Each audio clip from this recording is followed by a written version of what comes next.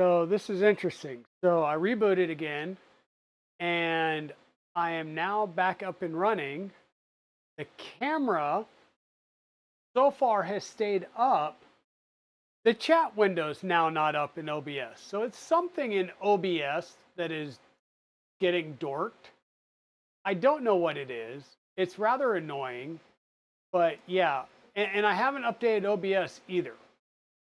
So normally, like OBS will come up and be like, "Hey, update," and I'm like, "No, not right before a stream." And apparently, something's messing up where I can't even see chat now on my screen. So I'm having to look at it over here on my other laptop. So this might get somewhat interesting. So I don't know. I don't know what's going on with OBS today. And there goes the camera, and now I have chat back. So it's like chat or camera. I don't get it.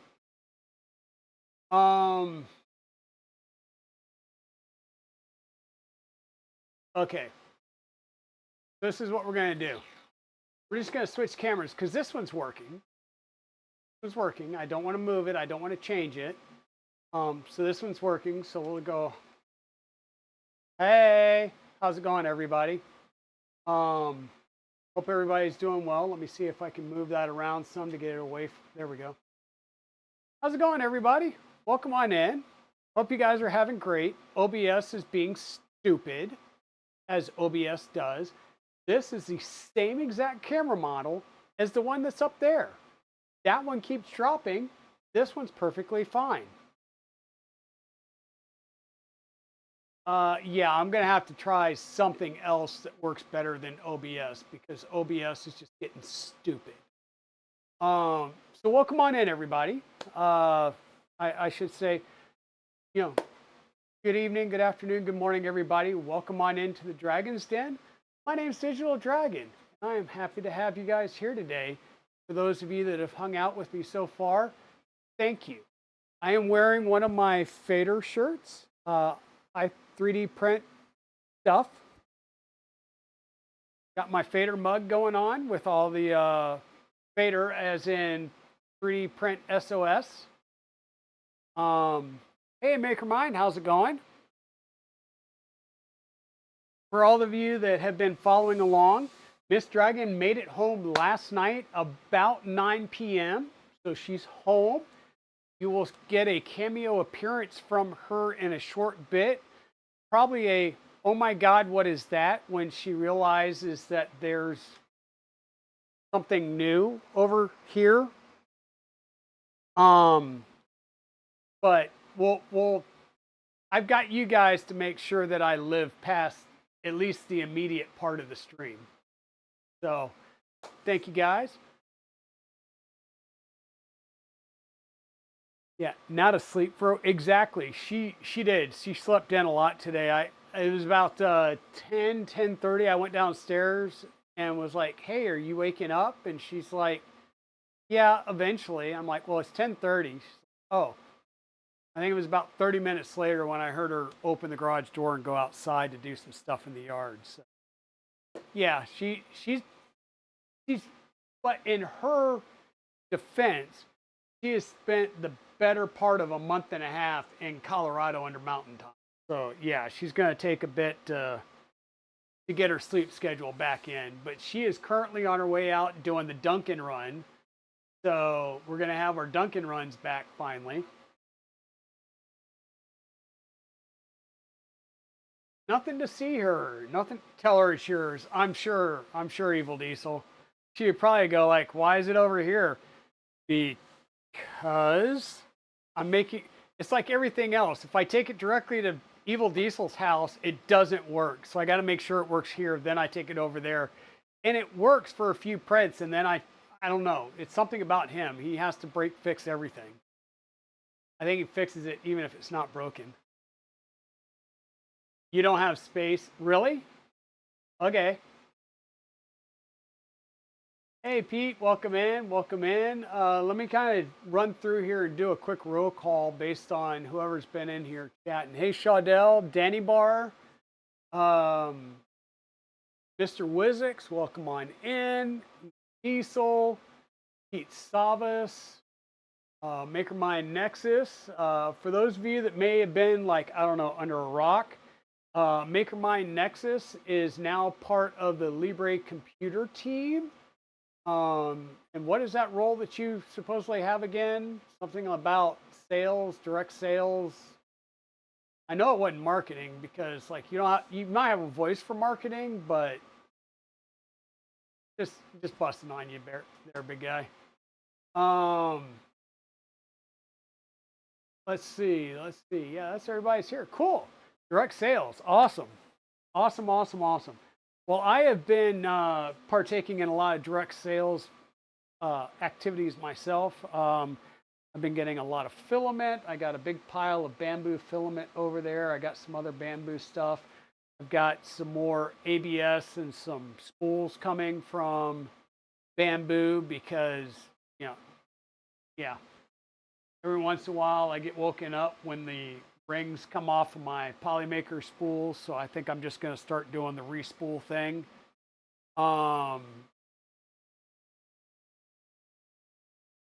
Oh yeah, definitely.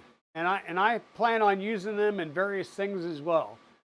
So so yeah, we've got the Bamboo X1C with AMS going. And you may say, well, what have you been doing with the bamboo? Well, so far, what I've been doing is I've printed a couple of cool little boxes. And then I've been filling these cool little boxes with Maker coins. If I can get this sleeve out now that I've like fully populated it with Maker coins, which I didn't think about how I'm going to get this out now that I've got all the coins in there. I might have to take a few out because this could get really ugly. Just a couple there. Yep. Okay. So we've been working on Maker coins. So we've got the Digital Dragon Maker coin. This is a slight adjustment to the one that K2 Kevin did for me for the show. So I'm going to have a lot more of these to give out at Murph. And this is but one. This will bring you to my Twitch page if you can get that QR code. Bring you to the Twitch page. So this is one design.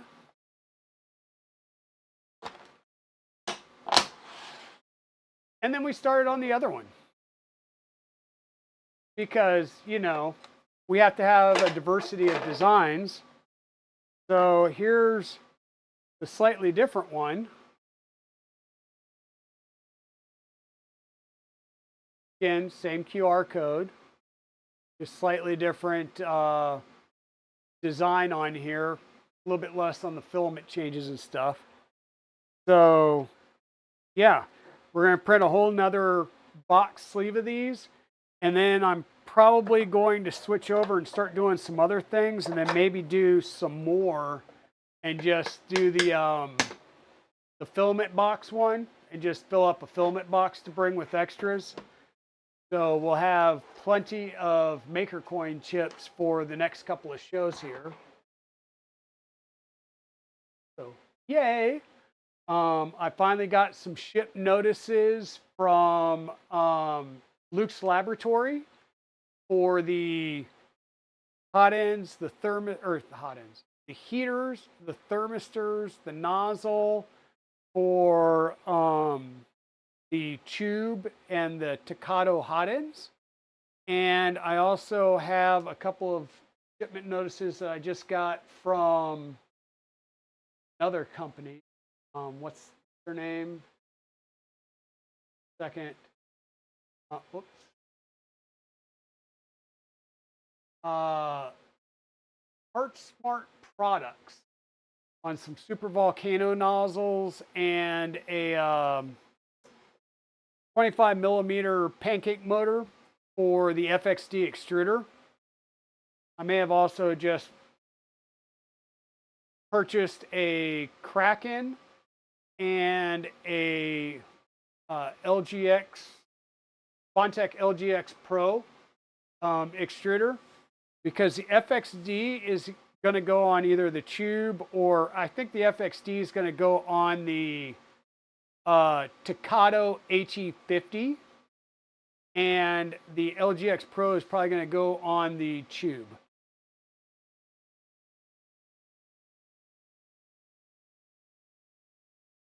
Hey, Hybrid Robotics, welcome on in.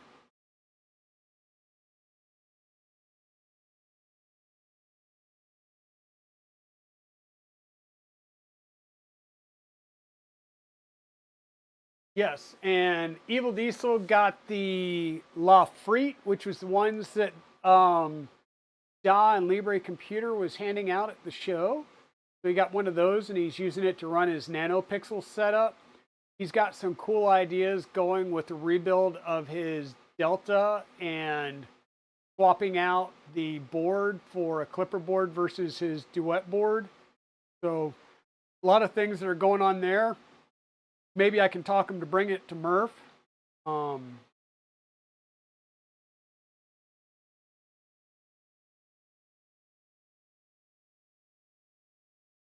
Yep. So for those that missed my coming home from Murph, so like I said, we had gotten. So I did a trade, right? I had a Micron Plus and a Salad Fork at the show that I was looking to find new homes for. Right? You guys saw me build the Micron Plus and the Salad Fork here on the channel. The only thing different on one of those was the Salad Fork. I traded the CB1 module for a CM4 Raspberry Pi CM4 Lite. So it was 2 gig memory, but it uses the SD card. And I did that so that I could run a Clipper screen display on it. Hey, Royal Nomi, welcome on in. We're down to this camera right now because, as you can see in the bottom corner, the other camera up there, the main camera, keeps freezing. And we bounced the stream like 3-4 times. I've rebooted the computer twice. The screen or the stream initially comes up, and it was either I had that camera and no chat, or I get chat back and it kills the camera. So I don't know. Yeah, so we have Evil Diesel and a Yard Demon. I mean Royal Nomi. How's it going, Nomi? So I traded the Micron Plus for a Tube. And this is a Tube hot end. It does not require cooling on the cold side, can conduct out. But I may put a small cooling fan on it if needed. It does take a thermistor, so you'll put a heater on this side and a thermistor over on this side. So I've got a 100-watt, 24-volt thermistor coming for this, and a PT1000. And then for the Staccato, did I do verify real fast?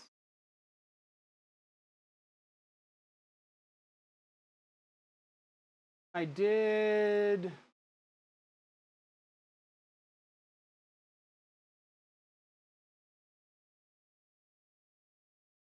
Okay, I did 100-watt heaters on that as well, but that's the Super Volcano size. And this is a titanium nozzle that somebody else there gave to me when they found out that I had a tube, but I hadn't gotten a nozzle yet. So I already have a hardened nozzle for my tube.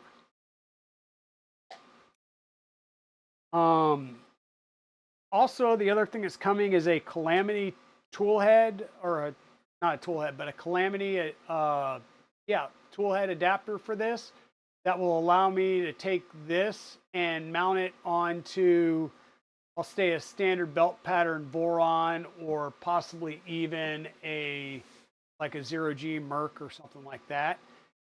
Hey, Westery, how's it going? Hope you're doing well. I keep trying to make one of your streams, but by the time I see the notice that you're streaming, I've like apparently missed your stream. So got to catch you. Hey, Wilk Allen, welcome in. Timor, welcome in.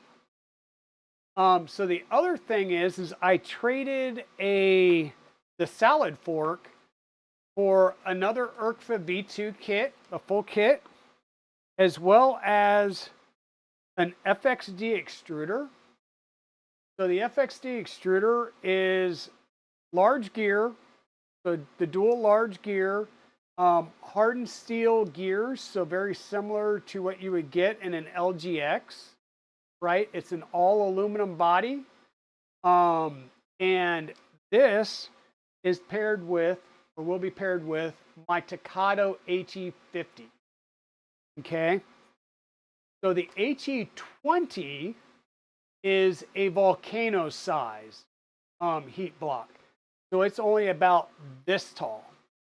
This is this tall, and this can take heaters, the entire one heater on either side, this entire length. So I've got two super volcano 100-watt heaters coming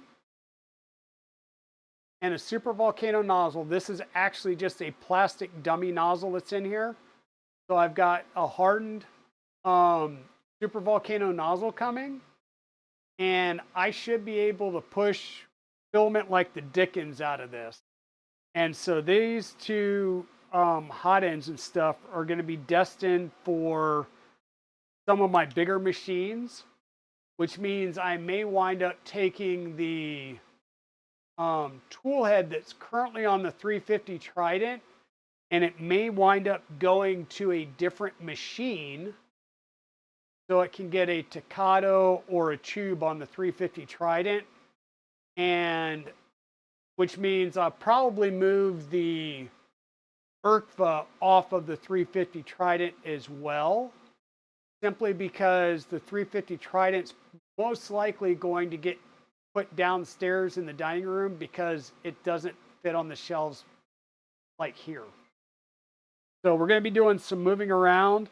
For those of you that are interested and are going to Murph, there will be other Digital Dragon builds at Murph that will be looking for new homes. So hint, hint, wink, wink. There will be printers at Midwest Rep Rat Festival that I have built that may be looking for new homes.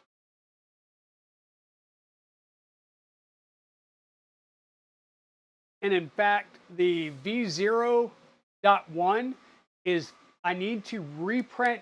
I need to make a decision. Either I'm going to reprint and rebuild that printer, which means it may not be on stream because I need to print it fast. You can't get 48-volt super volcano nozzles, but you can get 48-volt super volcano sized heaters. I got 24-volt ones across the board, but you can get them in 48 volts and run them at 48 volts. And I've actually seen somebody that's run heaters at mains voltage. So it is a thing.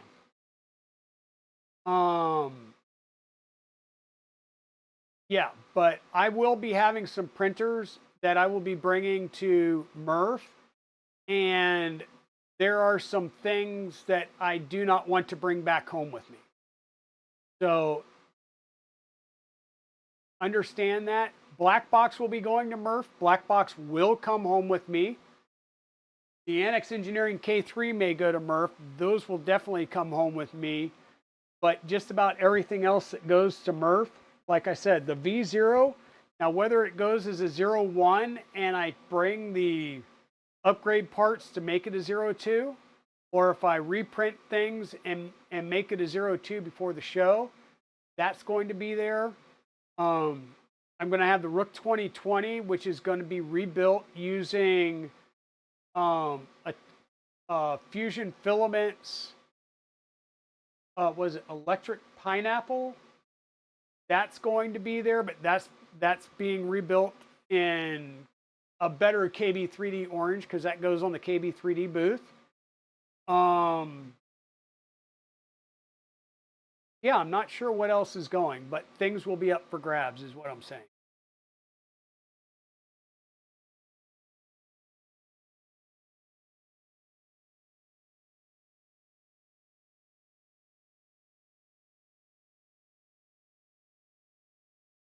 And I believe Westery is going to Murph, or at least she was talking about going, at least if it may just be a drive out hit and run. Unless something's happened and that changed.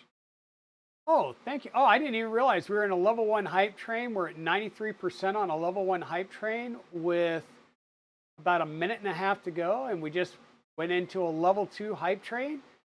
Thank you, Westery One, for gifting a tier 1 sub to Eagle Brett. Let me get caught up on here. Westery One also gifted a 1 month a tier 1 sub to Royal Nomi. Thank you. Nick resubscribed for a month. Thank you very much. Eagle Brett gifted a 1 month sub to Westery. Thank you. Hybrid Robotics resubscribed. Thank you very much. Wow. Thank you, everybody. I'm sorry. I'm just like talking and missing chat, apparently. I just realized I got chat. Oh, okay. I got chat, but I lost the camera. So I'm losing it. This is only my second cup of coffee for the day, so I'm hoping Mrs. Dragon hurries up. So yeah, that's what we got. We've got the Tube, we've got the Tocado. Some other printers are going to be built. Like I said, these are probably going to wind up over on some of my larger format printers, and newer printers that we're going to build on the channel, I think are going to be on those smaller ends. I am talking with Fabrico about the here we go. We'll get rid of that. I am talking with Fabrico about the possibility of a VCore 4 when they get them. Yeah. Nothing's set in stone. I am talking with Hector over at Fabrico about that because I really want to get my hands on a VCore 4. And you know, the VCore comes in 300, 400, and 500. My preference would be for a 300 because it goes nicely sized with everything else I have back here. But if he says like, hey, I'll send you a 500 and I want you to build it and bring it to the show, I will do a 500 that way. But my preference is just size-wise, 300, you know, like the 235 to the 300, you know, 250, 300 size. I think that works a little bit better. Just size-wise, it's a little bit easier to move around and carry and pick up and stuff. I'm sort of dreading moving that 350 Trident downstairs. But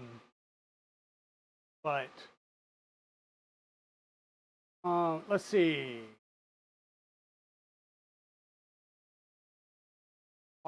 Coffee. Yes, we definitely have to do the coffee. Royal Anomi, I am mental, LOL, as you know. A little bit. You pregame for your stream. You got Duncan. Nice, Royal. Very good. Very good.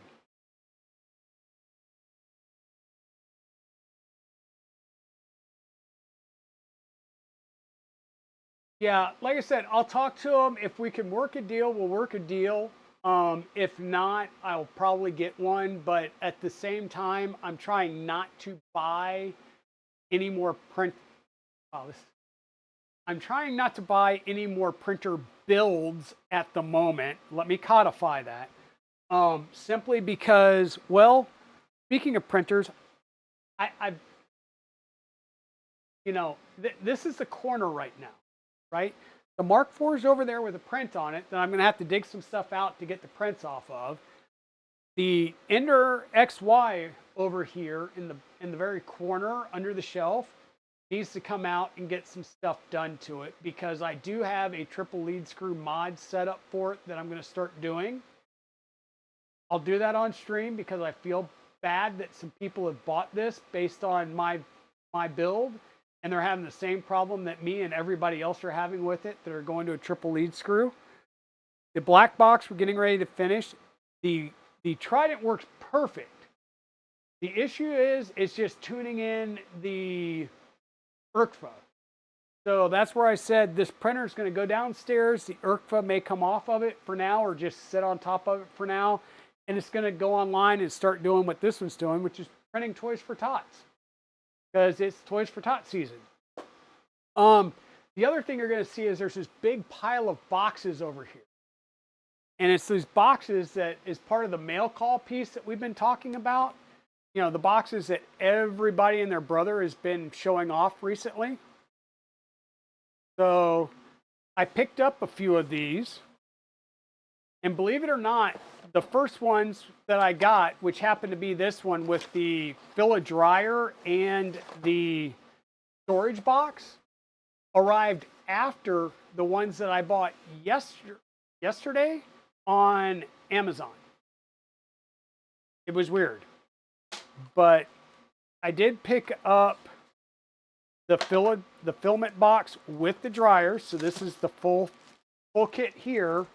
And then 4 more of the storage boxes, simply because I am starting to use certain things like carbon fiber filaments and some other engineering filaments. I've got some nylon in there that I'm working with, and having the ability to store those in a sealed container is definitely critical to keeping the moisture out of them and keeping them viable while we print.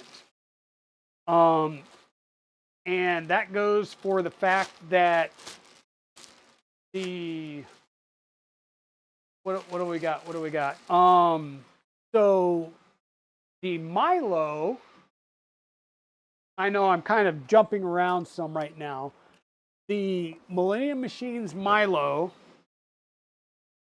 is going to be printed in all Phaetus filament. The primary color is going to be their AE-worthy ASA glass-filled blue. And the secondary color is going to be the AE-worthy ABS glass-filled black. So this is the stuff that's going to be for the Milo.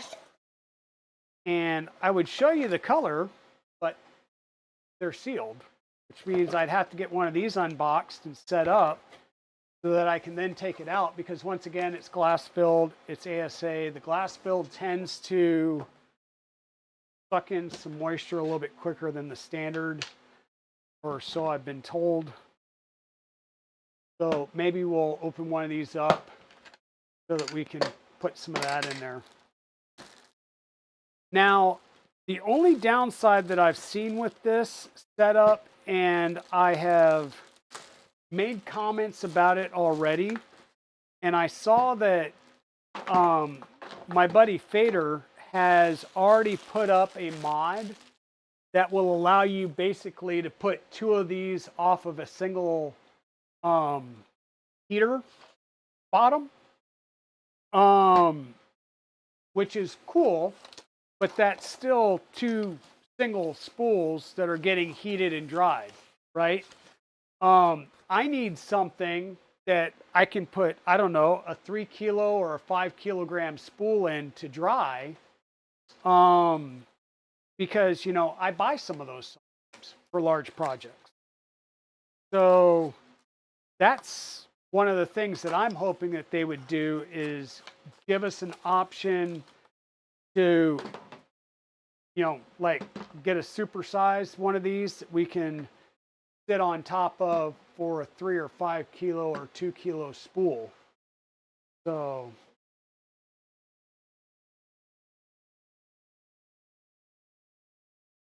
hey, Shenanigans, welcome on in. So today we're just kind of chatting. We're working off this camera alone because my main camera, which is the exact same model as this one, for whatever reason, OBS is being cantankerous, and it's like I get this camera and no chat, or I get chat and I lose that camera. So I don't know what's going on. Rebooted the system. Maybe it's trying to force me to update my OBS, or just, I don't know, go and pay for something better. Hey, Evil Diesel, thank you for resubscribing. I appreciate it. Yeah, they really need one of these in a larger size. It just needs to be larger. Okay, so this looks like a center spool holder thing. would just go right down in the middle to hold your spool up. The standard hygrometer with the ability to put some of your silica gel in here. So you just have to pop the top and put in your silica gel. Just pop the top. There we go. And you're supposed to open up your silica gel and put it around the package. And then I don't know what you're supposed to do because I'm sure there's going to be a little more silica gel in here than what'll go in that container. Maybe I'll just throw it in another container for the time being. I thought I had a bunch of silica gel. I need to redo some of mine.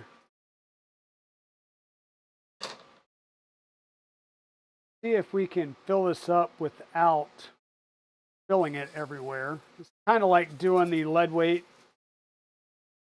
Hey, Mrs. Dragon, how are you?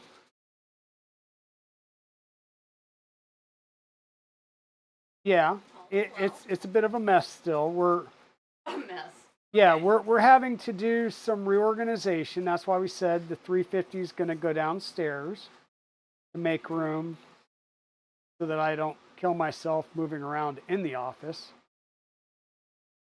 More than that, but yeah, to mess up the house. Well, and I have already identified that there will be Digital Dragon printer builds at Murph for people that may be interested in an opportunity for a Digital Dragon build. Hey. Hope you guys heard that. She's all on board. I am on. I've told her there are. Printers. Yes, I have told her there are specific printers that can never ever go away, or at least not in any type of foreseeable future. But then there's others that will be up for grabs.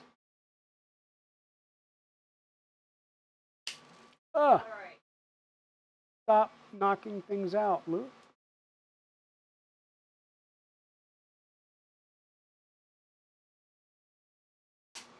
Thank you for the Dunkin' run. Okay, we got our stuff in there. And for now, we're just going to grab a little container here to pick up the ones that I dropped. The rest of them that are in here, we're just going to put them in there.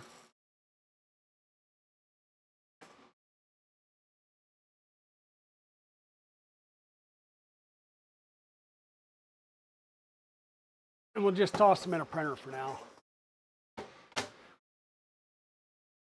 Oofda. Apparently I missed a few. Okay. So I'm interested to see what this reads and what it reads by the end of our stream. So we move the tab and we're starting off at 44%. And all I'm going to do is set this in here. We're not going to like physically start drying anything. I'm just going to put filament in here and see if it takes it down any while we're chatting. Hey, Westery.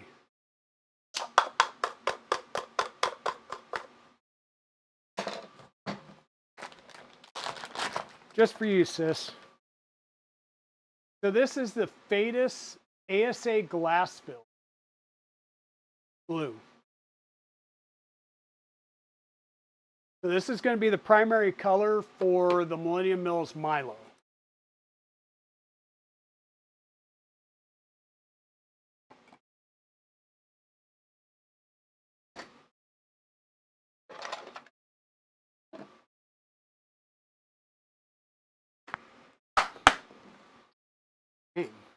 Okay.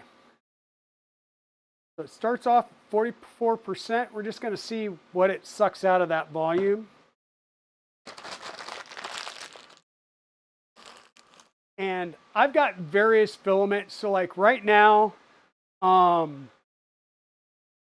on the Mark IV, we are printing with some TPU, right? So TPU, very hygroscopic. So we need to properly handle our TPU. Oh man. Hopefully we don't tear up this plate getting the TPU off of it, because I did have glue stick on it, but I may have needed to put more on. Nope, we're still good. We should still be good. But it's time to wash it and put some more on if I'm going to do some more TPU prints. Or switch over to a different plate, like a textured PEI plate. But so, yeah.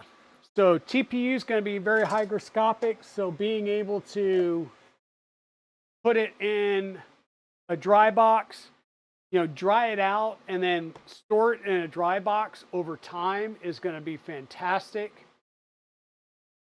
Yeah, it pulled off the glue stick. So, but these are TPU feet for black box. And I printed out another one, so this is a second set. But just in case I needed a second set after moving things around, figured Elmer's glue with the spatula works better than the stick. Okay. Oh, I get it. Like liquid Elmer's glue and then spread it with a spatula. Yeah. I'll tell you what though. What I'm kind of loving right now, and I didn't get a sample at Remurf because they were out. I had some from a previous trip, and that's the Vision Miner Nano. This has been great. I've got it on several of my printers right now, and it's funny because they came through. They had an open bottle that they wouldn't be able to take back on the plane. So late Sunday, they were going through and putting it on everybody's bed that was still active at the show. And the two that they could put it on that didn't have an active print in progress happened to be the Micron and the Salad Fork. So both of those got some Vision Miner Nano. However, they did have a BOGO sale, so I now have 2 of the bigger containers of it. So I'm going to have plenty for a long while.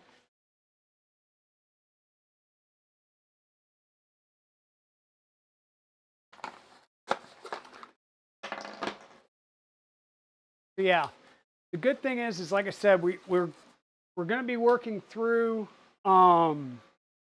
various filaments, and in fact, we need to pick colors for the VzBot build. We do not have colors picked out for that yet.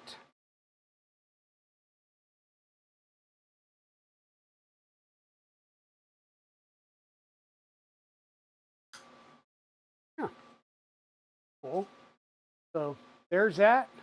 I don't know. It's up to you guys. We could throw this on the heater if you want for a little while, or we can just sit here and let it go. And it's already down to 36%. It started off at 44, so maybe we'll set this over here off to the side, because I do want to pick up the put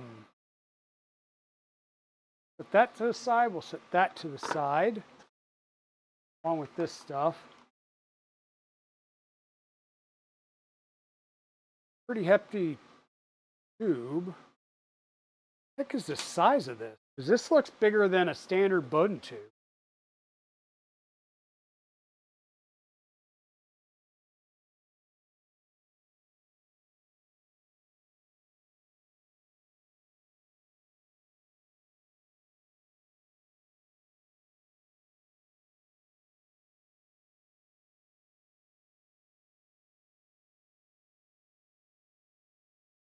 Yeah, this is like a 6 millimeter outside diameter And yeah, so this is like an oversized Bowden tube.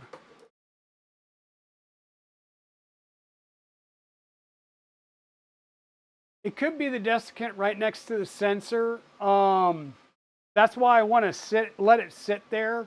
I just want to see where it's at by the end of the show, and then the end of the stream, and then also see where it gets to, like say tomorrow morning, because it should be stabilized by tomorrow morning, and then also see what happens when I throw the dryer on it and see if I can dry it down even more.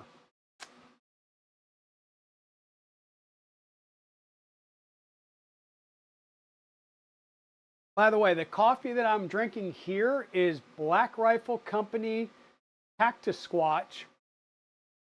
Yes, that is a tactical Sasquatch, and it's one of their dark roast blends, and it's pretty good.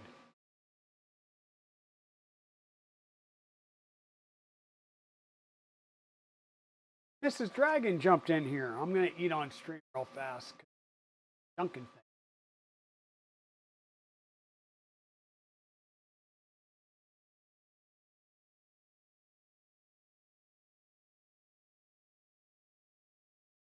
Okay.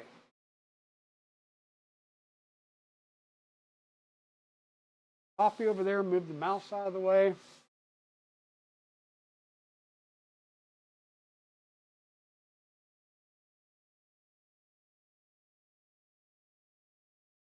Lift with your back, not your legs. I mean, your legs, not your back. This is our VzBot 235 kit from Mellow. 110 volt silvery, which just means we're going to have a silver frame versus a black frame.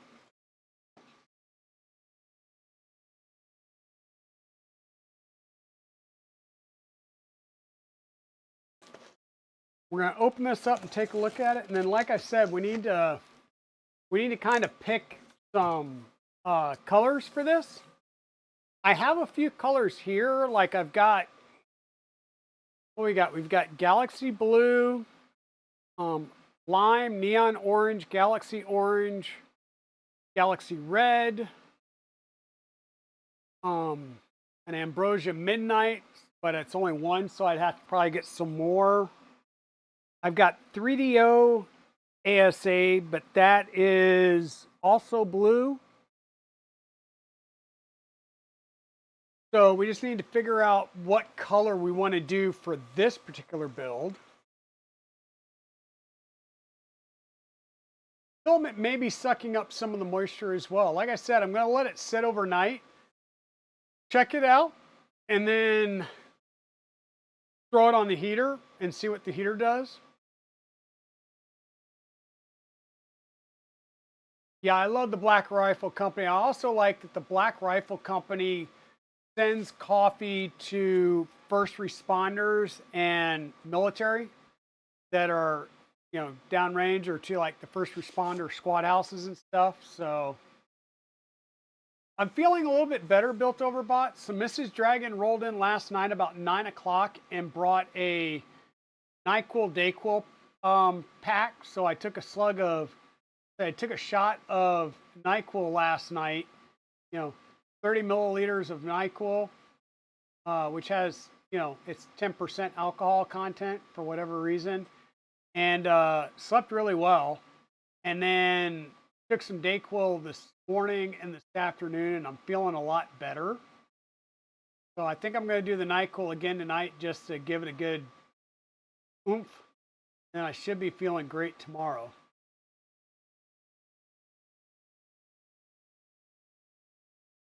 Twitch Studio is free, Evil Diesel.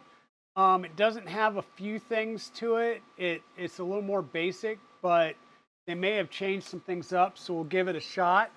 Hey, Bexy Beans, welcome on in. Like I said, Bexy Beans, Mrs. Dragon's here. She's she's here, and she's in chat as well. Hey, Ozzy, welcome. Stick in the oven for a few hours. Well, actually, that's what I'm saying is, the dry box does have a heater component, right?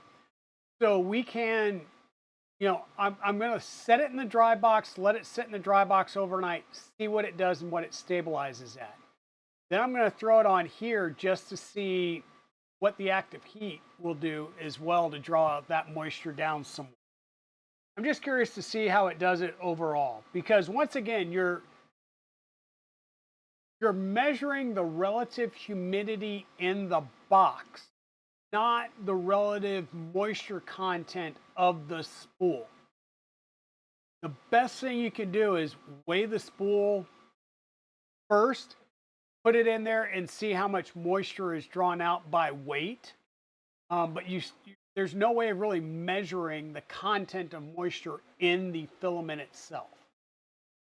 Hey, Philanux, welcome on in. Welcome on in. So it looks at this top piece. We have a drag chain and a cable. Kind of feels like a wasted layer there. The next layer looks like we have our build plate stuff. This is our textured and smooth PEI sheet. It's got a protective cover on it so that we don't mess up the PEI. Feel the heat pad and the magnet, and then our build plate. And let me just try and keep my greasy finger mitts off here. Look at that build plate. Got the shinies, we got the engraving top, 235 by 8 mil. VzBot 235 down at the bottom. Look at that shiny. So this wasn't just milled, but it looks like it was, well, no, it was polished, but you can still see the lines. I can't really get it to show up on camera, but there's 4 passes. You can barely see the milling lines on here from where they did the surface cutting.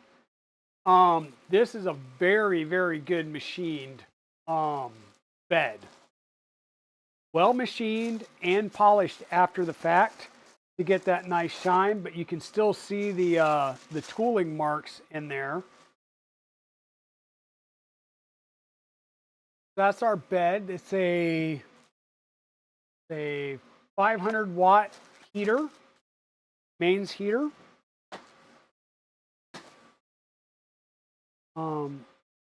We've got some CNC aluminum.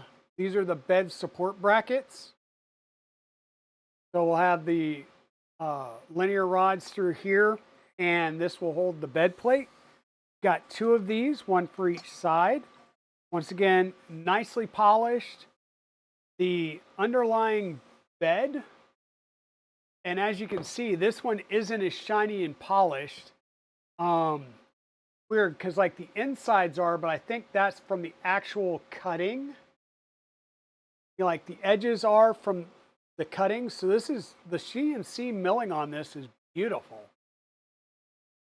Got the VzBot logo. So this, of course, will be the top. Of course, you'll have your bed mounts here, and then these will be the top and bottom mounts that will hold the linear rods.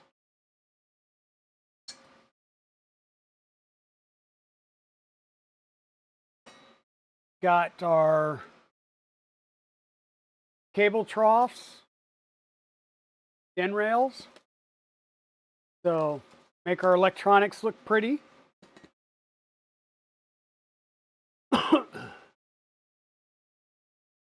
Good night, Bexy.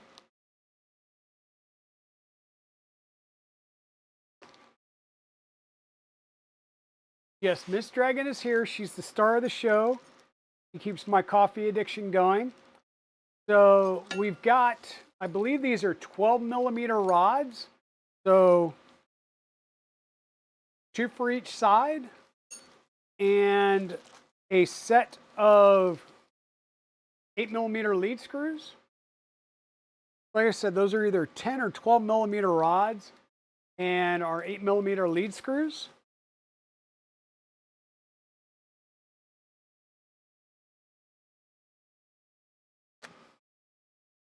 Some pulleys. We are going to be using some Oldham couplers, very nicely made brass Oldham couplers. 2 of those. I see some more little slots cut into this foam.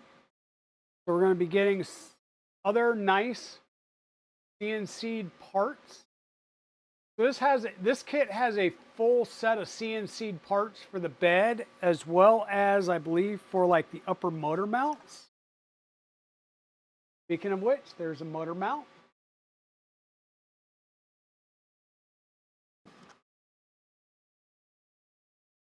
Not sure what this one is, but I'm sure we'll find out down the road. So yeah, nice cutouts, bearing blocks.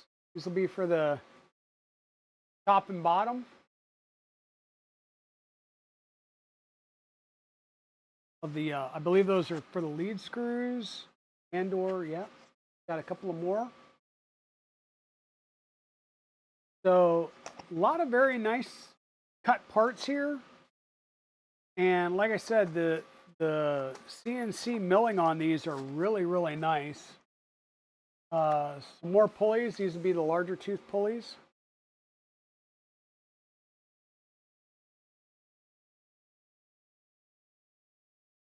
We have the top bed mounts and the bottom bed mounts. Be for the linear rods.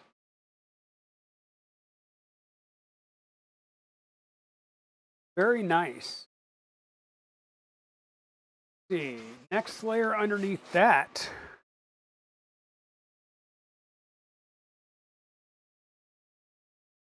This is where we get into our extrusions.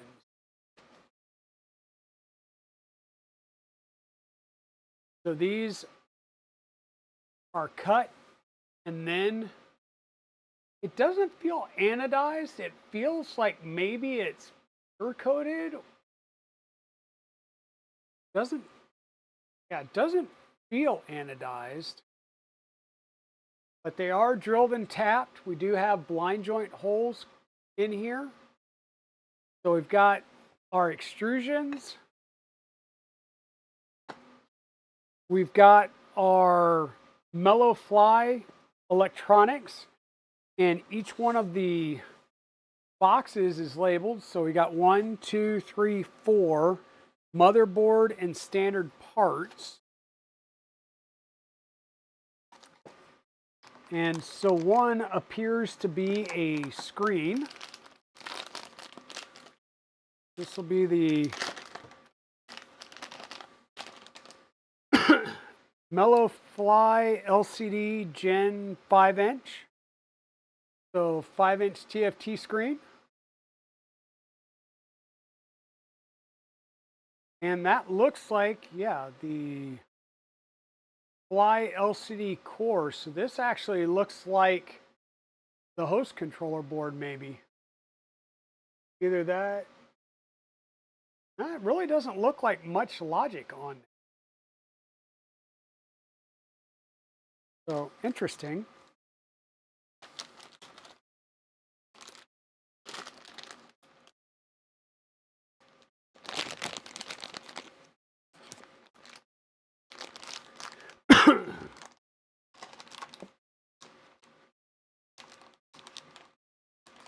I'm the first one to say what?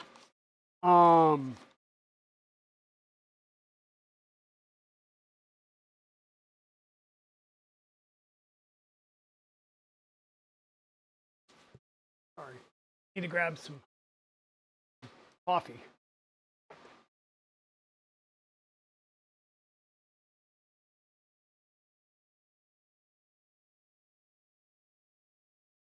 Okay.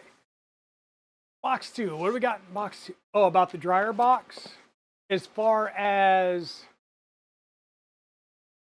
oh, this is just various cable, and this is interesting. So this is cable, but it's not terminated. So we'll be doing some termination. Interesting. I have not looked at, so ModBot and Steve Builds did a joint stream. I believe they did a VzBot 330 kit, 300, 330. And Nero did a VzBot 235 kit. And I haven't looked at either one of their streams yet, as far as just reviewed it for content and context. So I will be doing that before the build starts. Here's our CPAP. So this uses CPAP for cooling, part cooling. So we do have our CPAP here.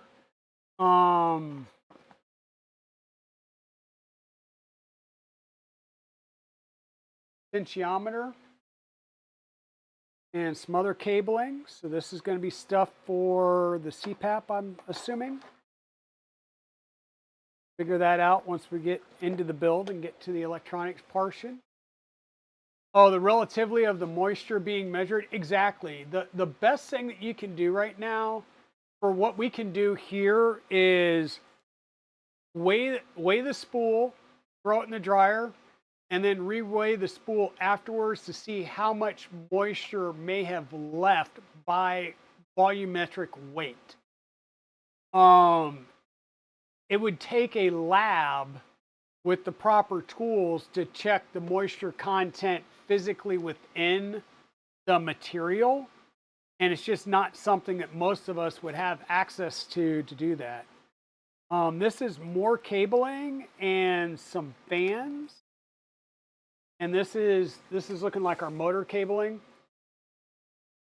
So, which is nice that this stuff's terminated because those are bare. This is going to be our main little motherboard. This should be the Superfly 8, I believe. We got some connectors. We got some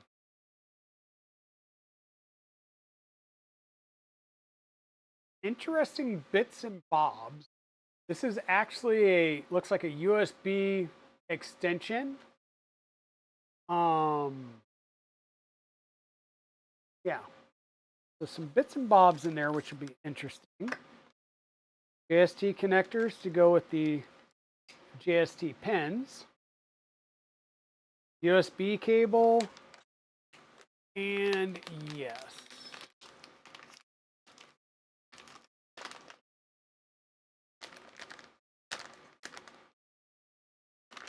This, once again, is the Mellow Fly Super 8 Pro. What we'll be doing is 4 of these, I believe, are going to use standard 2209s, and then the rest, the other 4, are going to use 5160s that are external.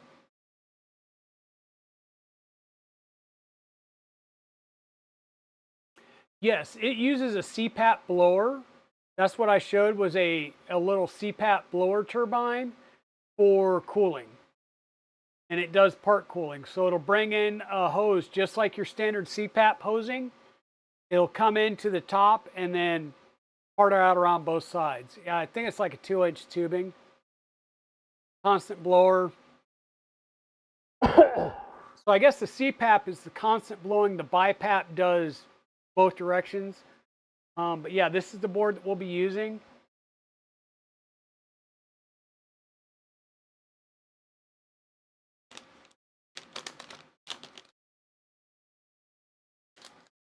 And Shenanigans, you're relatively new on stream, so you missed the earlier statement where I said that after sitting in your stream earlier today, I may have ordered a Kraken with, a Kraken and an LGX Pro extruder, because I'll need the LGX Pro to get the best out of the tube and or the Takato HE50, and this is hefty. So It's listed as standard parts. I'm not sure what the standard parts are, but it's hefty here. Got some interesting metal bits and bobs, some PTFE tube, potentially Capricorn or a knockoff. Oh, this is the gubbins. So we've got magnets, pens, some M2 screws. So this is all of our screws, bits, bobs, and gubbins. So that's what's in this box is the screws, the bits and bobs, and the gubbins. Looks like our bed uses some springs and some silicone or other material standoffs here.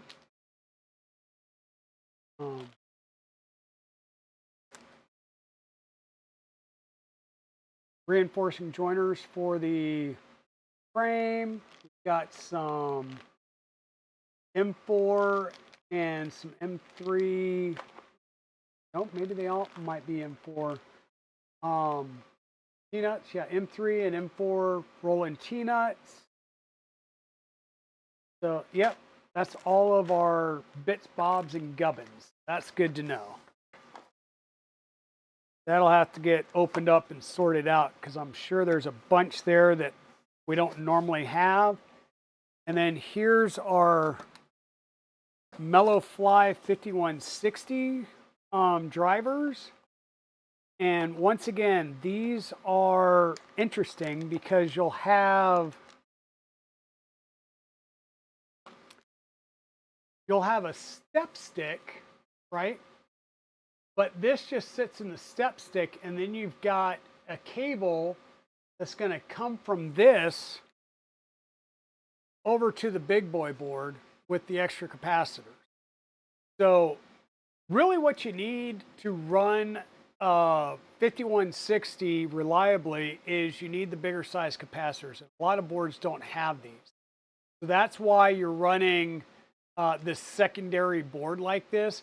And Big Tree Tech has a 5160 external board as well that will do the same type of setup where you plug in your step stick and you're bringing your direction and your enable pin stuff from here to here via a tiny ribbon cable. And then you'll actually be applying power directly into these with 48 volts. That's how we're going to be doing this little setup. So we've got 4 of these, and you've got a chonky heat sink on here. And I have seen there is a mod to water cool the 5160s if you really want to push the crap out of these. There is a mod. It's another CNC aluminum part where you can either water cool them or air cool them with some direct AC or some direct fans. And I'm not sure. There may be a part in here to do that direct cooled fan, but I have seen the water cooled version as well.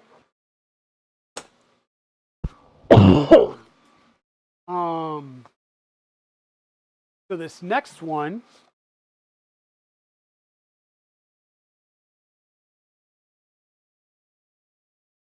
sorry, I just like heard something drop, like something with screws or bits in it.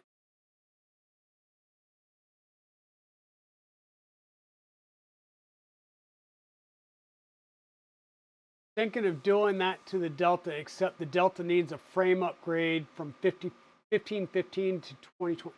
There should be files for 2020 extrusions. Evil Diesel, I forgot that that was 1515 because I was telling them that I've got, I picked up a bunch, like 50 500 millimeter 2020 extrusions.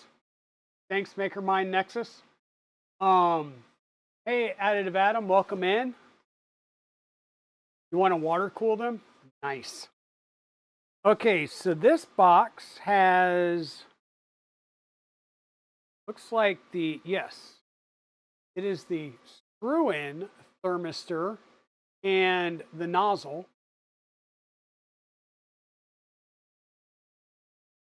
Some beltage, tie wraps, and look at that bad boy. This is the Goliath. This is the air-cooled version.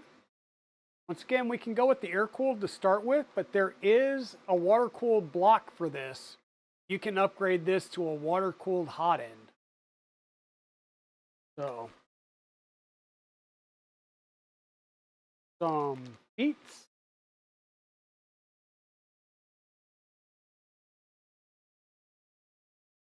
Some more cool little CNC parts to include.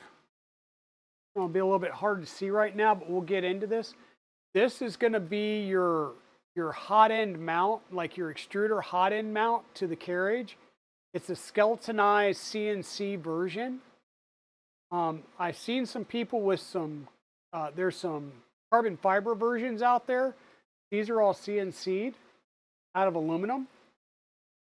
And once again, very nicely done, nicely polished. A lot of CNC stuff. Oh yeah, how about CNC'd end stop mounts with I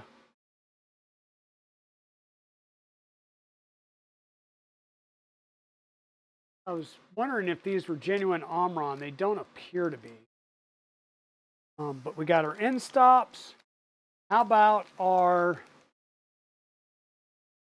VZ extruder? This is an all metal extruder.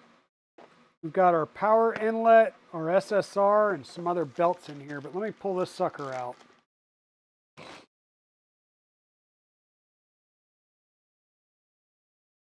And just feast your eyes on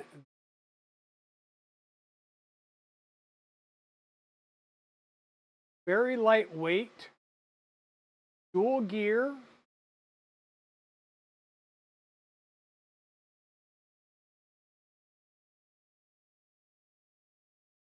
all aluminum. Like, this is a beauty.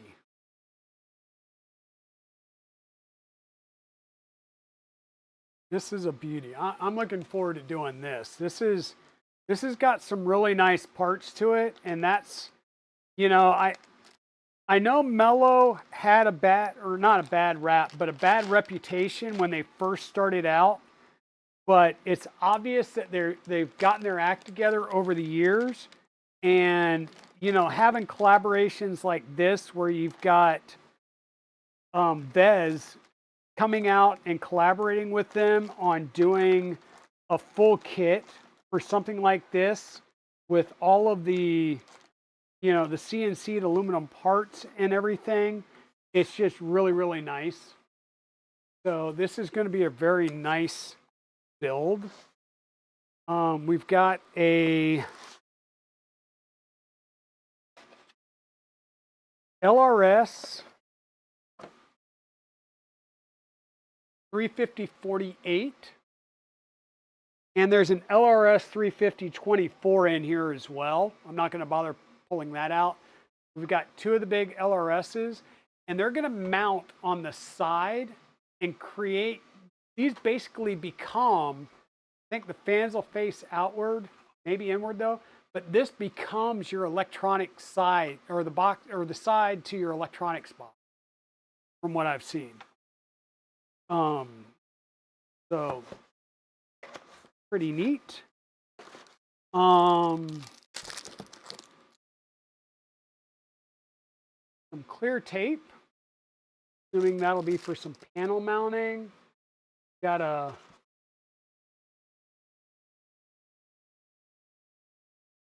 like a 60/20 fan. Got a couple of those, most likely for electronics cooling. We've got a couple hefty 24-volt. These look like maybe 60/20 blowers. These are going to be for side skirt cooling. And not only do you have CPAP cooling, but you're going to have side static skirt cooling on this as well.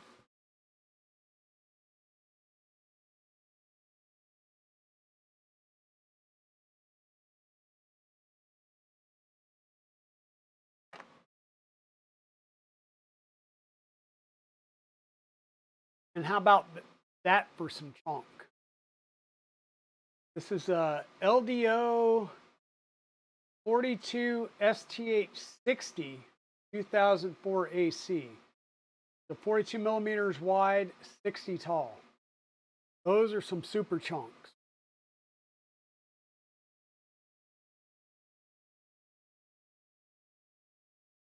Those are some super chunks.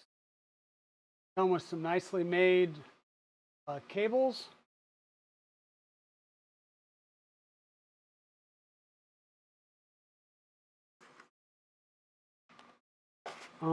We've also got our slide bearings, and these are going to be for the bed.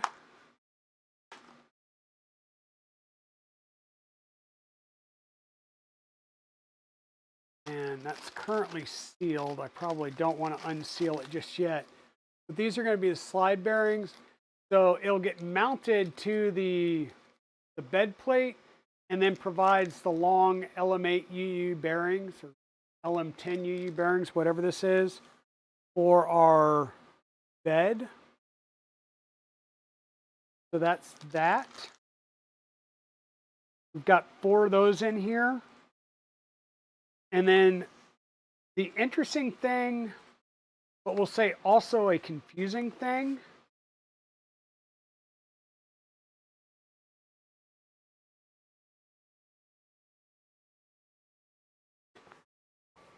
let me see if I can get this out.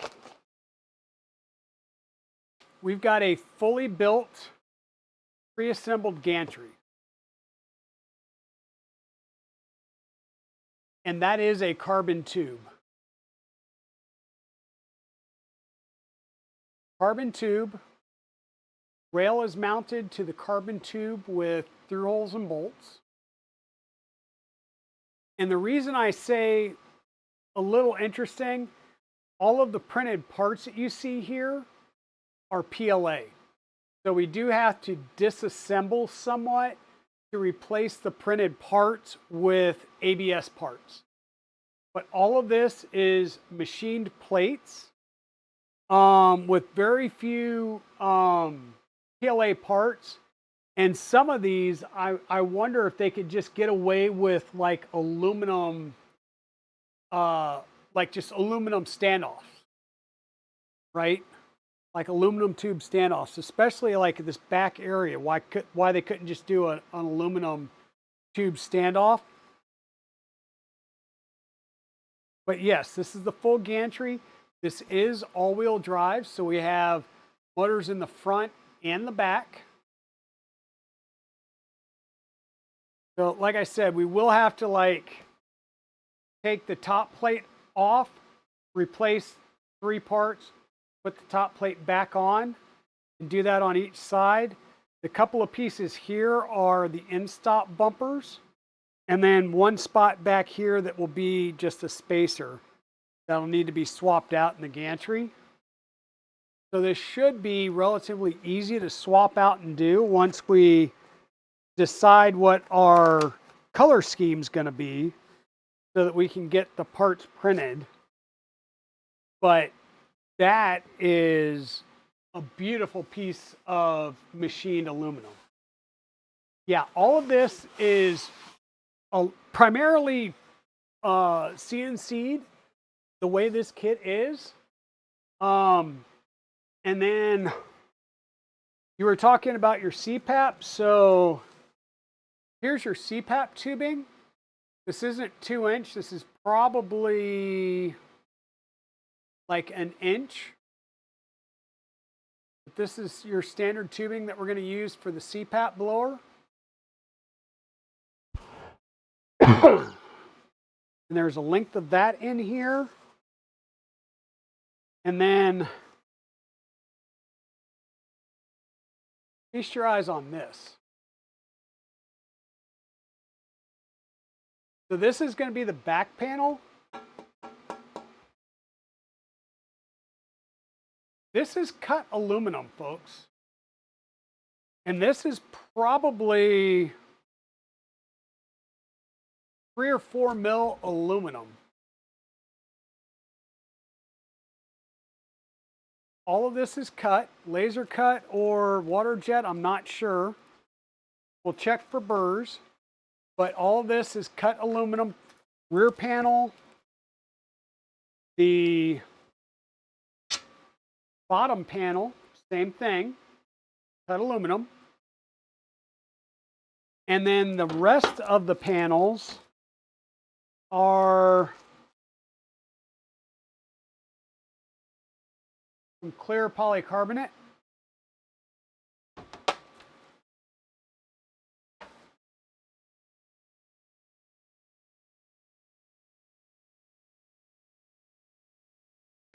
So they didn't mess around here. We've got a very nice kit.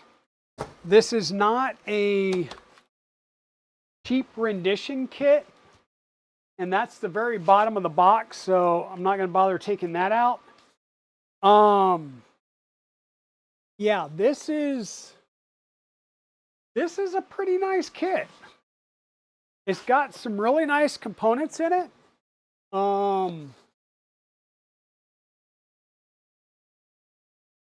I'm going to put the top couple back in a different order just because I'm going to need the frame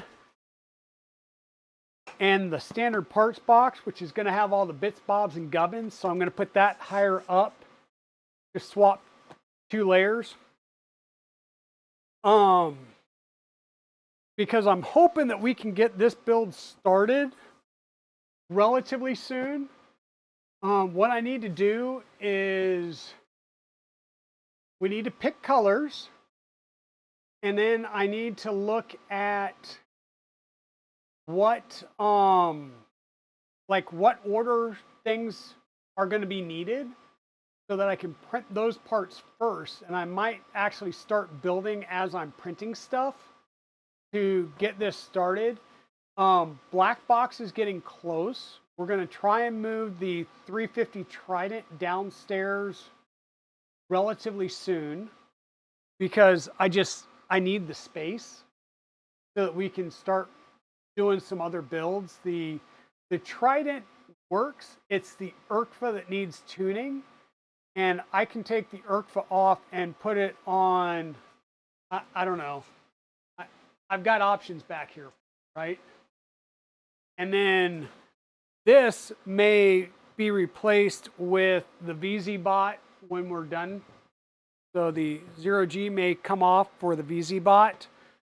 But yeah, we need to start making some room. I need to clean up some things because I do have space for a couple of printers down here. I just need to clean up some stuff or get rid of some stuff to make room for it. But yeah, all in all, this is a pretty good kit. Sorry. I really like what I see here in this kit. I hope you guys do too. And yeah, we'll get into this hopefully in a week. I have tape. Yes. Blue tape. So we can get started on this shortly, but we need to figure out some colors. Now, the VzBot and the Vez symbol did have some red in it. So we could potentially go with the Galaxy Red ASA, and the parts that were on the printer already, the printed parts were a red. So that's an option as well of going with red.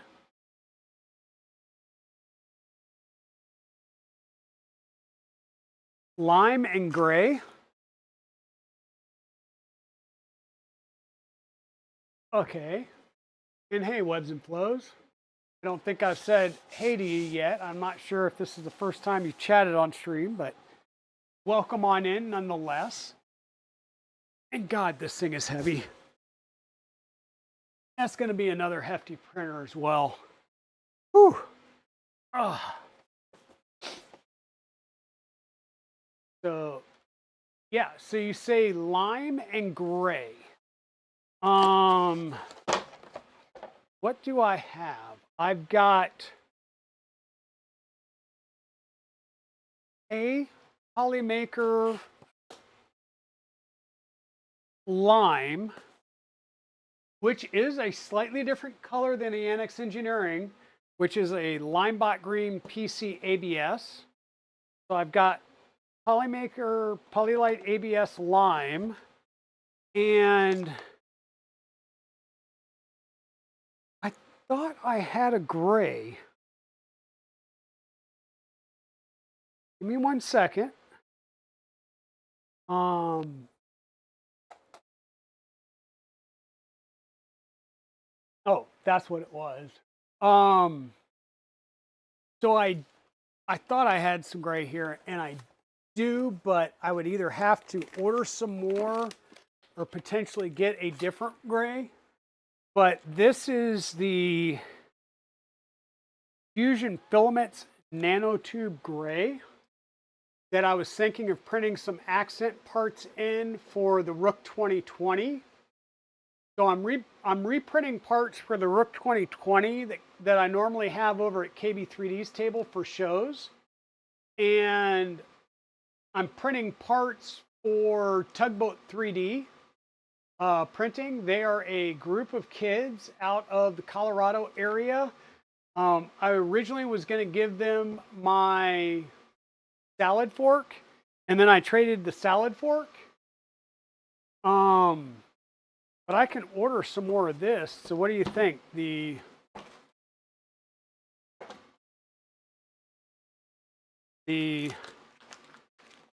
lime and like that gray with the silver frame. Or you know what? That was silvery, but I've got a black frame. That had a black frame in it. So the silvery must have been all the CNC parts. Yeah. So in that case, so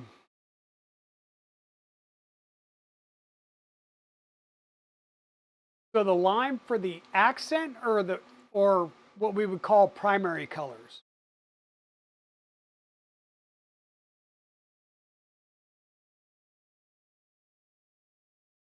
So do we want a little pop or a lot of pop? Because this will kind of blend in with the black frame and the other parts.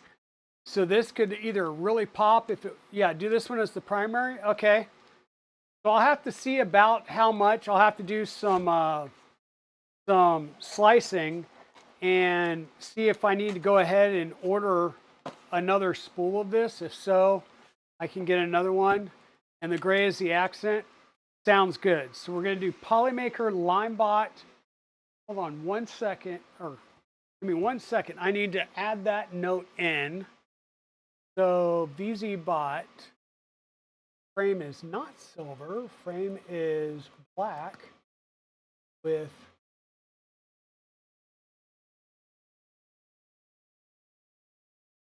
polished polished. See, primary color is Polymaker.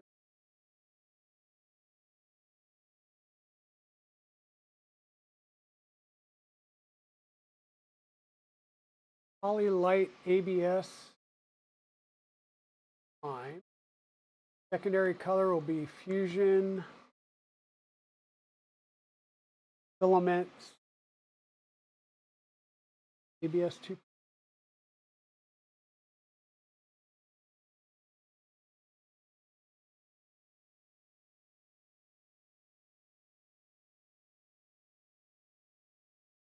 Nanotube gray. All right. Cool.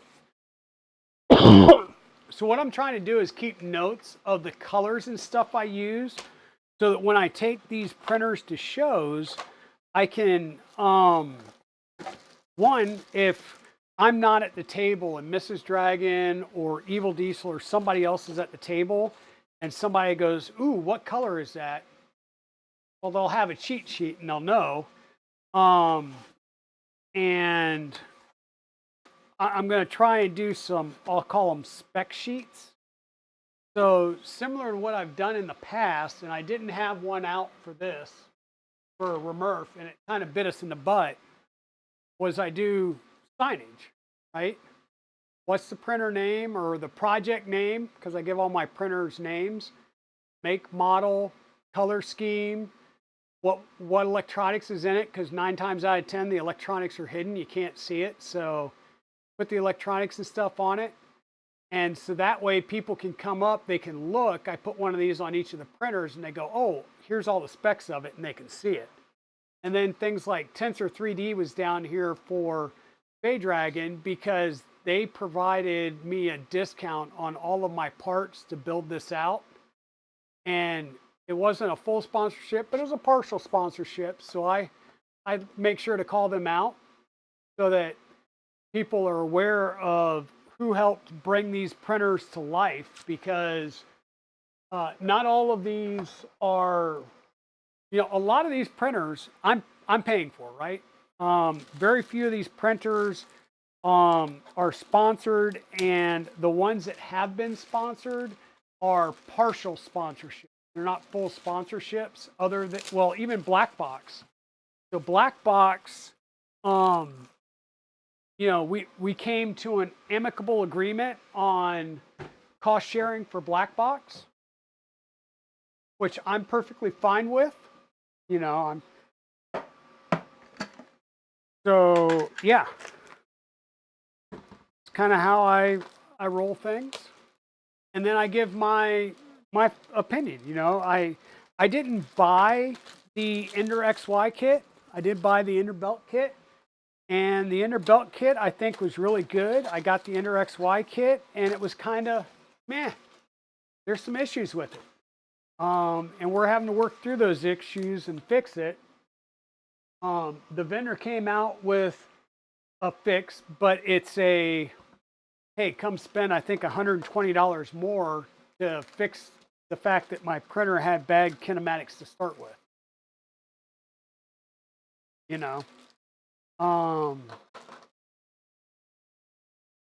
But it is what it is.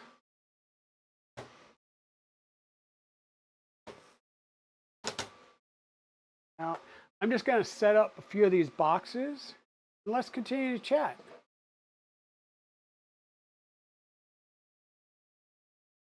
Yeah, like I said, I try and do that because, like I said, there's times where I may not be at the table at all, and there's nobody at the table, or it might be the times where there's, like,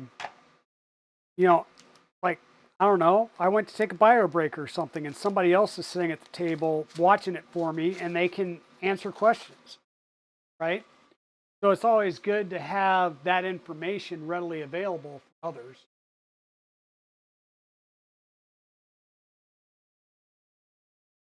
That's the thing that frustrated Mrs. Dragon the most about sitting at the table at Rocky Mountain, was not having all the information on the printers. So, and you can't remember, yeah. Well, and I figure we'll have like several new people at the table, and like you said, it's kind of like I'm the printer guy, and Evil Diesel is more of the mad scientist on our robotics builds and our, like the Death Racer and stuff. But then again, the battle bots, we're gonna have a few different battle bots at the next show, I think, because I think I'm gonna build a couple of different ones as well, so we have other options. And I need to reach out to the Murph folks. So, Remurf, we finally found out that Bot Rumble was going to be there, and it's Bot Rumble. But like at Earth and Murph, I know that they have an arena there, but they're not advertising it. And it's like, you got to advertise that stuff because we do 3D printers. And the vast majority of those um, things can be 3D printed, or we can build or print replacement parts if we need to. Um, so we've got to get more information out because a lot of people, Evil Diesel will tell us. I mean, the kids were amazed not just at the Death Racer, but at our little 150-gram robots that we had, the battle bots, right? And everybody really, really liked it. Okay, so this one started off at 44% as well. We'll put that down in there.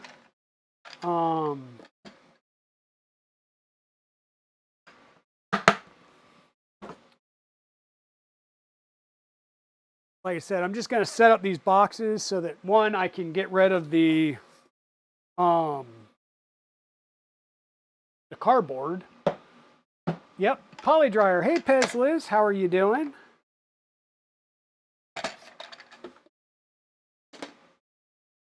Hey, Liz, are you going to be here on Saturday for the Saturday morning coffee stream?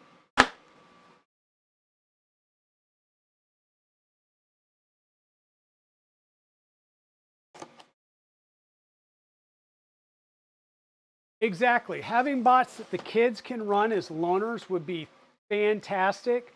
Like I said, all of the kids were like, we've got pictures of kids like halfway across our table looking at the bots and just like, yeah, they were, how do we call that? Hanging upon every word from Evil Diesel. Okay, Pez Liz. Then I will make sure that I am wearing my new merchandise. And Miss Dragon may even have her new shirt on when she brings in the coffee, because I'm sure she's not going to have it done before stream starts. But what I'm hinting at is we got our shirts in today.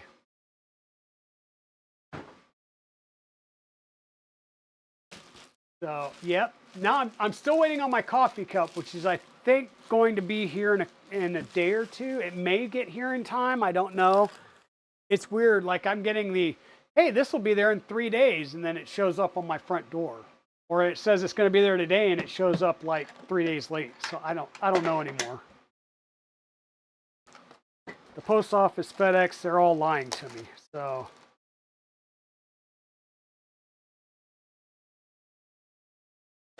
So yeah, we're just going to put these together and have them ready and available, because like I said, I've been printing some TPU right now for black box feet, so I need to take that back out.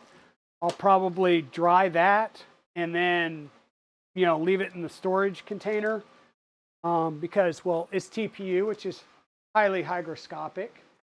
And then a lot of my prints I'm dealing with lately have been some type of carbon fiber or glass filled, which tends to make the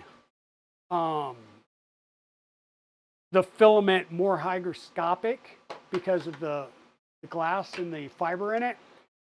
And then I've also got some nylon that I want to start playing with and printing with. But I hear nylon, you can get some heat creep if you use it for printer parts.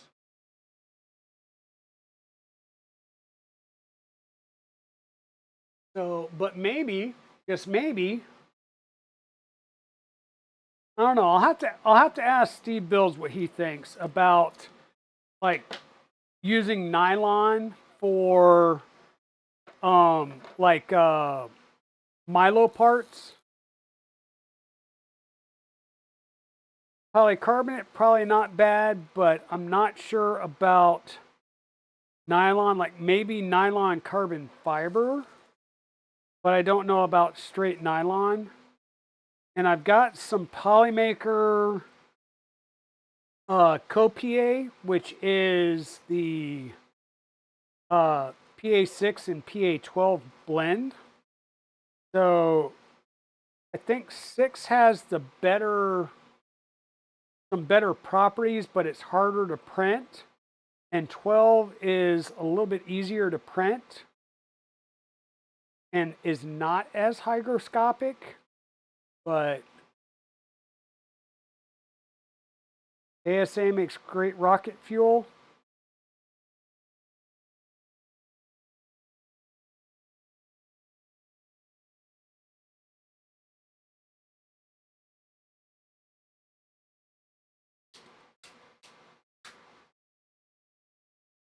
And all right, Liz, you got to stay on Nick for us. You and Zombie, we need a poly dryer that works for the 2 kilo, 3 kilo, and 5 kilo spools. Because nothing sucks worse than, you know, trying to use a 3 or 5 kilo spool of ABS or ASA and it starts to print like dog shit, and your only option of drying it out is to, you know, take over the dehydrator or the oven, either of which is good for the fact that those are used for food prep. So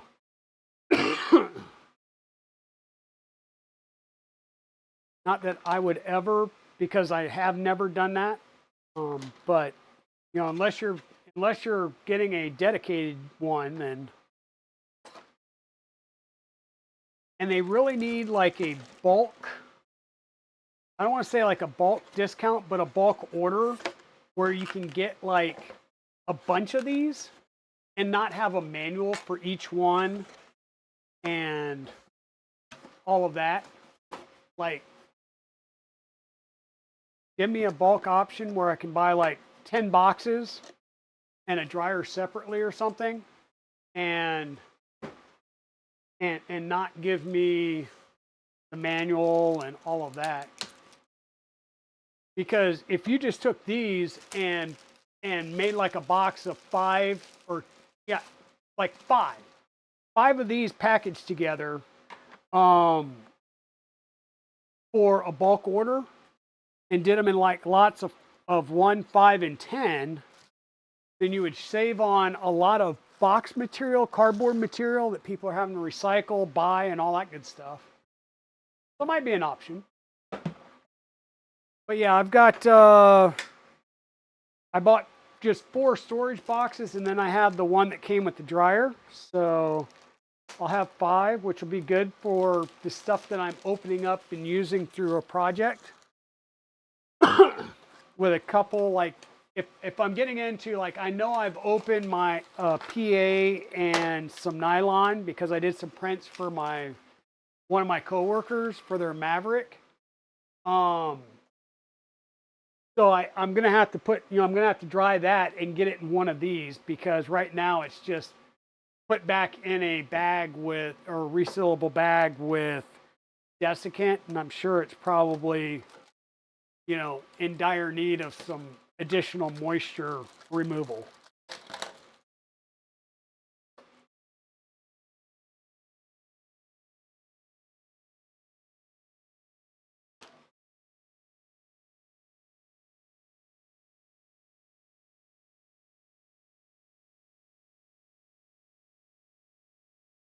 Well, that's what I'm saying, Ozzy. Keep the singles, but make an option for 5, or, you know, at least if it's in a pack of 5, then I can buy a single and a bulk box of 5 rather than buying 5 individuals and having all that extra packaging and a manual for each one and everything. Like, I'm saying that there should be an option, because this is a system and the way it's designed is modular. So there's my dryer. I dry this filament. I pop this off, put my airlocks on the bottom, and put it on the shelf. And then I can dry another one. Or if I'm going to print, I can print out of this dry box, and I'm still freed up to reuse my dryer. I've got 2 Sunlu dryers, and I can, if I'm going to print out of it, then I, like my polycarbonate over here that I've been using on So there's a Sunlu dryer right here. It's got my polycarbonate carbon fiber in it that I use to print everything for this, for the black box in the Annex Engineering. So I'm going to print with that tomorrow. So I run it tonight. Then I get up in the morning and I start running it again. I feed it in. Well, so it's cooking a second time while I'm running it, and I'm making sure it stays dry while I'm printing with it. Right? That means I'm using this dryer the whole time. If I dry it to a good consistency, put it in a dry box like this, then I'm printing directly out of this into that printer.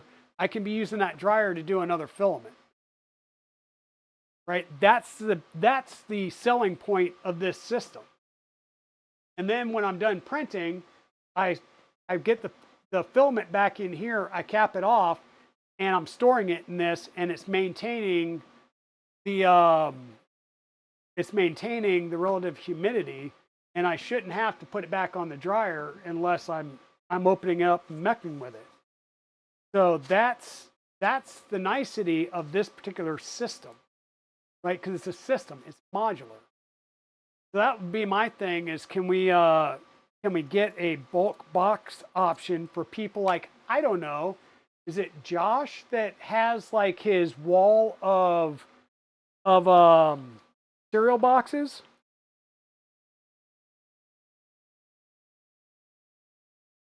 I think it's Josh Murrah who has that.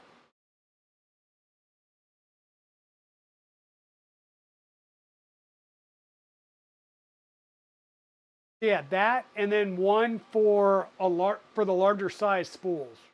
Like just keep putting that into Nick's ear when you talk to him.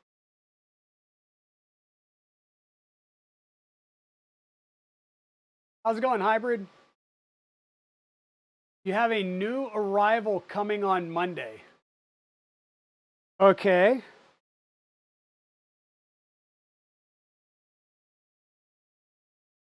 Should I be scared?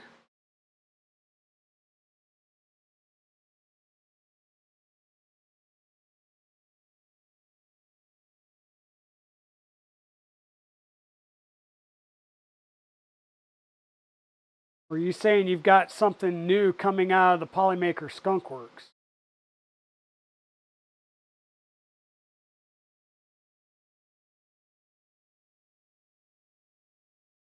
You just have a dryer for each printer? Well, yeah, but I buy a dryer at 50 bucks, and then like, what is it, 29 for each one of these? So I paid 50 bucks for a dryer, and then 30 for one of this. So that's, you know, I've got 20 printers. So if I have 20 boxes at 30, there's what? Public math, 360 plus a dryer, there's 410. If I buy 20 dryers at 60, 70 bucks each, you know, that's a lot more expensive. Now, if I'm doing it as a business, then I just amortize the cost across the business. Damn, I just need to start a business is what I need to do. I guess I have already done at least one build for somebody, even though they still haven't picked it up. I guess I'm gonna have to charge them a delivery charge to bring it to Murph.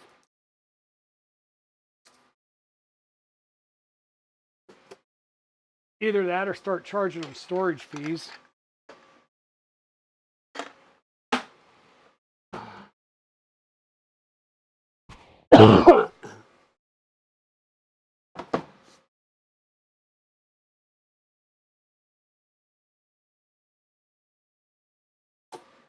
And the thing is both of my Sunlus, neither one of them have a recirculating fan, and the newer ones do. So that's the other downside is, okay, I've got an older model, it didn't have a fan, so it's just heat. So what I wind up doing is just cracking the top every couple of hours to let some of the ambient moisture in the air out. Otherwise, you're just, okay, I've cooked it out into air moisture, and then I leave it in there, it just soaks back in once the heat goes off, right? So Well, and that's what I say. If you're making your own dryer at $20 each, then yeah. I mean, depending on who you are, your technical skills, and your salvage capability, you can make some good things. I mean, I've done the whole, IKEA.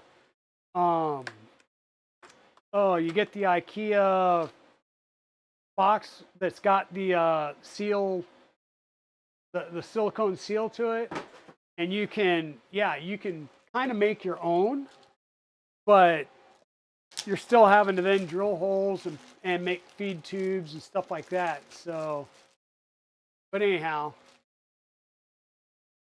you told me to start charging one human soul.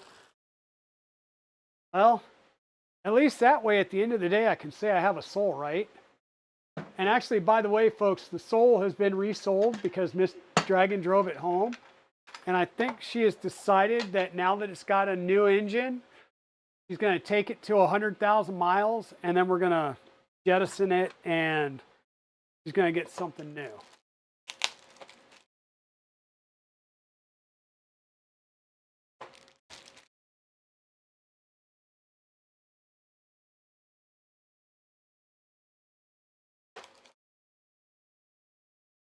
Yeah. And like I said, people with print farms, this makes good sense.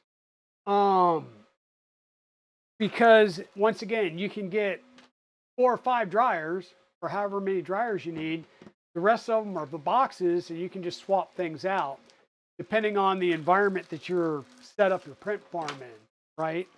And what materials you're using. If you're using all PLA, it might not make a difference. But if you're doing something that requires something that's really hygroscopic, you might need it. But it's an option that's out there for people, and it doesn't fit into everybody's design scheme. And that's the thing with this hobby or business or what have you, is it's all different value for different people. Exactly, it's a value proposition.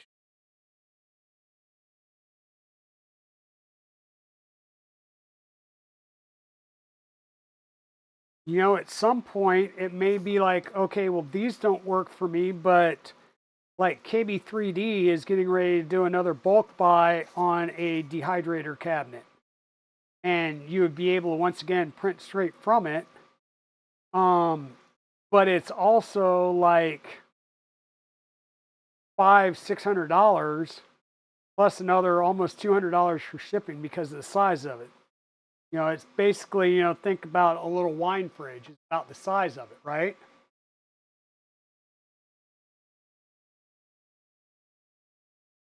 Well, if I wanted to, I would just take my funnel, which I have apparently knocked over onto the ground, but the same funnel that I've been using from the Gridfinity would work here just as well.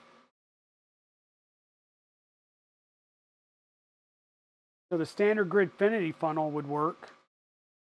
You don't really need to design something else, but make Kevy design something, because I haven't run out of things to print just yet. Uh-oh, raid incoming. Run for the hills. Women and children first.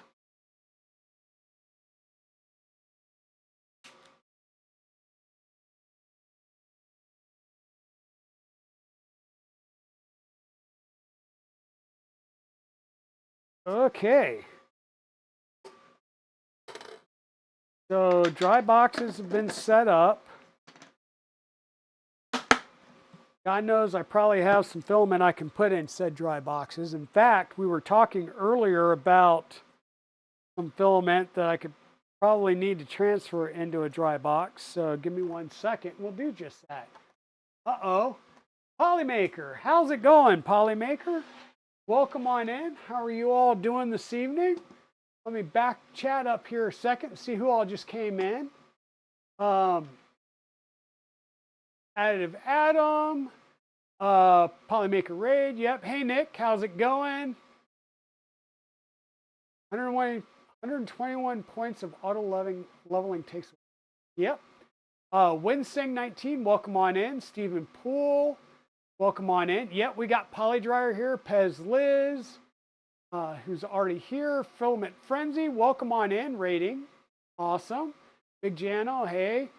Rodney Mack, welcome on in. Long time no see.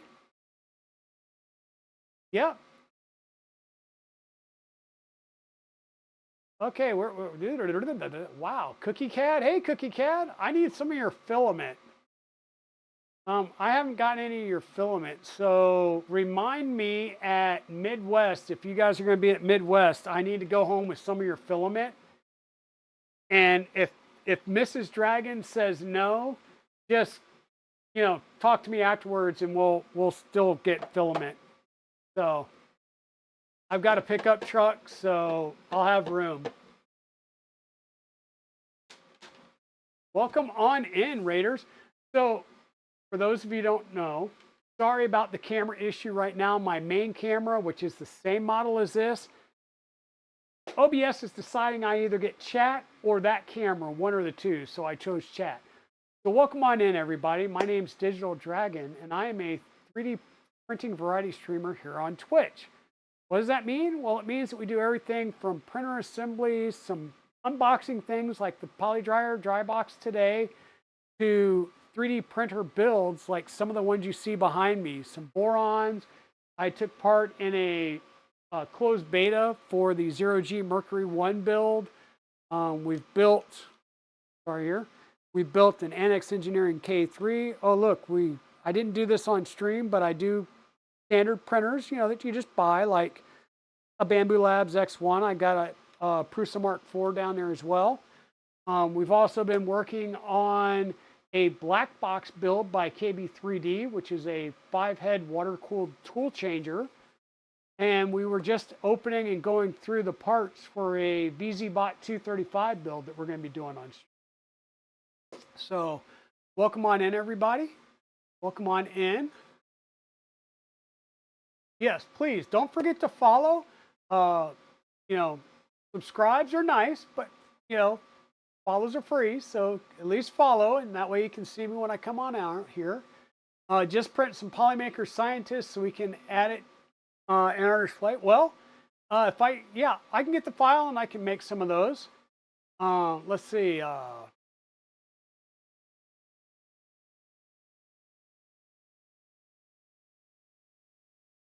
In one pickup load, a lot. But it also depends on how many printers I still have. And I am bringing Black Box to Murph and most likely the Annex Engineering K3. So Black Box is a hefty, chunky girl. So it's kind of hard to see, but this is Black Box right over here. Let me move the VzBot out of the way.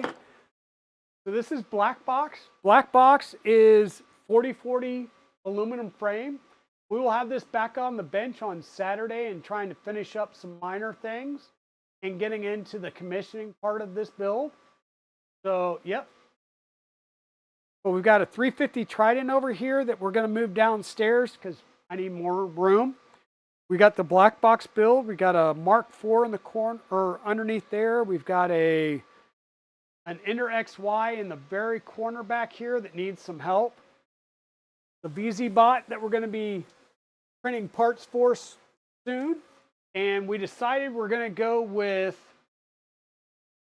Polymaker Polylite ABS Lime and Fusion Filaments ABS 2.0 Nanotube Gray. So we're going to do a lime and gray for the VzBot. And then we're doing all Betas glass-filled either ASA or ABS for the Milo parts. So I will be at 3D Printopia as well. So if you guys don't make it to Murph Cookie Cat, then I will be at 3D Printopia as well. Awesome. Awesome. Yeah, so the VzBot that we opened up has all the CNC aluminum parts are polished aluminum. So that's the silvery part, but the frame itself, the 2020 extrusion is black. I was expecting it to be the aluminum color, but oh well. You're printing all the cookie CAD Polymaker scientists. Well, you could be Disturbed Medic. And so what we did was we just opened up 4 more of the storage boxes, and they started off at 44%. This empty box is already down to 37. Now the one we opened up at the beginning of the stream that we put a spool of the Phaetus filament in is currently down to 18%. Never put it on the heater. This is just the box and that little bit of desiccant bringing down the relative humidity in the box. Doesn't mean that the filament's at 18%. It means the relative humidity inside this box is down to 18%. Okay, because once again, there's no way that this is picking up the humidity of the filament itself. Just saying the relative humidity in the box is down to 18% right now. Okay?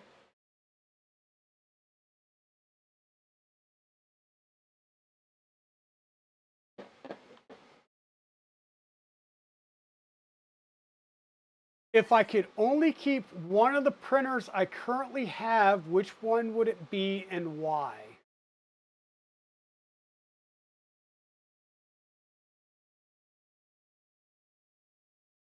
That is very hard to say. So there's certain printers, like there will be, by the way, I mentioned this earlier, there will be more printers that I am taking to Murph than I plan on coming home with. In other words, we are going to be bringing printers that are going to be up for grabs for trade or for sale at Murph. Okay? But things that will never be on sale, Black Box, the K3. I have not printed any of the PolyDryer add-ons, so the ones that will hold the little seals, I haven't printed that. I saw Fader, so Fader shirt. I 3D print stuff. Fader cup. Fader is 3D print SOS over on YouTube. I love this cup, by the way. Pete, this is what I was talking about, was having like different hot ends on your maker cup.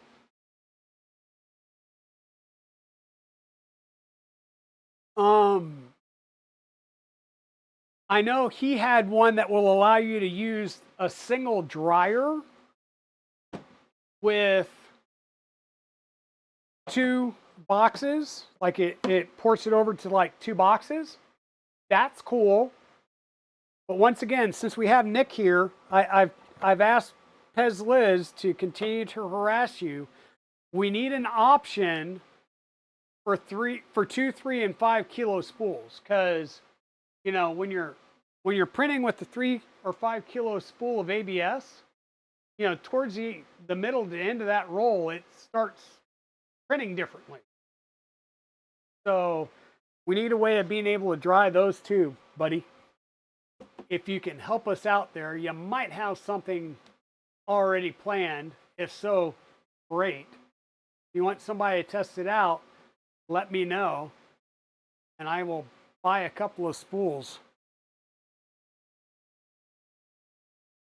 Double barrel mod. Yeah, I might give it a shot real soon here. The double barrel. Yeah, so the other thing that I needed to do, other than clean up some cardboard,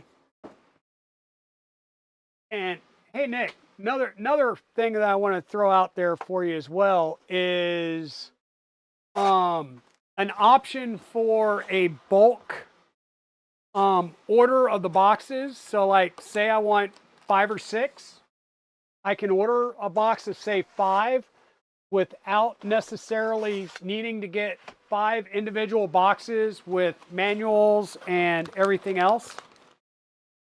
So, polyamide, coPA, right? Spool's obviously been opened before because it's not vacuum sealed. And I did this several months ago for a coworker where I printed with this, and all it's got is a couple of silica bags in it. So we're going to take one of these out and toss it in here. This is down to 39%.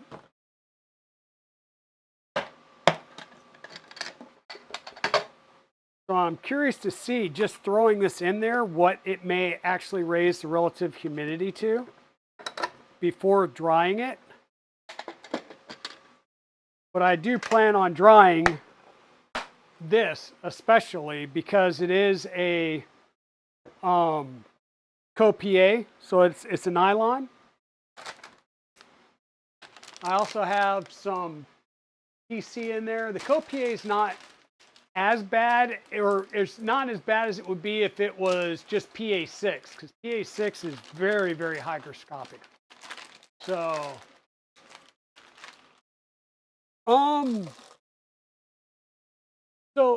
here's the thing. I've used the 2 individual spool rollers. They drive me batty. None of them are made worth a darn. The ones that I've actually printed and really liked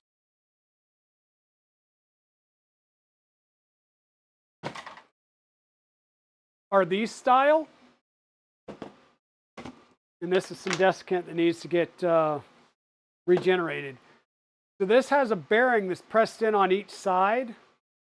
And this works really well. And it's very stable, right?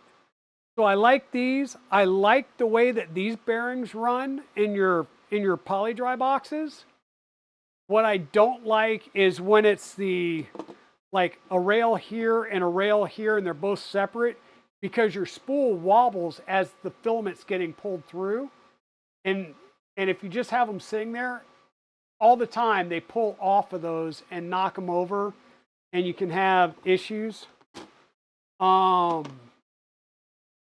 Now the center spindle part, I think, works out well. It doesn't have to be there, but it's useful. So if you had a small spool, like a sample spool, it may not make it to the bearings, right? So if you put a sample spool in here, it wouldn't make it to the 2 bearings that easily, so it'd probably be sitting on the bottom. So that's where having the center spool would be good, right? But until you said that this was an afterthought, it didn't seem like an afterthought. It looked like it. So if that was feedback from somebody, I'm glad it made it.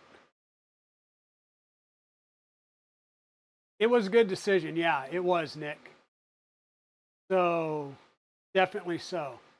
Now, once again, yeah, I didn't stab the bag on that because I knew I was going to be putting it back in there. You missed me stab open a bag earlier, but that was the Phaetus filament. And I'm not even sure if those are resealable.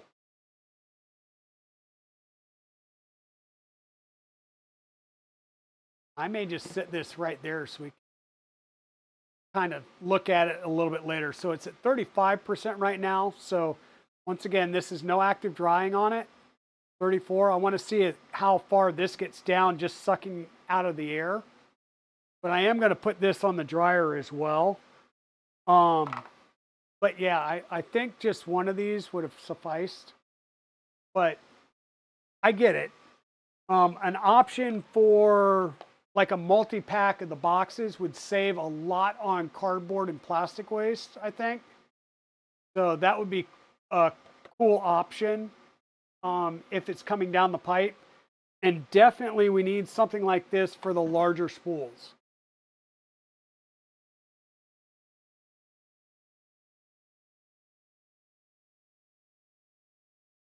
You think it was Zombie that made that comment? Probably.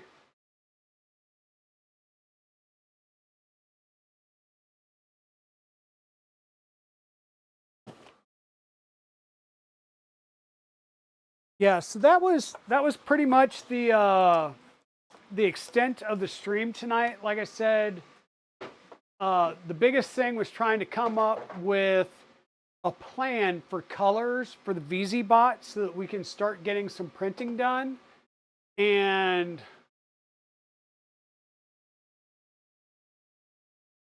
driving me nuts. And then just chatting, just chatting. Like I said, we got some cool new projects coming down the pipe. I am getting the materials needed to work with a couple of new hot ends. Once again, I traded my salad fork that I had at Rocky Mountain for this Takato HE50. This is a super volcano size nozzle. It actually has a spot for a super volcano heater on each side, and your PT1000 right here in the back down at the bottom close to the nozzle. So I've got two 100 watt heaters, 24 volt 100 watt heaters coming for this. So this is going to go into a printer of undetermined identity at this point, along with a FXD extruder. Once again, this is all metal gearing, hardened gearing, large gear sizes like a Bondtech LGX, and a very small, lightweight platform. It's going to have some serious melting power. It's going to be able to push a lot of filament. And my initial thought and plan for this, one of these may be going in the Trident 350. The other one may be going in the 0G Mercury 1. So I have to see if there's a mount for either one of these that would work on that carriage, because rather than the carriage being in the front, the carriage is on the top on the 0G. So I'd have to see. And of course, the VzBot comes with the Goliath. So that's already also going to have a very long melt zone on that. So that's going to be able to push a lot. And believe it or not, the Super Volcano heaters for these, they make them in 48 volt as well. So that's another option. Is I may get two 48 volt 100 watt ones and play around with it to see what else I can do. And then we also had the tube, which I was saying I traded my Micron for the tube. This is the tube air, not the conductive one.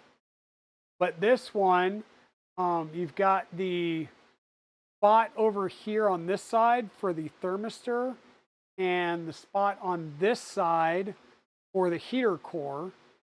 And this is going to get a 100 watt volcano heater as well. It uses a standard V6 nozzle. This is a titanium 0.4 nozzle from West 3D. And yes, yes. So think about that. Put it on like a 350 with, one of these, or with the Takato, and I may wind up having to throw like a dedicated power supply in it just for the hot end, which would be kind of funny, to run a. So you've got a DC heated bed on your CRM, was it CR4M or whatever shenanigans, and you're running an 800 watt power supply for that bed, and you've got that DC MOSFET.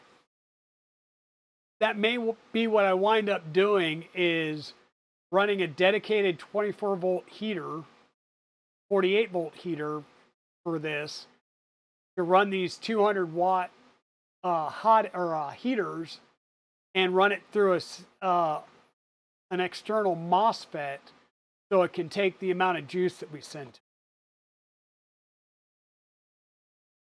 So yeah, that'll be pretty interesting.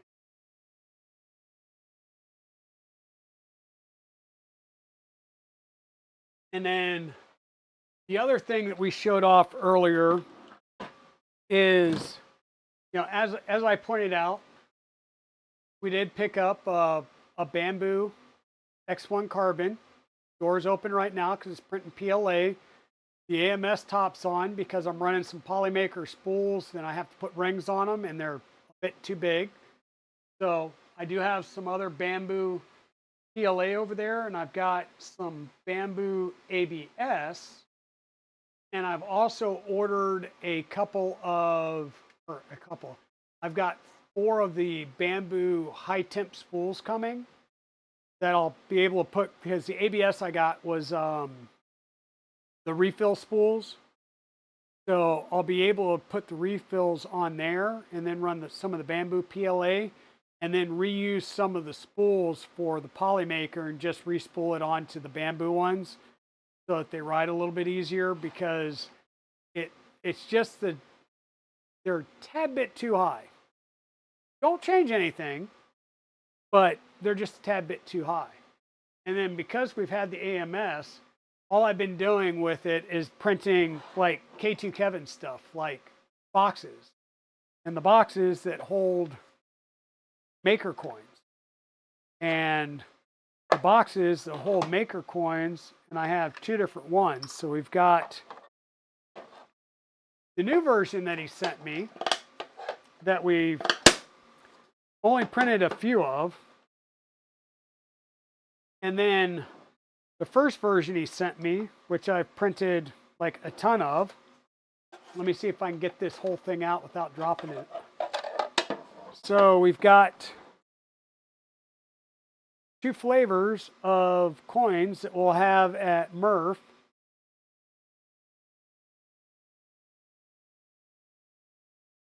So a couple of different flavors of coins. QR code that go to the Twitch stream. Yeah.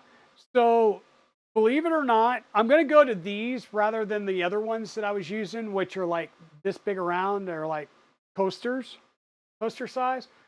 I like these better. And they also come with the QR code, which is great because it gets them to the Twitch stream. I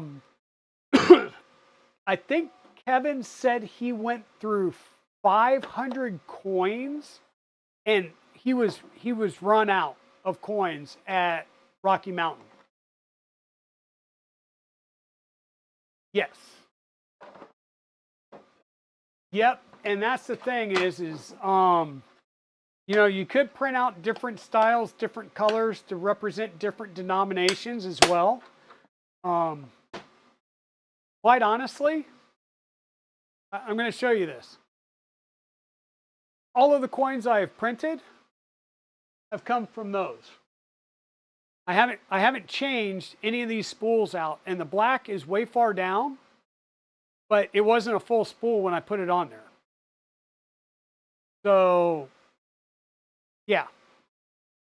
These coins, and I'm printing 16 at a time. There's not that much waste. You want to try and do a full plate, but I found that 16 at a time, each one of the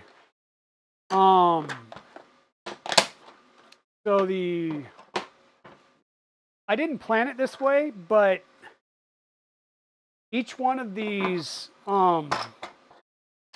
sleeves holds 32. So 2 plates go on each sleeve.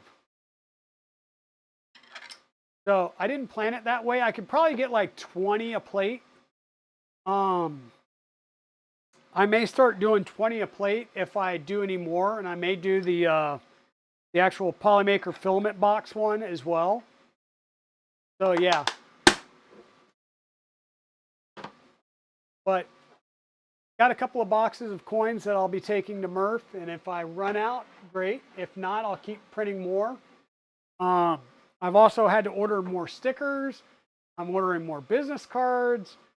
Yeah, we got to develop some signage for the printers that we're taking to the show. So I need to get my act together because I realize that show is coming up quick.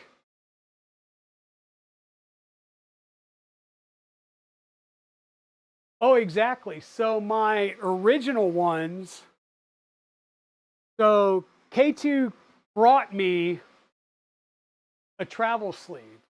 That's what I'll call these, is a travel sleeve. So he brought me some original coins, right? And I traded for some, but I was trading for them because that's all I had was this one sleeve. So I made sure to keep these out of the main table. And so trade one with KB3D, Pez Liz, and Pete Savis. And really, I didn't get much more than that because I I was running around like a chicken with my head cut off. Like I didn't get a coin from Karen Chow, but I did get one of her mountain pens, which was awesome. And yeah, there's just so many other people that's going to be like uh, a mainstay of the next show is getting Evil Diesel's daughter's going to be with us, and she's going to be on the hunt for collecting all the makers coins because even all the stickers, I came back with like a very tiny amount of stickers. Miss Dragon brought back like the mother load. So she got all of the she got all the swag for me. So yeah, things were going way too fast. Like Mrs. Dragon was playing Oprah. She's like, "Oh, here's a coin, here's a card, here's a sticker, here's some candy." You know, it was great. She had a blast, and she's going to be at Murph, and I believe she's going to be at Earth as well. So we're gonna have Team Dragon, right? I think that's what you said. Evil Diesel was Team Dragon, and we're gonna have, I'll have my Digital Dragon shirt. Mrs. Dragon will have hers that she's added the mist to with the possibly a bow, and then Evil Diesel is gonna have a logo shirt as well. But we're gonna try and add Team Dragon to the back of them, so especially for the races and stuff. We're gonna have the Death Race. We'll have at least one dragster there, and we're going to have several battle bots that we're going to bring with us. And sorry, folks, I keep trying to look here because this is where my main camera is normally at versus this one. So bear with me. I know the side view, this might not be the best side, but.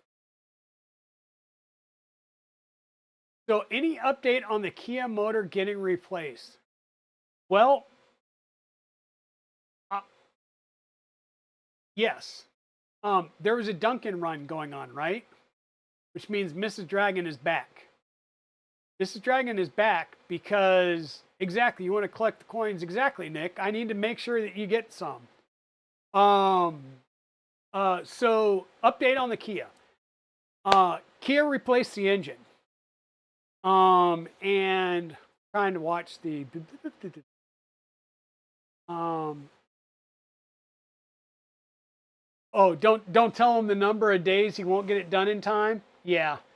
Until I tell him it's like, okay, we're under two weeks, and he's like, oh crap, and he'll completely redesign everything, and then freak out trying to print it all out. Oh, this is my sexy side. Thank you, Evil Diesel. This is a side he got to see a lot of because while I was driving, he was getting to look at this side, and then when he was driving, he kept seeing this side as I was snoring. So this isn't the nice side. So sorry, back to the original thing. Yet working on Team Dragon shirts. There you go. Hey Maker Viking, welcome on in. Welcome on in. Maker Viking, what's the latest status on Fenrir? And hey Zombie, how's it going? Yeah, so my main camera, for whatever reason, as soon as I went live, that camera shut off. Or just froze. And I rebooted the computer twice. I restarted OBS multiple times. And the best I got was this camera working and chat not working. And as soon as I got chat to work, the camera stopped. So I don't know. It's a Windows 10 and OBS cluster right now, so I don't know. It's a later stream, so I'm working off my side camera, which is normally the bench camera. Sorry, folks. Hey, Webs and Flows. Remurf was our first one. Oh, and Remurf was amazing. What, over 4,000 people at Remurf this year across the 2 days. And it didn't feel as crowded as last year because we had both sides of the venue open. But because we had both sides of the venue, we had twice as many like vendors and maker tables there, maker tables. So I feel like I didn't get around to everybody I wanted to talk to. So it needs to be like a week-long show, or at least 3 days. We can get it that way. More to do as always, yeah. Just let me know whenever you want to slide something over to me, even if I can't do it on stream. I will start printing and building off stream and check it out for you, my dude. I can do that. I'm always up for that. And then we're gonna go to Murph, and it's gonna be a lot more laid back and chill, I hope, because it normally is. It's just hot, but it should be really good. Where was I? The Kia. So the Kia has been resold, as in SOULED. It has a new soul. It has a new heart. It Kia, they took pictures. They sent stuff off the Monday following Remurf, and we were still down in Denver getting the moving truck loaded with the things that we were bringing home from the storage unit. When we got the call from Kia saying they're replacing the engine, and they had already ordered it that morning. So we were like, okay, it could be a couple of days or it could be several weeks before the engine comes in. Like, well, crap. What do we do? So I told Miss Dragon, I was like, let's wait till closer to the end of the week, see if they're getting it in. If not, we'll bring you home, and then we'll fly, one of us will fly out and drive it back once the engine's in and done. So the engine came in, and it was done. She was told Friday that it would be ready for pickup on Saturday. She called Saturday, and apparently the B team was on. And, the B team that was like, we have no record of your vehicle being on our lot. We don't know what you're talking about. They also got 4 inches of snow that day. So I think he just didn't want to go outside and look for the car that, with the North Carolina plates, So she wound up spending a couple of extra days, and she went and picked it up Monday morning. And the guy that she had talked to on Friday was like, no, it's been sitting here all weekend. So hopefully the B team is now on the see ya team. Like, see you later. We're tired of you screwing over our customers that are getting pissed off at us. But she made it home last night at 9 o'clock, or around 9 o'clock last night. So doing good. I'm glad that she's back. Dunkin' runs have started again.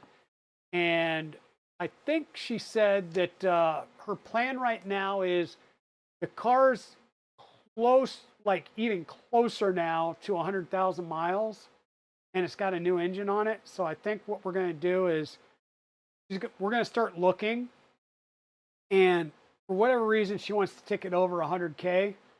So once it gets ticked over to 100K, we're going to go swap it out for something. And it's not going to be a Kia.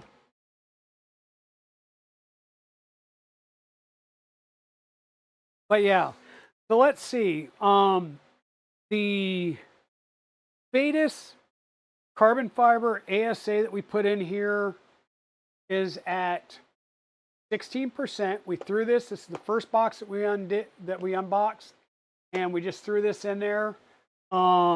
We haven't put it on the dryer.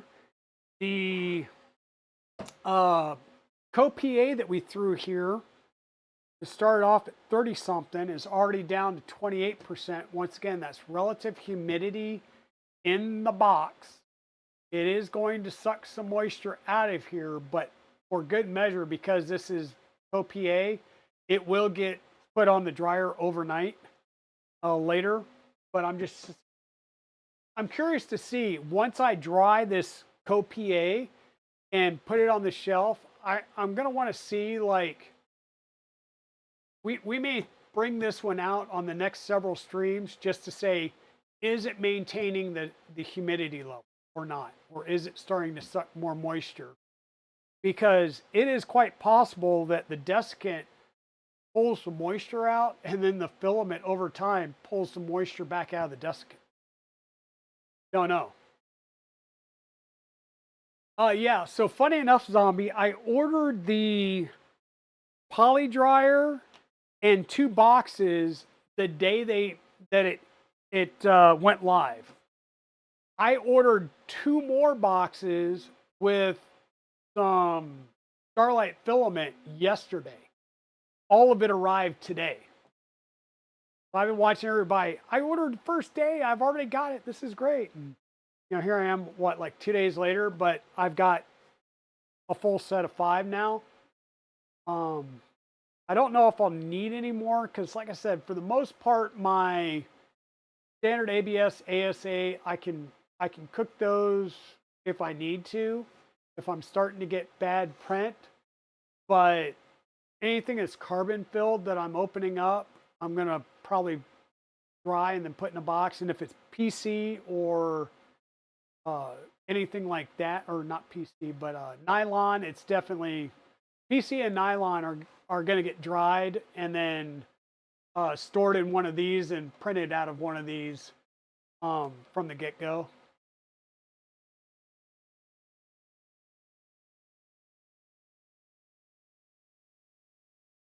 But yeah, so cool. Your new printer is printing. Awesome, Hybrid. Which printer is this? Which printer is this?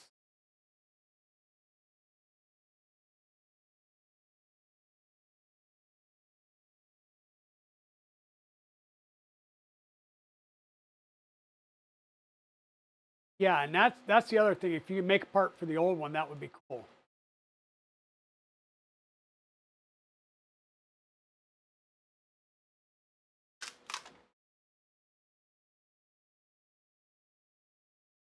Another plate.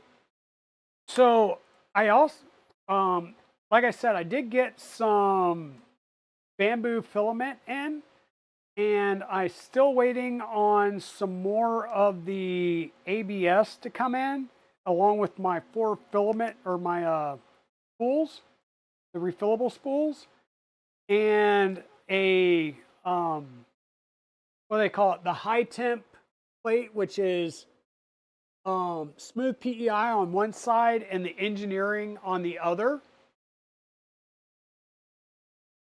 So the ERCFA 2 is still sitting there, Zombie. It's still sitting there on the Trident 350. It may come off the Trident 350 because the Trident 350 is going to have to go downstairs. So let me show you. So we've got 16 new maker coins, and there's our purge tower for them. Pretty small. And of course the poop, of course.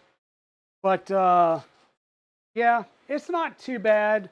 The ERCFA I think is would be about the same way. I mean, you can tune them to reduce the amount of poop purge. But you're still going to have some. The tool changer is going to be the better option for the least amount of waste. So the ERCFA V2, it's still sitting over there. It still needs to be tuned. Now, I will tell you that one of the things I traded for was my solid fork got traded for a ERCFA V2 kit, a full ERCFA V2 kit from DFH, and the Tocado hot end and the FXD extruder. So I will be building another ERCFA V2, and then probably, I don't know, I've got I've got another upgrade kit over here as well. So I probably have the parts to build a third one. I still need to do my my trad rack rebuild for the annex. But yeah, it's coming down to tuning, and I've got some wonkiness going on with it. Like the first 5 lanes work great. The last 3 lanes, something is still binding and it's not running smoothly on those last few. So I don't know if my drive rod is got a little bit of a bend to it or something. I don't know. Something's wonky. So I've still got to work on it. The chances of me running 8 spools into it are slim and none. So if I get 4 out of it, then great. So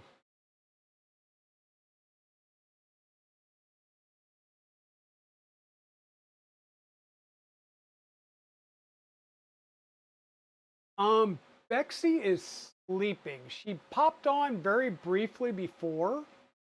I haven't seen her pop in again, but she was here briefly, and she said she was heading off the bed because she's in the UK. So Evil Diesel, you're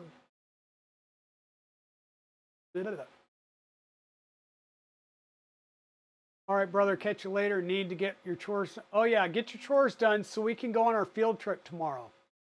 So tomorrow, the plan is for me and Evil Diesel. Miss Dragon may pop over with us, but we're gonna go visit Epox 3D. They are a filament company. Well, let me rephrase that. They are a resin-based company primarily. Once again, one plate is 16, other plate is 16. Bada bing, bada boom. Perfect fit. So 32 in a sleeve. So Epox 3D makes resin printers. They have one that's around the $600-700 range, and the rest of them I'm going to say are commercial grade because, you know, 5,000 plus. I'm not buying a resin printer for that, unless I'm doing a heck of a business with it. Oh, we got an ad, but we're going to go visit Epox 3D. Try and do an office visit with them and check out their stuff. Evil Diesel wants to look at their resins.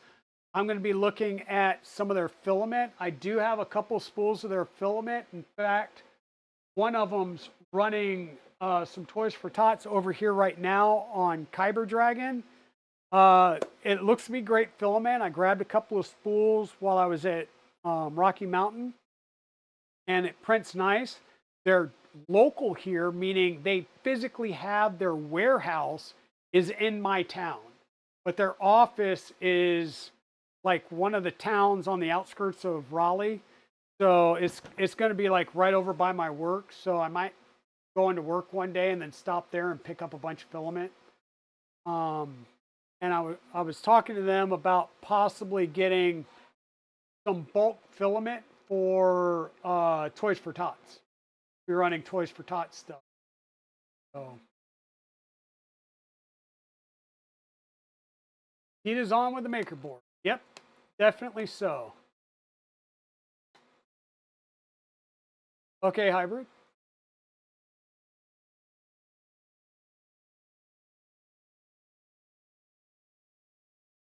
Love pickles. Pixels come out of nowhere from 0 to first place in a couple hours. Yeah.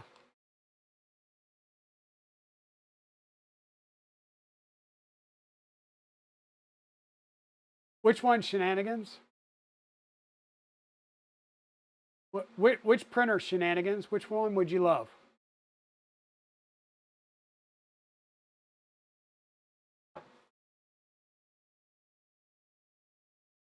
Hey, Mayhem, welcome on in. Welcome on in.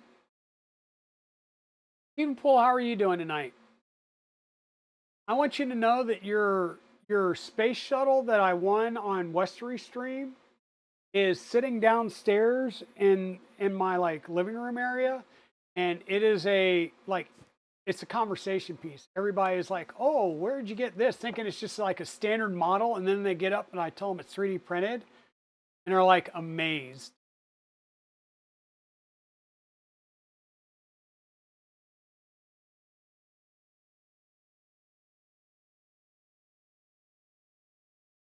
Well, you want a printer, but you can't remember which one offhand. Is it one of the ones behind me, or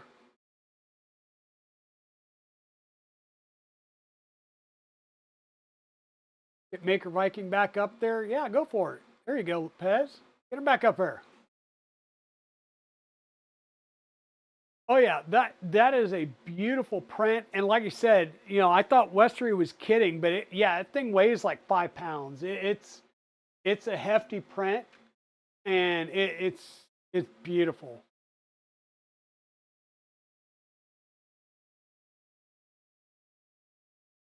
Been a heck of a fight between Solar, Westery, and Pete. Yep, got it.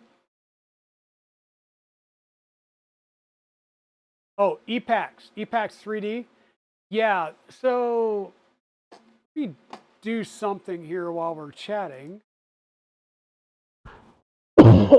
Sorry, I am getting over a cold. I like literally, it took a couple of days, but then it hit me full force coming back from Earth. And I think it's just from that first day of being out in the cold, stuck on the side of the road for so long. So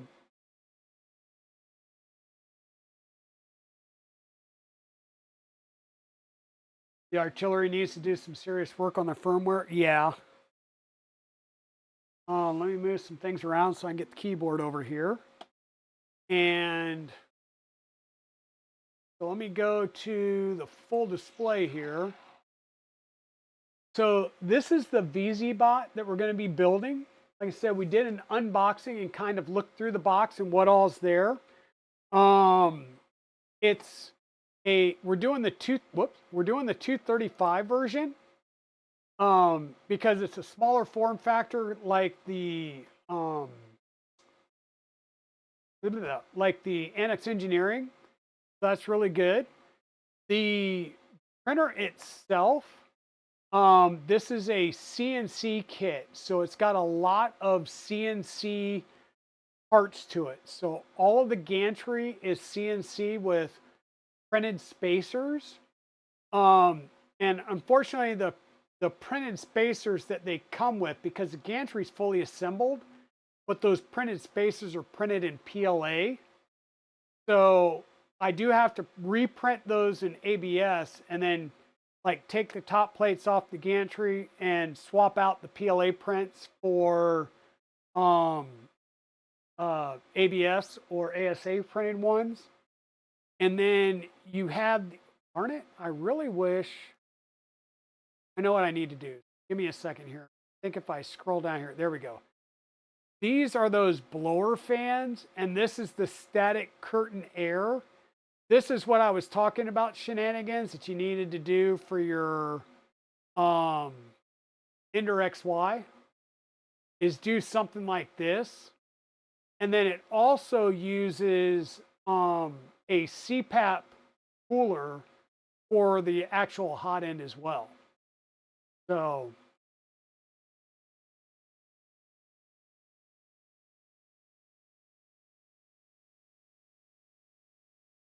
yeah, now the artilleries, are they the artilleries are all Marlin firmware, right? They're not native Clipper. Yeah, this is a pretty sweet kit. Like I said, it's a 235 bed. It's dual lead screw, but the build plate on this, and we'll probably get into that if I click there. Okay, so in the kit, it does have a new XY with 4 motors. So I'm not sure if you noticed that. There's motors in the front and the back. So this is the all-wheel drive, right? Clipper, but not, okay, so yeah, gotcha. Okay. Yeah, that's always fun. But at least with Clipper, you should be able to get in there and change your start and end macros, but it's a pain in the butt. Sorry about the cough. Um, yeah, and you'll see here, this back portion here, the top, this is actually one of the power supplies. The other power supply is on the other side. And so this is then a grill, and then there's an acrylic piece that goes across the back of it. So the power supplies themselves will make up the structural sides for your electronics box on the back, which I think is pretty neat. It's a good use of material. But the bed mounting system, here you'll see maybe that is a printed part, but on ours it's a full CNC kit. So like these drop down hangers for the bed are all CNC'd. The full bed mount is CNC. It's 48 volt 5160s for the X and Y motors. So for those 4 motors, they'll be running 48 volts. It is a full metal VZ extruder or VZ extruder kit, or it's pre-built all metal. Bum, bum, bum, bum, bum. Yeah, so it's a full CNC build for the bed. So I believe it's 10 millimeter rods with 8 millimeter lead screws, full metal plates at the bottom, 4 hangers at the top, and then this build plate platter right here is a CNC milled plate out of 8 millimeter aluminum. Gorgeous. When we start doing this build, it is gorgeous. The build plate itself, I showed that earlier on the stream. Oh my God. It is, normally like all your build plates, you can see the tooling marks on it. They polish the plate. You can almost not see you can see the lines, like the straight horizontal line from the fly cutter. You can't see the circular pattern from the fly cutter because they polished the plate. Like it's almost like I don't want to put the magnet on the plate. It is that pretty. Um, but it's got a 500-watt silicone heater. Um, Guaranteed less than 0.15 millimeter deviation. You'll see that it's got the side skirt as well as the CPAP blower for part cooling. We do have polycarbonate panels and aluminum panels for the back and the bottom deck. Build print size is 235 by 235 by 220. Overall, 430 by 420 by 475. It's gonna be a hefty kit. It comes with everything. Like I shouldn't have to provide anything but the the necessary printed parts. And like I said, it's a couple of spacers here and there. The whole bed system, I don't have to print any of those parts because they're all CNC'd. So I really have to look through and figure out what parts I need to print and which parts I don't. Like I said, you can either get the black or the silvery. I have the silvery, so it's all the polished aluminum versus the anodized black aluminum. The frame itself will be black. Bum, bum, bum, bum. Build plate. And like I said, this is how it is in the box. I just need to take the screws off, lift the top plate, replace the printed parts with ABS or ASA, put the plate back on and put in the screws. Do that at the front. There's one spacer in the back. So undo the one screw, pull the spacer out, put the new one in, put the screw back in, and I'm done. And then there's 2 bump stops at either end that are printed. Remove 2 small screws, replace the bump stop, put the screws back in. So this is already built. All we have to do is run belts. Um, Everything looked beautiful. It is the Fly Super 8 Pro board. And of course, 4 of those drivers will have this like step stick adapter and um, a flat ribbon cable that will come from the adapter over to here that puts the signal direction, enable pins, stuff like that.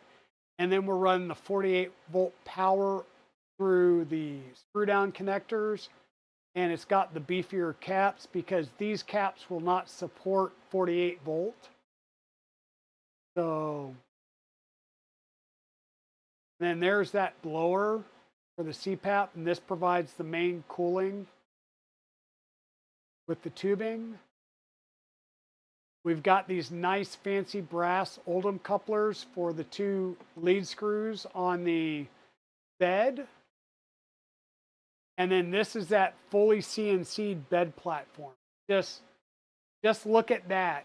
And then when we start building it in real life, you're just going to look at that and be like, "Oh my god." And it's synchronized lead screws.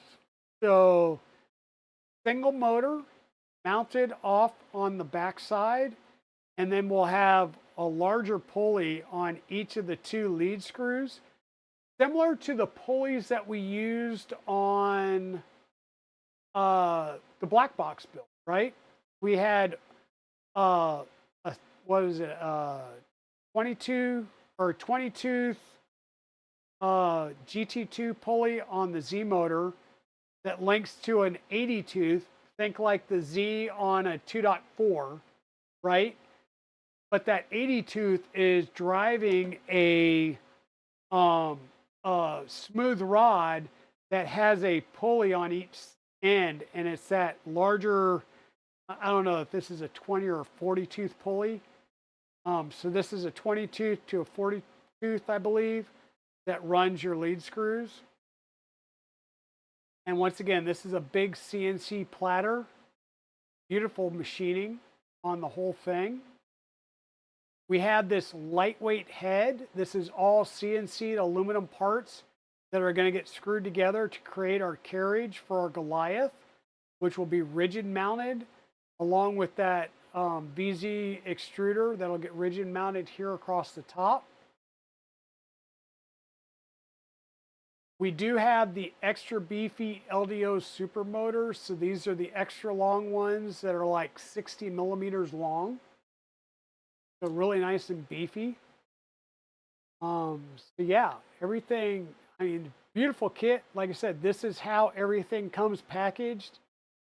Your gantry is pre-built. You just have to swap out some printed parts. These are the aluminum back plate, the bottom plate, and then all the polycarbonate plates.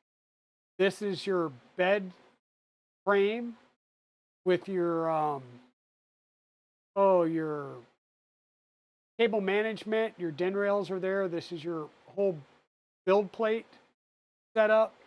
These are the CNC metal pieces that will connect to the bottom. Your linear rods and lead screws, all of the other CNC parts, the black frame parts, all of your mellow electronics. So yeah, this is, and like I said, I got the silvery kit. For whatever reason, all of my CNC parts are the bare aluminum or the polished aluminum, but my frame is black. For whatever reason, don't know why, I got a black frame and all the silver CNC parts. My thought was they were all going to be the silver, so I should have had the aluminum frame, but so be it. And we're going to use the LimeBot green, or excuse me, the Polymaker Lime ABS as the primary color and the Fusion Nanotube Gray for the accent. So yeah.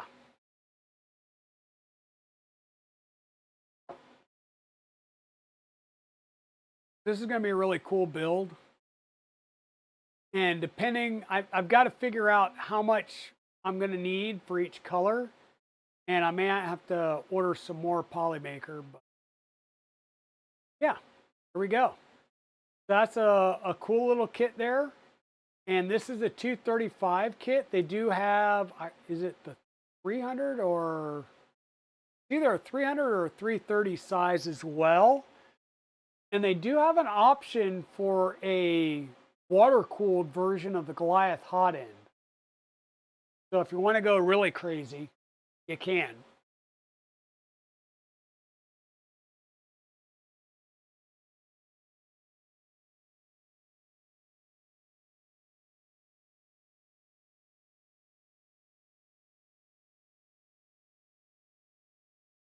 Hybrid, I haven't seen Zombie reply, but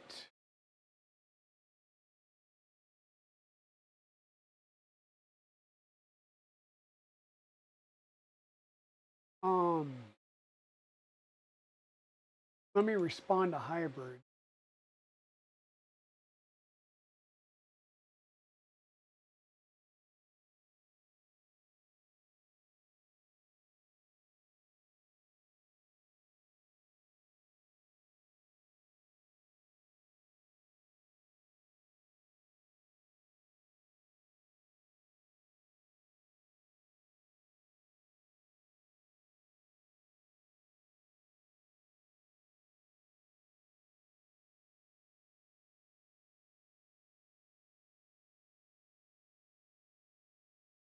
Yeah.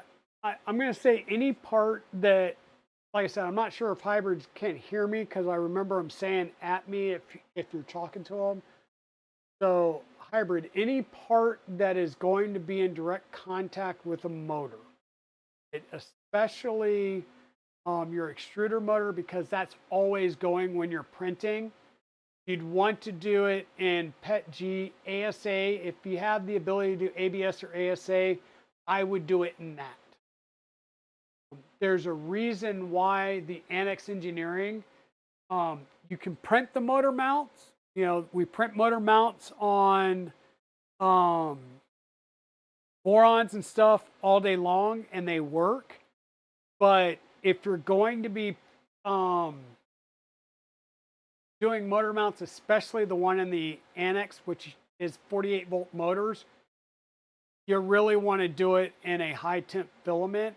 And that's why a lot of people are going to the metal motor mounts for the stuff we were running 48 volts, because even on like doing PC, like I have the printed parts in PC ABS blend. Um, they can melt over time with the 48 volt because you're running them faster and hotter. So that's the mellow kit. So epax3d.com. These are the folks that were out at Rocky Mountain, and we found out that they're really close to us. So this is a company that we're going to be going and visiting tomorrow, Shenanigans. And so they're, leaders in LCD printing technology from North Carolina. They make printers. I believe they make some upgrades for different things. And like I said, there's a 10.1 inch 4KW mono at $600.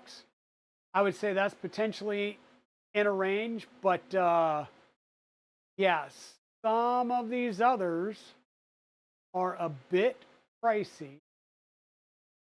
Well, actually, I thought there were a lot more, but at 349, 700 isn't that bad. But like this one, bit out of my price range. If I come home with a $3,000 resin printer, my wife's going to get mad at me. But they also have filaments for high speed. Um, they've got a bundle here for lithophane specifically. And then they've got a lot of other filament colors. It's primarily PLA silks and some PETG. They don't have as wide a variety as like Polymaker and stuff like that. I think more along the lines of like our Polar and Cookie CAD folks as far as the number of colors and stuff. Oh yeah, I could build a couple of Orons for 3 grand or one black box, but and then they've also got a lot of resins. Now they had a hard resin here, and at the show they had the hard resin and they had printed some springs with it. And it actually had a spring um it, I mean you could have used it as a spring, right? I don't know if you're going to put it on the spring on your car, but you know, it there was spring. You could move that spring with your hand and not break that resin print, which was I thought really cool because it was a hard resin. It was an ABS style resin. It wasn't like a flex resin, right? So this is some of the stuff we're going to be looking at is some of their resins. We want to look at um, their filaments. Evil Diesel really wants to look at the resin. I want to look at their PLAs. We're probably going to look at their printers as well, see what all they have, check it out. I don't know if I'm going to do any video. We may go back and do something like that at a later time. This is just going to be us meet and greet, chat with them, get to know them a little bit more. Sorry about that.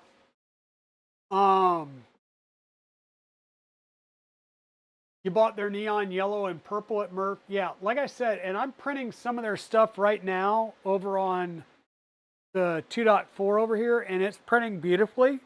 Um, this I originally bought some from them because on Sunday, all of the ABS that I was running on the K3 was having adhesion issues. It was printing like crap because it had sat out in the open air for a day and a half in the Colorado. And every time anybody went out, because I was in the main entrance hall, so we were getting the Arctic blast. And so I just bought some PLA and slapped PLA on it and ran it that way. And I stopped having bed adhesion problems at that point.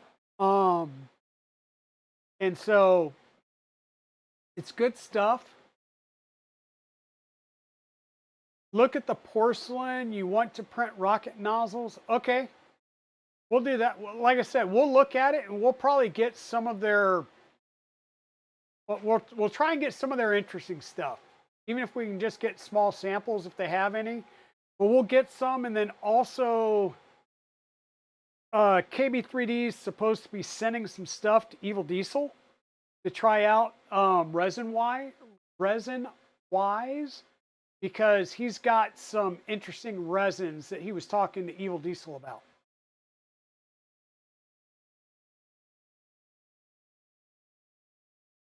So I do like we do have an Elegoo Mars here. I haven't printed on it in a while. I need to reorganize the Dragon Den because it's a disaster in here. I need to clean some stuff up. I need to organize some stuff. And then, yes, I need to start using this some more, especially now that it's summertime and I can actually run it without dealing with, you know, it being cold and that being an exterior wall to the house. That's the reason this whiteboard is up here. Not for camera wise. It's up there to keep the additional like direct UV rays from hitting the back side of that in case I lift it off for whatever reason. So, okay. So it is now 9 o'clock. We've been going for about 3 hours. So we started this sort of at the beginning of the stream and we're now down to 15%. It was at 16 a little bit ago, so it's starting to slow down. 15% relative humidity in the box. No cooking yet. Okay. And this is the one that we added the Polymaker Co-PA to. This is the nylon 612 blend. And we're down to 25% relative humidity. So this is going down not too bad. I think this started around 30 something when I first put it in there. But this has been in a, you know, it was opened, it was dried, it was used, and then it's been sitting in the Mylar bag with a couple of packs of small packs of desiccant, shoved in the closet for a couple of months. So I am pretty positive that this has absorbed some type of moisture, and I am going to run this on the dryer tonight. In fact, I might just get it started before we go off stream so that it can run, and I just want to see how much it pulls down overnight. And then the plan will be to revisit that particular dry box. So I'll run it one full, like what, one full cycle or maybe 12 hours and see what we can pull it down to. And then after that, we will check on it over the next couple of streams and just see how well it holds it at that temp, or at that, not that temp, at that humidity over time. Right? Once again, previously opened copa that was just put back into its packaging, right? We're going to go ahead and run this on the dryer to go ahead and pull this down some more. Means I'm going to pop the whatchamacallit, what are you calling these? The airlocks. And it sits right down on that. We'll flip the power on. I know you guys can't see this, but we're going to tell it. I guess I should probably read the manual at some point. Setting. We got 6 hours on there. Oh, and then what is it? We're doing, this is PA, so we do want to do it at the highest temperature. And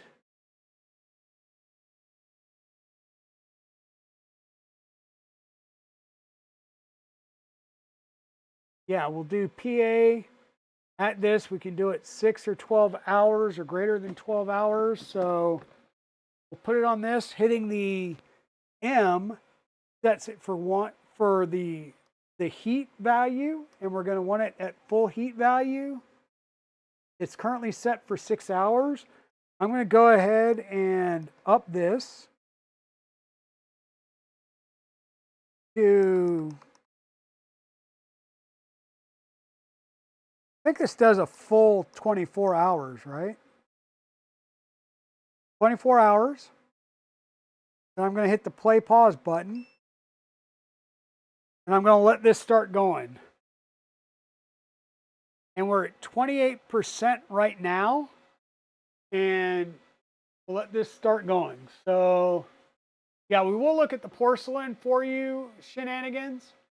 And like I said, we'll see what we can do. The plan is to chat with EPACs. They're local. I like that. I can boogie down there. Like I said, hey, I need some filament. I know I can get Polymaker in a couple of days.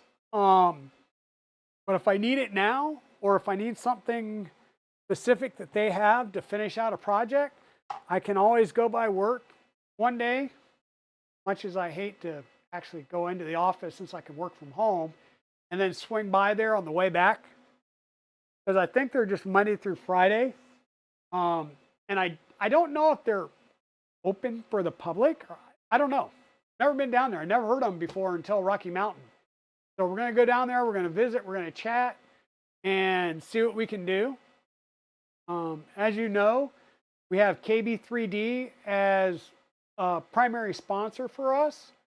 And we don't have a filament company that we sponsor, so I don't do filament giveaways and things like that. But, you know, with a local company like that, that may be something that we wind up doing. I don't know. I don't know.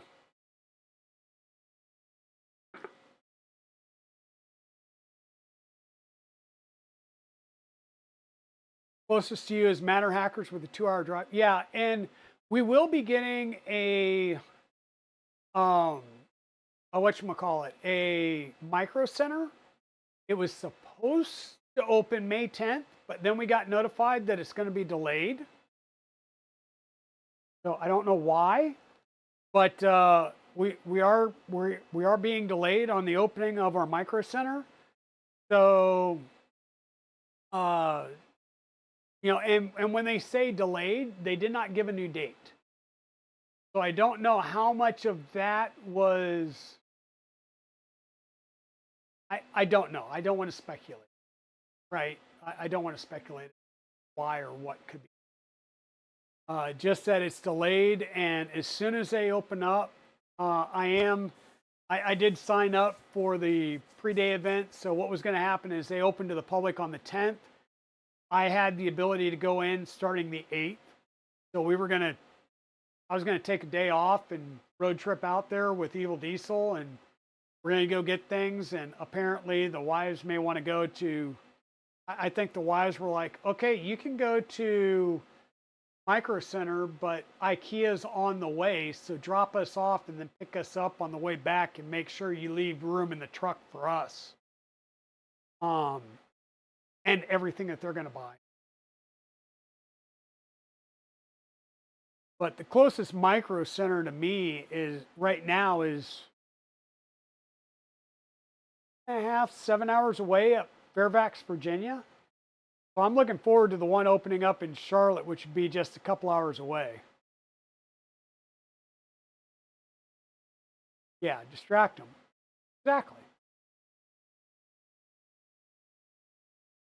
I got to do some measurements, figure out like, does the AMS fully open? And can I fully open the AMS with it underneath underneath my bench? Or do I need to leave it up there? Or do I set two of them down there and maybe figure out a stacking mechanisms and have the AMS sit in the middle between two bamboos? I don't know. Yeah, if I was 2 hours from Micro Center, that's doable because I used to drive, I lived in Colorado Springs, so I used to drive up to the Denver one all the time.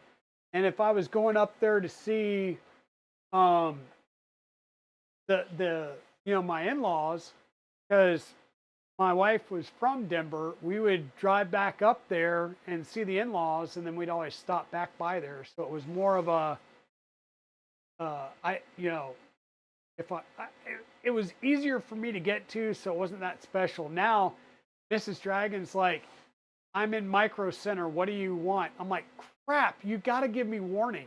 Like, you can't call me. And I know that's why she does it. Is she'll text or call, I'm in Micro Center right now. What do you need?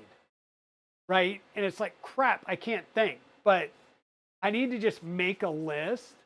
And then that way, when she does that, I'm like, okay, here's the list. And she'll be like, what? And I'm like, I'm texting you. Buy these things. Like, I literally mentioned, like, hey, a Raspberry Pi 02W, right? Well, they didn't have any Raspberry Pi 02Ws.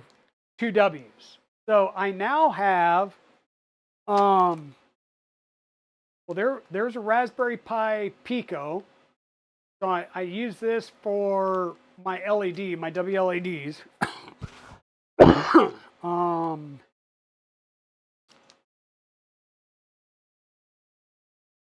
this is another one, just without the thing. But I've now got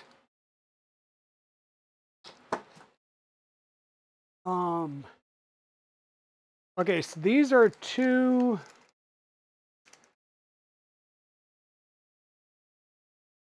Or no, that's a so 4 Raspberry Pi 0Ws. Not as good for 3D printers, but they will work. The 2Ws work a lot better, but they're still not being mass produced. But I've now got 4 Raspberry Pi 0Ws. And I'm having issues where my Bugaboo, which I have a Banana Pi M2 on, it keeps losing the network. I can bring it up here and it finds the network. I can bring it into the room where my router is, it gets the network. I put it in the, and then I can move it to the dining room and it stays on the network. But if it drops off the network for any reason, it will never get back on sitting in the dining room. The weirdest thing, it's like a wireless dead spot. But yeah, I said, well, pick me up a couple of these, and she grabbed 4 of them. And it was one of those things of, well, you can only have 1 or 2. So she got 2 and then her brother got 2. So, all right, I'm going to grab another donut.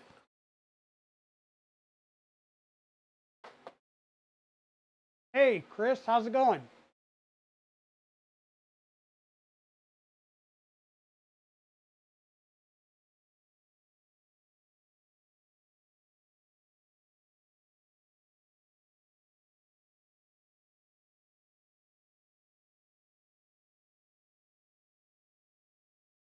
You can shenanigans. I mean, the Pi Zero is going to run your Clipper and stuff like that. So I mean, the Kraken's the Kraken. You can use a Pi Zero with any board. Exactly. So Mrs. Dragon made it home safely last night. Sorry, it's about time for me to take some more Dayquil, NyQuil. At this point, it'd be NyQuil. Hey, Frosty Bite, 3D, Urban Monkey. So Urban Monkey, are you rebranding to Frosty Bite? Because I'm pretty sure I've seen Urban Monkey before. How's it going? Welcome on in. Pete, how's it going? You are rebranding. Okay. Okay, that's what I thought. Hey, Timor, how's it going? 20 minutes from the, I'm assuming that's the Austin Micro Center. Yeah, that would be bad. A full Pi would probably be, so I'll be honest with you, okay? I was running Raspberry Pi Zeros on my Prusa Mark IIIs, and I upgraded them to 02Ws. A full Pi is always going to be better, but it also consumes more power. And here's the thing. If you need to use USB stuff, like if you're going to add a camera or anything else that's going to use USB, like CAN bus adapter, you might as well go with the full Pi. Okay, because the Pi Zero, you're going to be limited. You've got one USB on it. So you're going to have to add in a hub and all that good stuff. Oh crap, are you doing that 49 sleeps thing? Oh my God, you're killing me. So, Chris, I know you said that you got the stuff for the Takatos. By the way, we're on this camera, which is the bench camera, because the other camera, OBS decided I can either have chat or I can have the camera. One or the other. It's stupid. So I may wind up finally upping OBS. But whoops. So we've been doing some prints. So thanks to K2 Kevin, I've been doing nothing with the bamboo but printing these things. Got the cases, got the sleeves, and one of these times I'm going to do this, I'm going to drop it everywhere.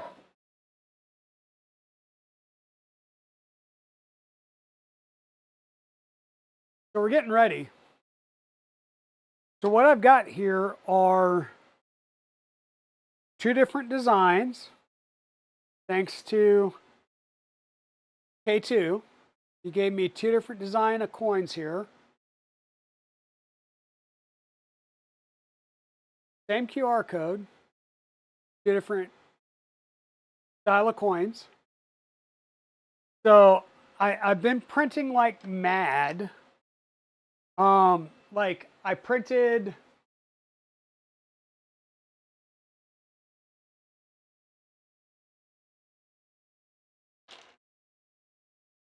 the bamboo tool stuff. I've got these. I haven't installed them yet because I haven't had the problem yet, so I'll install them eventually. I have used this. This comes in really good handy, right? So we've got the full tool set, the full Gridfinity tool holder thing going. I've got the this is the twisty thing for the PTFE tube to keep it from hitting and dragging on the glass. Haven't installed those yet. Got them printed. I need to install them. And then we've just been full board doing coins. So I'm going to build 2 boxes of coins. And this is 1, 2, 3, 4, 5. So 10 plates. So each slot or each one of these sleeves is 2 plates of 16. So there's 32 coins in each row. So I'm going to fill up 2 of these boxes and then maybe do some more. Because I know Kevin said that he did like 500 coins and was out before the end of Remurf. So we may do some more. So I've been printing these. So my 2 boxes. But I know you said you had the stuff for the Staccato, but I think I've got everything on order that I need at the moment. But you still need to send me the links just in case. I know you don't have them on the page yet, but if you could send me a list of what you have that will work on a Staccato HE50, the Super Volcano size, that would be greatly appreciated.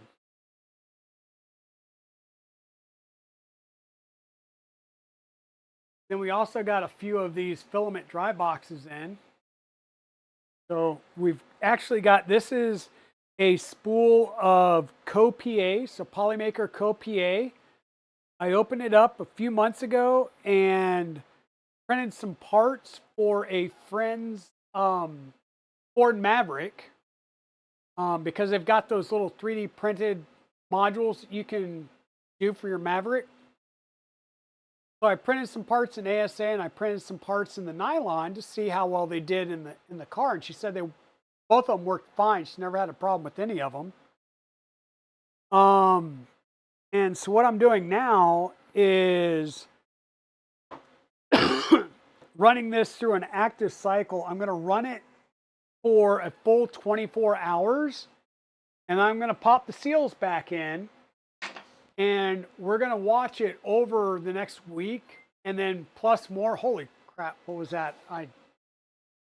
Thanks, Chris. What was that? Chris just did 10 community gift subs. Thank you, Chris.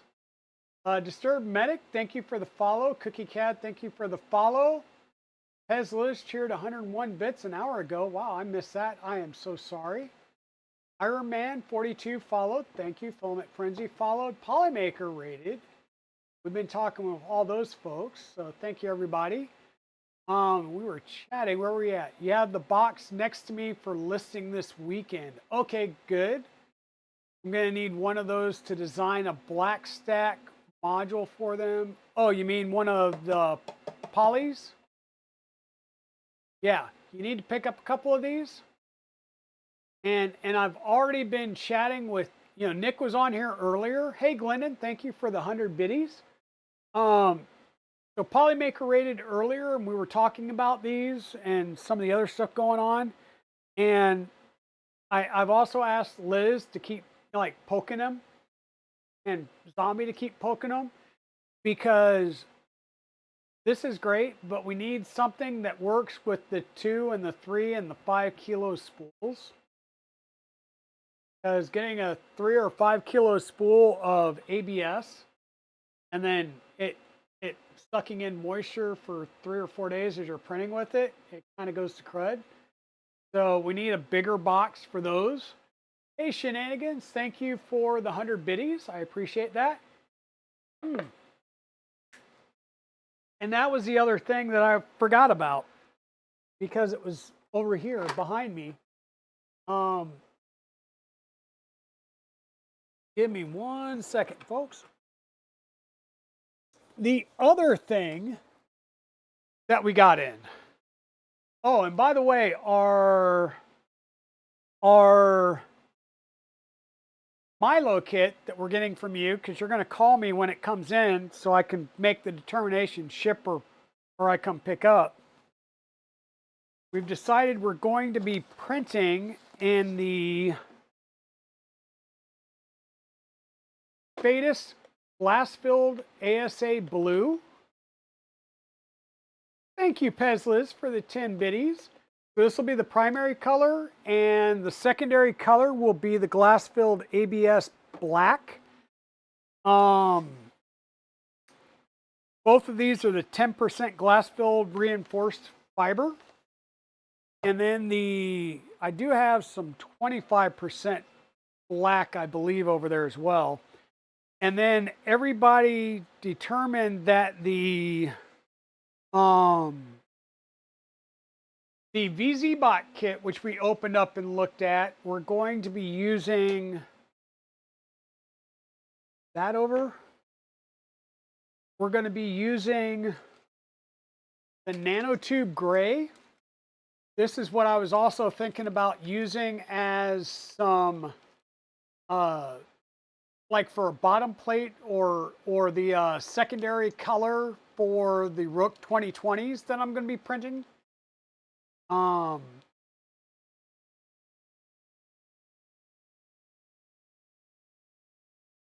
No, I just have a total of 5. I know Steve Builds, I think, has like a dozen by now. Shenanigans, thank you for the 50 biddies. Glendon, thank you for the 50 biddies. You'll sell yours on the black market? I bet you would, Pez. Won't be long, batch 2 is coming in hot. Yeah, I know. But this is going to be the color scheme for our VzBot. Now the VzBot, interestingly enough, I've got the silver version, but as we were opening up and going through the contents today, the frame that was packed in it is a black frame. Don't know. It doesn't look like it's anodized either, but the ends are black as well, which means whatever coating they put on it, they did after they cut them. Yeah, the silvery. So all of the CNC'd aluminum parts are the polished aluminum, and the bed almost looks too good. Like if you see me when I start that build, I'll show the bed again. And oh my God, the bed is so beautiful. I don't want to put a magnet and a build plate on it. It's beautiful. Thank you for another 10 bits, Pezliz. We hit 91% on a level 3 hype train with 10 subs and 320 bits. That's the second hype train of the night. Thank you, everybody.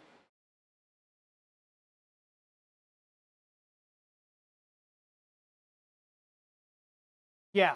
Well, now here's the thing, Frosty Bite or Urban Monkey. If you happen to come to Murph, I'm sure somebody can get you some poly dryers so you wouldn't have to pay for shipping. So this is going to be the color scheme along with the black frame and the aluminum machine parts, but this is what everybody said out of what I have on me right now. So we're going to do this. I need to go and figure out what parts I need to start printing so that we can get that started. So black box, we still have a few things to finish up on Saturday, like we still got to do the PTFE tubes. We still need to do the wiring for the water cooler. We need to finish the plumbing for the water lines. ZN stop. So funny enough, I started to take off the X cable chain or the X gantry cable chain, and it is mounted the right way. So that's in the right way. So it's I don't know. I just need to get it routed and we'll take a look at it. But what I have here is an IBOS filament dryer. So yeah, we've got all kinds of filament dryers. So I got the IBOS because the IBOS, from my understanding, can do 2 filament spools at a time, but also has a modification kit that will let you run a larger spool in there, like a 3 kilogram spool in there. So let me move this setup over a little bit. Now this one you have to kind of put together, but it's got the got a motor and everything to it. This is the other thing I wanted to play with tonight that I had forgotten about until just recently. But once again, we've got some Sunlu filament dryers, and the Sunlu filament dryers don't have fans in them, right? So it's not as good. We can heat things up, but you need to kind of release some of the air occasionally while it's drying. Otherwise, you're just heating up air. It becomes moist air. And then as it cools back down, it just resettles in your filament. So you haven't really done anything. So you have to release that air. The newer versions have fans that will at least spin the air around and evacuate it some. But sorry, folks. Yeah, I'm gonna have to look at the manual on how to put this thing together.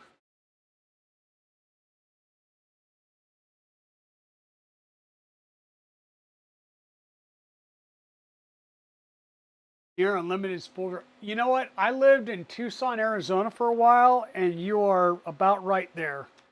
It you don't have to worry about it. It is dry AF.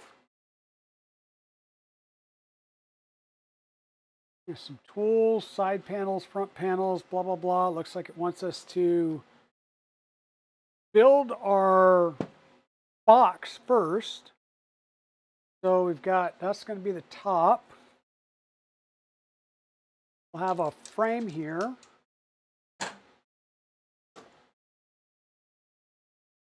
Got 2 frames. I don't know if there's a difference between them. Let me see. This one has more screwing holes. It says I want the one without the screwing hole. So this goes at the bottom. So we got the little picture there that shows us which, that we don't want the one with the extra holes, that we want the standard one. We're going to set that like that. We're going to take our 4 little uprights. Those go in the corners.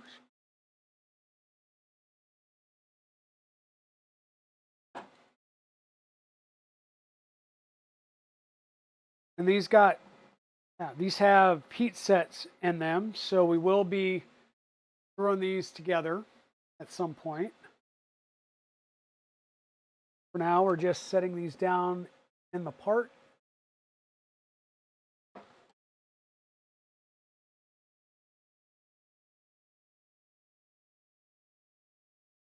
So how's your day going, Chris? Hopefully everything's going good. Hey, Little John, how's it going? Teslas. Okay, so I have an IBOS one.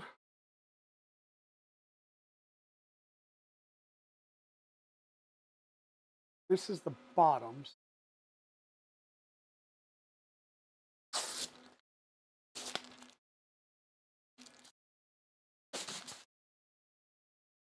And the thing with the little IBOS guys, so EIBOS,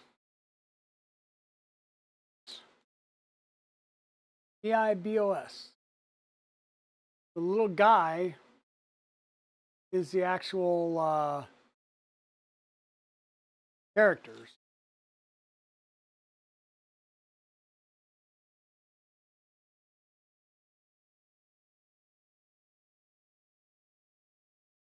So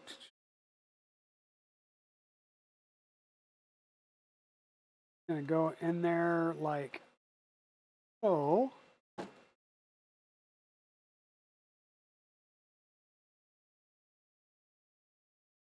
kind of work our way around the sides. Like I said, this is just a filament dryer that I'll be able to do more spools in as needed and larger spools for the time being because we don't have another option yet. We're hoping that we get another option soon. Hint, hint, Polymaker. Poly dryer system works with larger spools.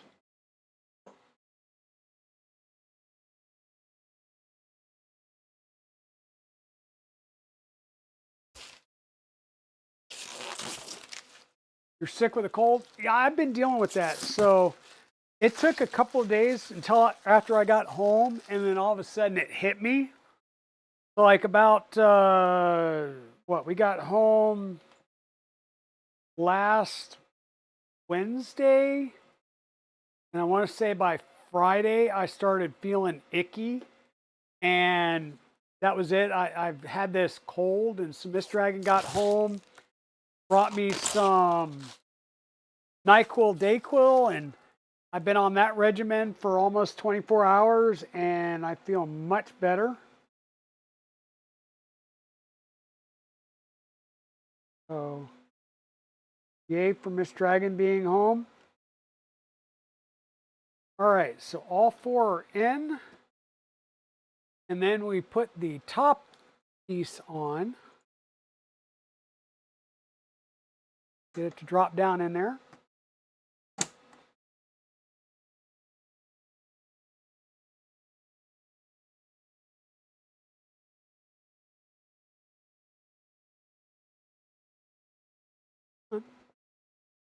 You can do it.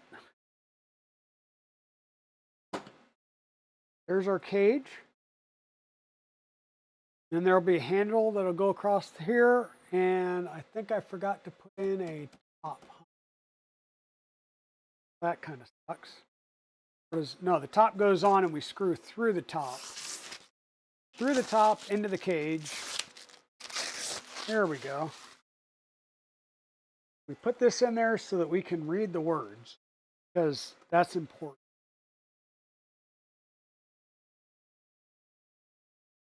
That and the screws will have countersunk screws in the corners.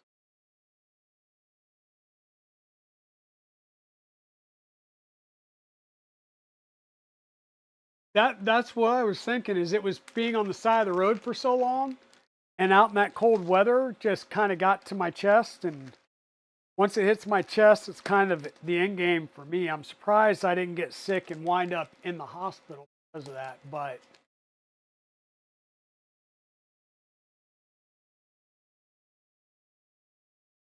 oh yeah, your little one come bringing home everything under the sun from school.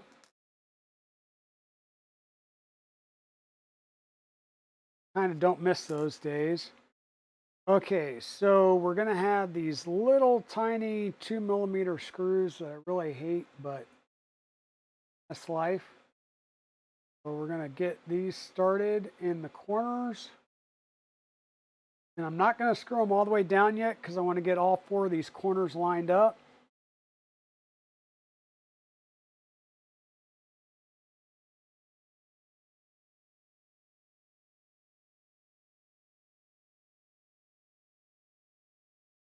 Throw the handle up here and get that one going.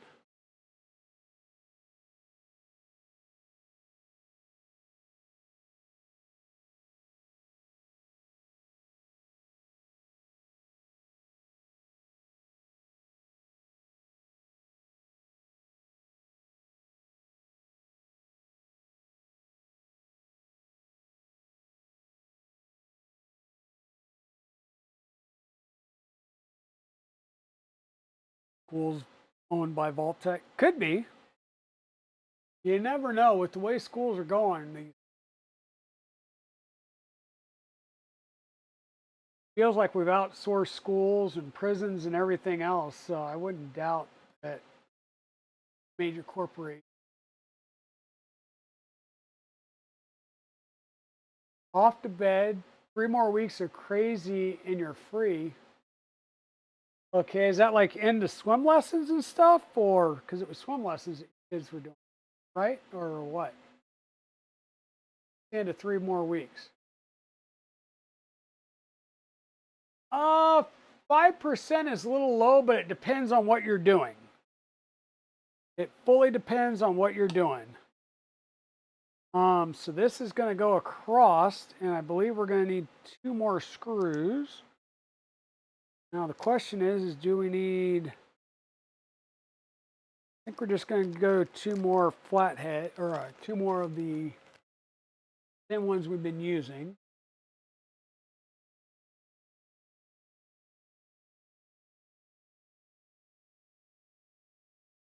Because the other ones are a little bit thicker.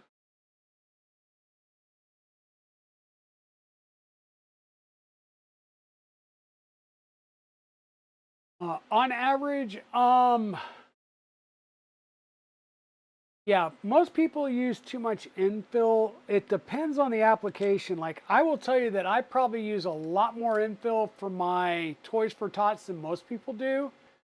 Most people are trying to figure out how to limit the overall amount of plastic so that they can print more faster.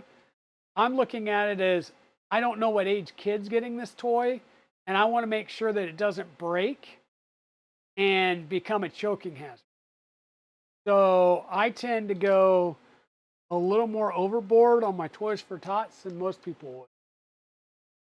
But for most things, like standard prints, 3 to 4 walls, and like I normally would probably do 10% infill. But yeah.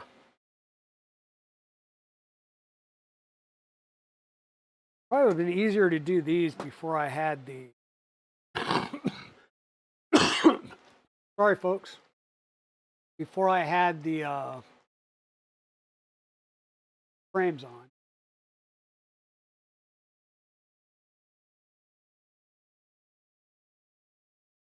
Or before I did the handle. Easier. 10 to 25, depending on what it is, you get more strength out of more walls, right? So if you're looking for a strong part, you want more walls, but you also want to be careful that you don't get some weird gapping around your walls. So that's the other reason to look at your infill percentage.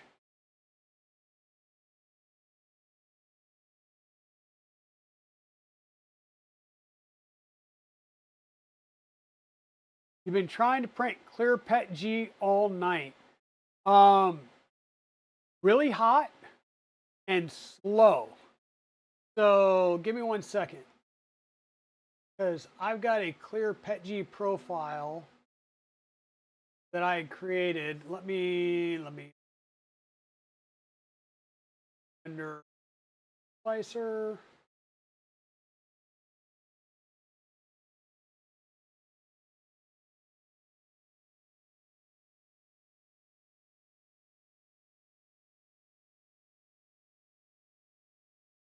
So clear parts.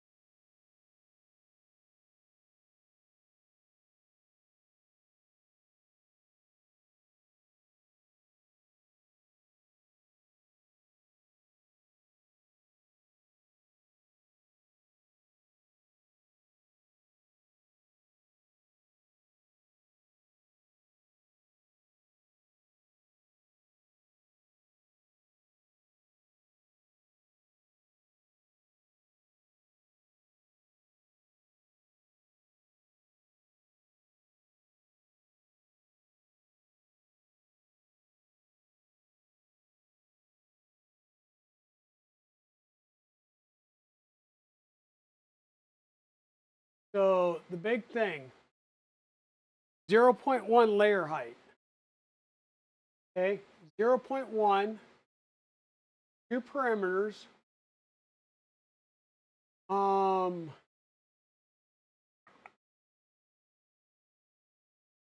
And then infill is 100% aligned rectilinear.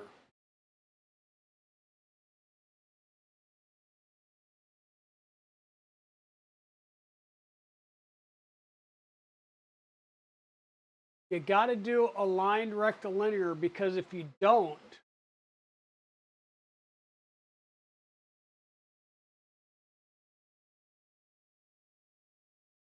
if you don't, then they cross. If you do standard rectilinear, it goes like this. Where if you do aligned rectilinear, each layer goes in the same direction. Okay. And the other big thing was speed super slow. So my speeds were 20 millimeters on perimeter, 10 small perimeters, 10 external perimeters, 14 for infill,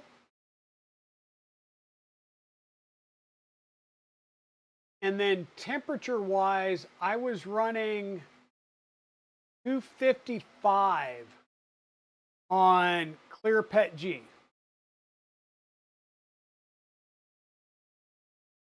You can probably go up on the flow rate a little bit as well.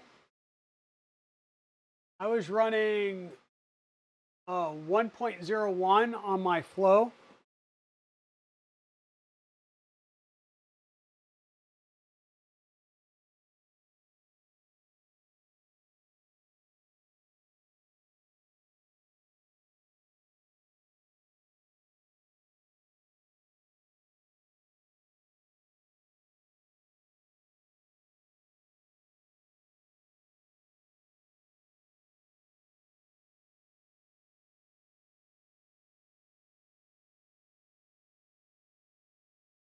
Ten mil per second, solid infill, concentric, bump the flow up to 104.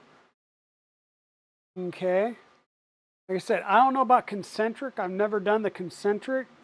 All the stuff that I've done has been aligned rectilinear.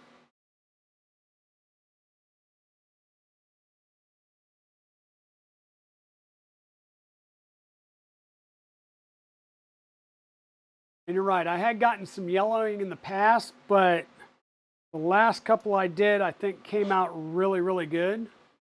So, but those were my settings. Your mileage may vary. So this, that, there's O-rings and little stopper nubs. Put this on top of the box is step 6. Then starts talking about introduction to the screen. So this is the main box. Expansion parts for a 3-kilogram spool. Ooh.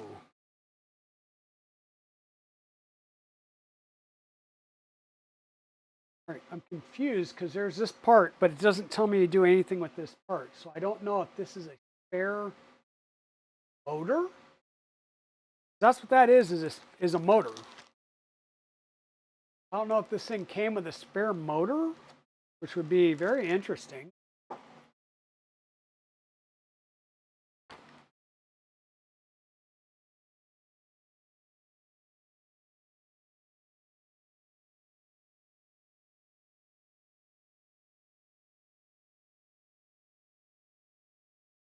Screws, Allen wrench, Teflon tube, power cord, main device, silicone stoppers. Silicone stoppers would go in your ports up here. So the silicone stoppers are these little nubbins. So these would just pop right into your PTFE tube ports. So when you're not using them, you can cover them up. And once again, this is designed for 2 spools side by side, or you can do one 3 kilos, like 2 or 3 kilo spool. So that's the main base unit right there. You run 2 spools side by side. And then I do have the adapter kit,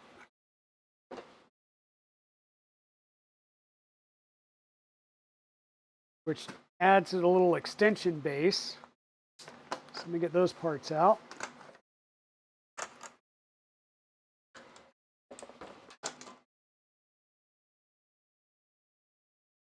Tell you what, it is a good darn thing we did not do a recycle run yet.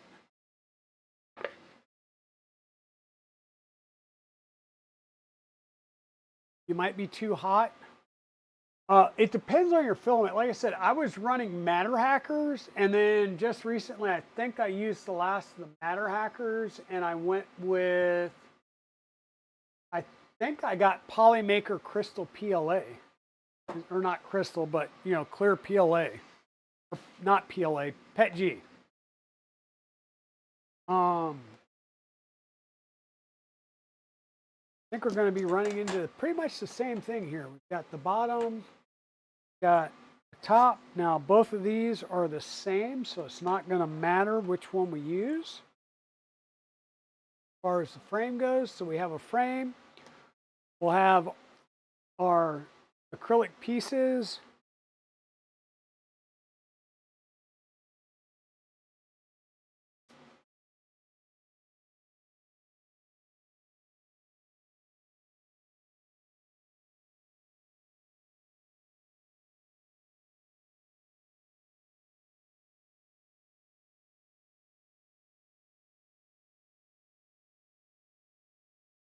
Yeah, the big thing is just running really slow.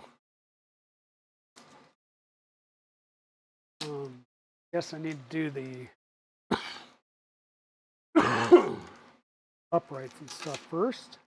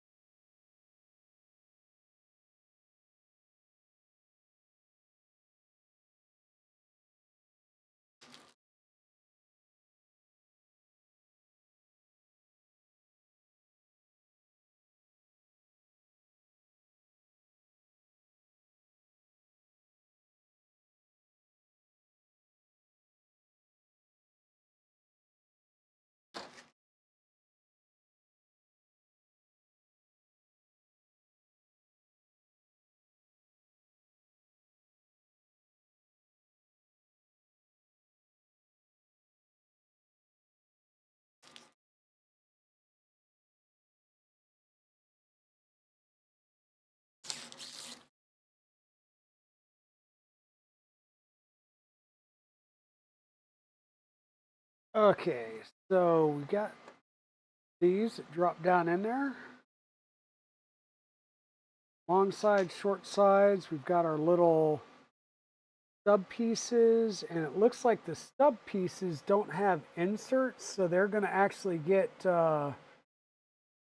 We're gonna drive threads right into it.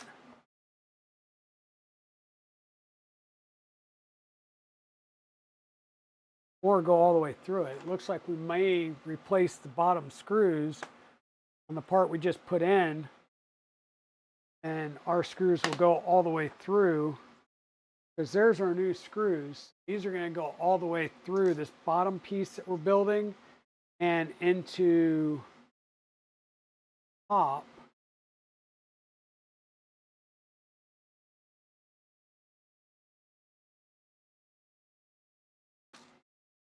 So it's going to basically turn this whole bottom piece, or this whole thing, into a larger box.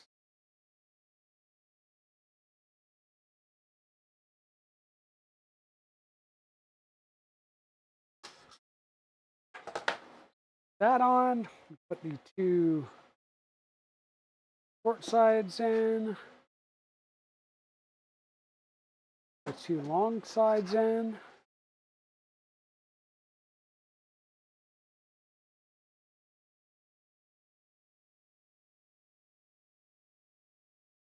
We'll add the top.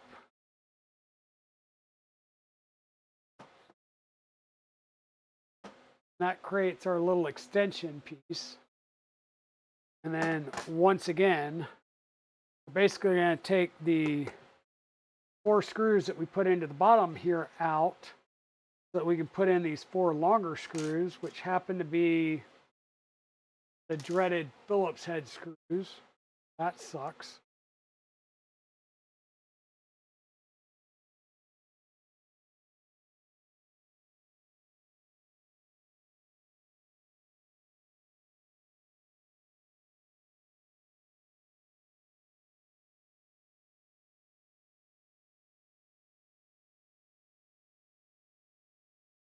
I can recommend, well, I can recommend a dryer based on what I've got. So the Sunlu dryers without fans, are they worth it? Probably not. I've got 2 of them. Would I buy them again? No. The poly dryer, I'm liking what I'm seeing out of the system so far. I'm really liking what I'm seeing out of that system so far. The IBUS, I just bought it. I will talk to people about it as I use it, especially if I get a larger spool. I need to dry said spool so that I can use the filament that's in it. And then if I will probably rent the double barrel from Fader and give that a shot and see how well that does. And then hopefully there's something for larger spools that comes out by Polymaker for the poly dryer system, and we'll give that a shot. Okay, so we pulled the 4 small screws out that we put in. And we're going to line this up, then use our Phillips head screwdriver to get this started.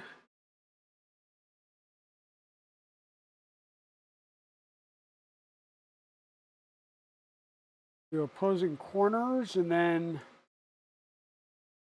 once we get them all started, then we'll tighten them all down.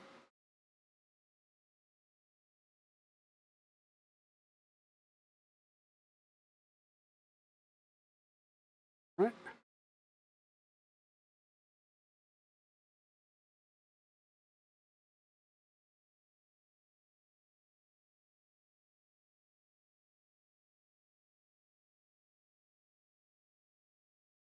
Why are we not getting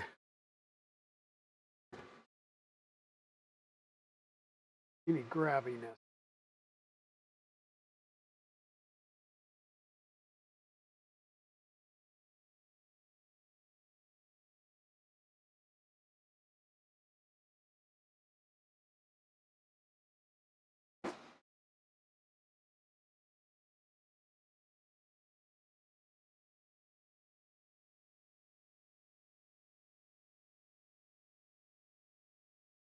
That one grabbed.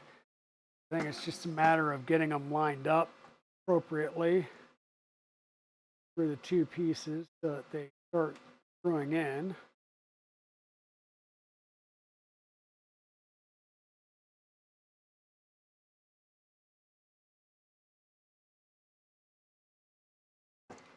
Still didn't get started.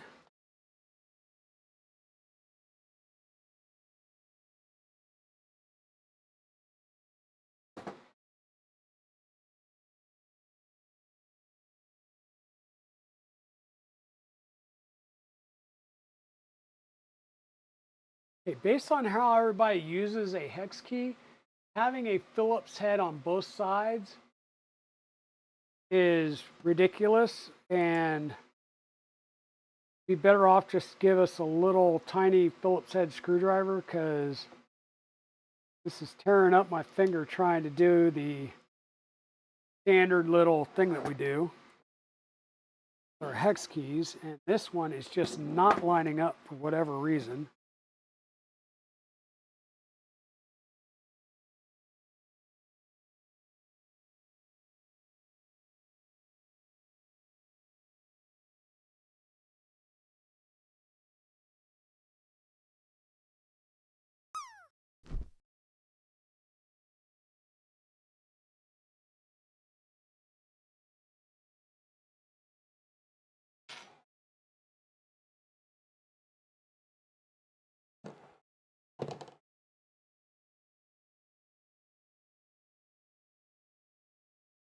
Have I told you guys how much I hate Phillips head screws? Or at least tiny Phillips head screws.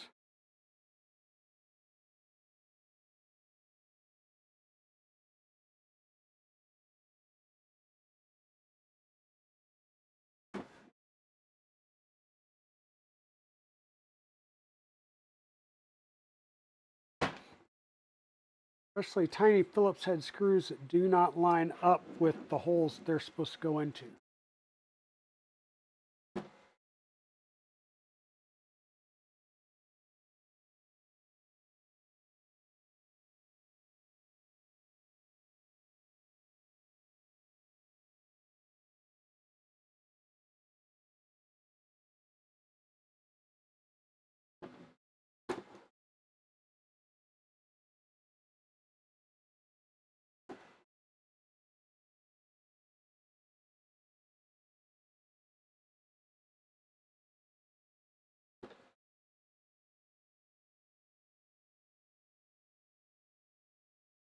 Still didn't get lined up.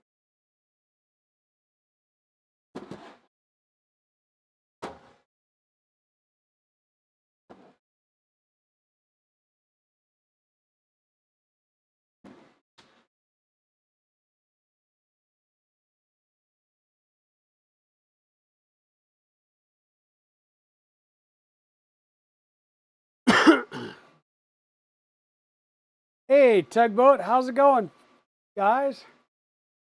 Not sure which one of you it is, but welcome on in. Well, I've got your parts sliced up, and I'm going to start printing them soon. I need to talk to KB3D about a bomb kit. Get that ordered.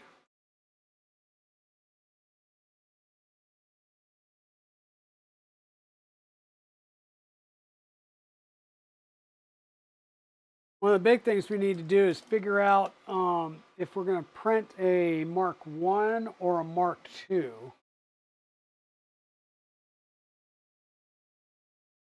I'm going to rebuild my Rook 2020 Mark 1 for the KB3D booth. And I'm debating whether I do a Mark 2 so that we can do like a build along stream where I build one while you guys are building one.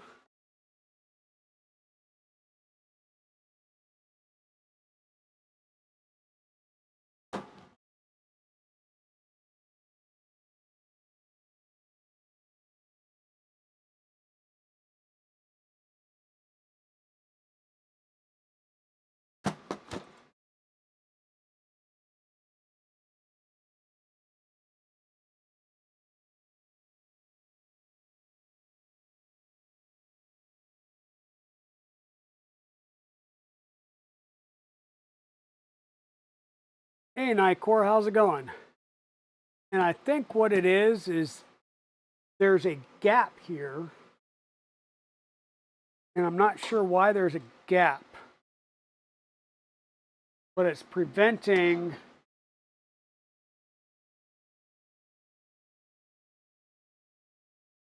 got some kind of shake and wobble here. Something is out of alignment.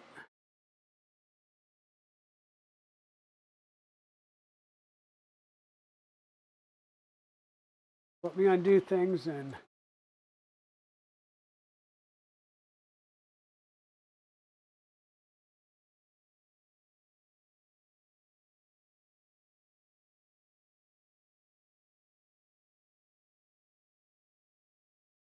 Not just, something's not lining up right.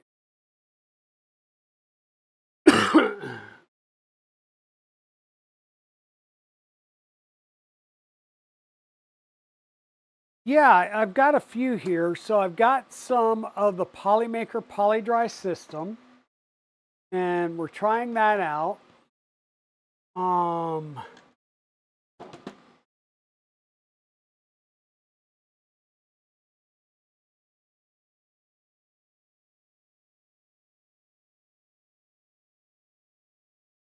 yeah, I'm getting like a little gap there in that frame, and I don't know why.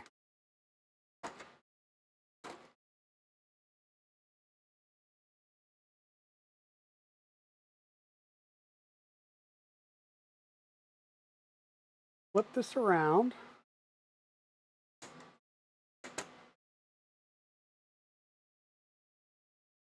See if it lines up or if we get the same similar issue, just on the different side. And we're getting the same similar issue just on the different side. So I'm wondering if it's something in our injected molded part here.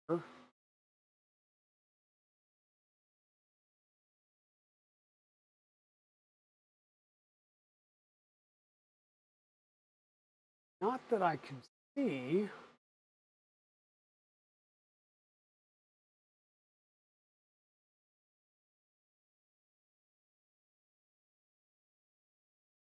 So we did tighten our top down before we did the bottoms. So let's try and do our standard and just unscrew things a little bit. Let it, see if it will ease itself out of whatever misery it's in right now.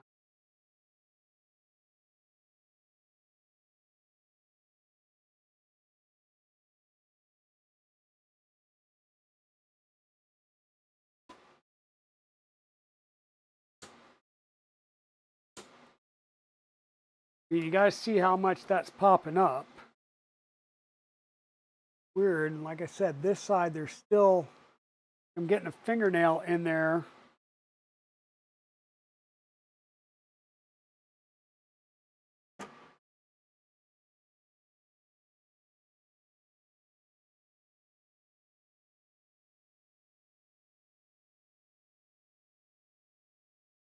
See if we can't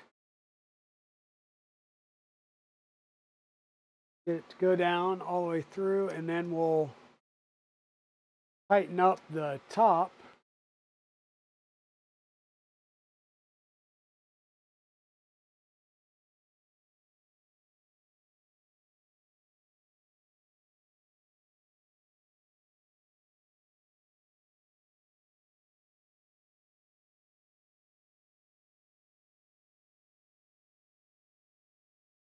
I think that was it. I think it's just a tightening order.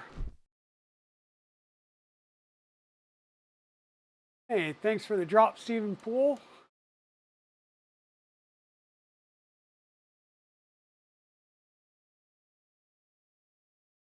Just finished your Mark 1 to Mark 2 update. Oh, for your whatchamacallit? Your Rook. So, like I said, I've got a Rook Mark 1 that I've been taking to the shows. In the last 3 or so shows, it's been on the KB3D booth. And so they found an orange that they really like. And they said, this is the closest thing we found to date to the color orange that matches their logo. So I did go out and get some of that because I noticed that at the last show, it started chewing on a belt. And so I figured I might have a seized bearing that I'll have to replace. So if I'm taking the belts off, well, I might as well look into replacing the parts. And if I'm replacing the parts, then I might as well replace all of the orange parts with the correct parts, since it keeps going on the KB3D booth. So that's what we're going to do. And I don't think I'm going to upgrade that one. But the question is whether or not I build yet another Rook. And basically do a side-by-side build with the Tugboat 3D folks. That way, if they have any problems, I'm going through the same thing with them, and we can talk about and fix any problem along the way. So there's some O-rings. I'm not sure if the O-rings go through because there was nothing in the book about O-rings, so it must be something on the internals. Apparently, there's a spare motor. So maybe we get some spare parts for this.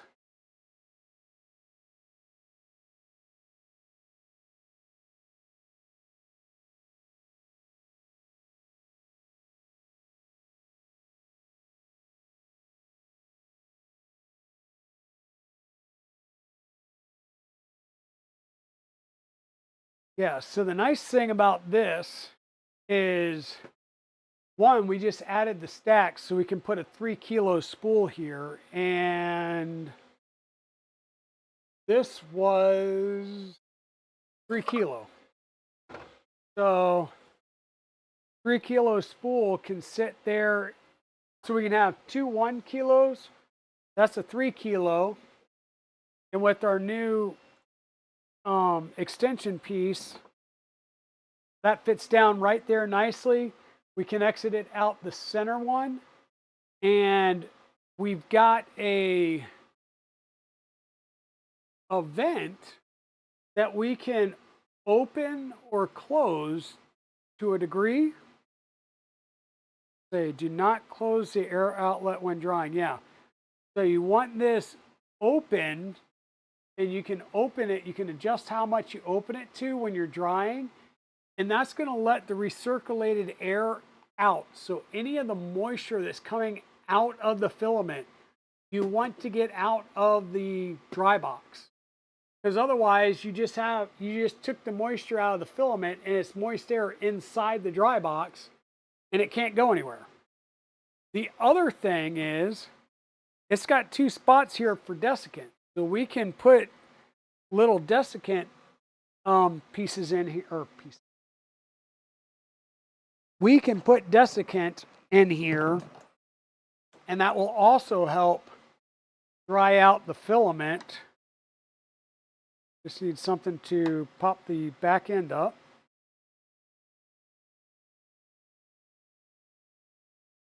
Apparently not a big flathead screwdriver. Well, I swear it shows you desiccant. Open desiccant. Oh, I guess it helps if I pay attention to how it tells me to open the desiccant. So there's your little desiccant thing. So you can put a little bit of desiccant in the back on each side. And that could just be a desiccant pouch. So when you open up a thing of filament, take the desiccant pouch, toss it in back there, close it back down, put your filament in here, and you can dry your filament. And then you can also print directly from this box. And this will support the 3 kilo spools. So in this case, this is Polylite ASA, and it's been sitting out for quite a while. So this probably needs to be dried before I use that last little bit of it. But yeah. Yep. And I think this dryer, you can have it do rotation, which is why there's a motor in there.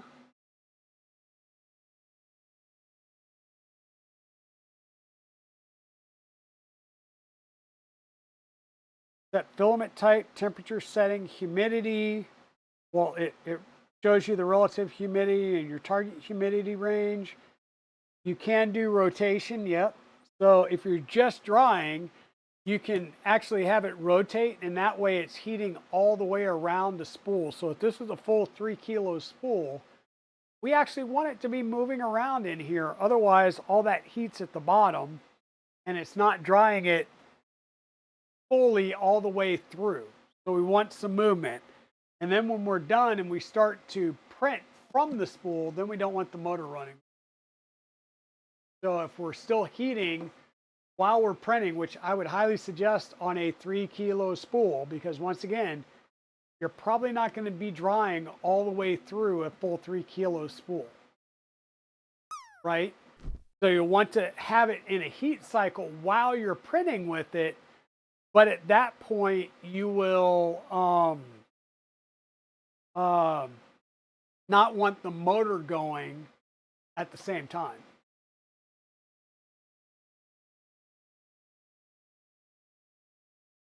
So, yeah. And with that, folks, it's 10:30. We've been going for a while. We've got our IBUS dryer put together as well. And Pez, I did buy this specifically because it'll do a 3 kilo. It'll do a 2 and 3 kilo spool. It won't do a 5 kilo, I don't think, but it'll do a 3 kilo. Yeah, it ain't doing a 5 kilo because I got one of those in PLA over there. Whoops. So there's a white spool of PLA back here, and that's the 5 kilo. It's huge. It still won't fit. 3 kilo will. So yeah.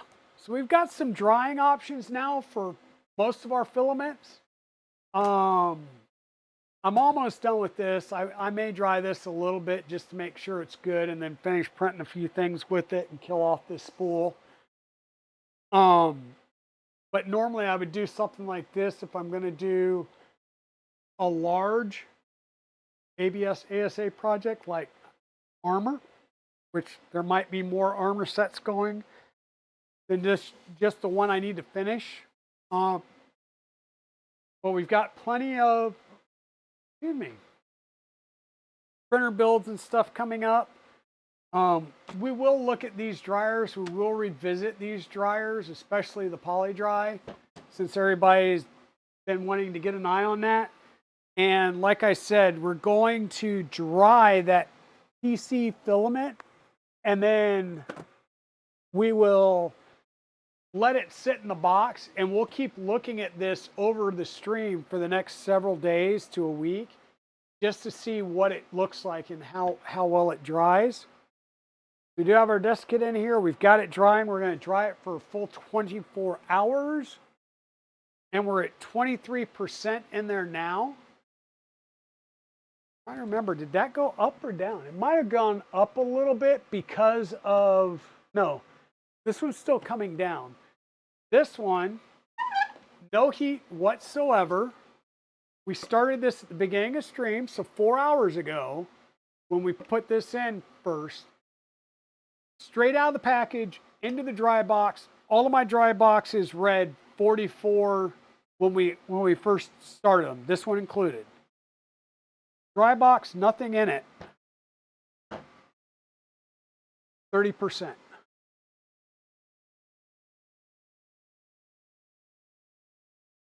%. Right? Dry box, nothing in it, just open air, just desiccant, 30%, right? So all these pretty good. They're down at 30%, empty boxes with just desiccant in them. And it's just pulling the moisture out of the volume of air in the box.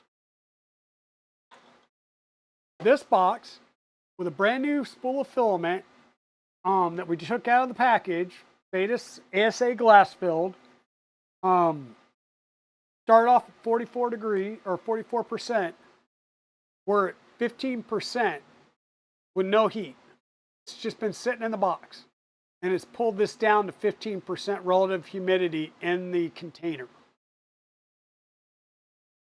So that's good. Now, if it stays like that for, a few days or a week or whatever until I start printing with it, that's going to be amazing. Once again, this filament is planned for the LDO,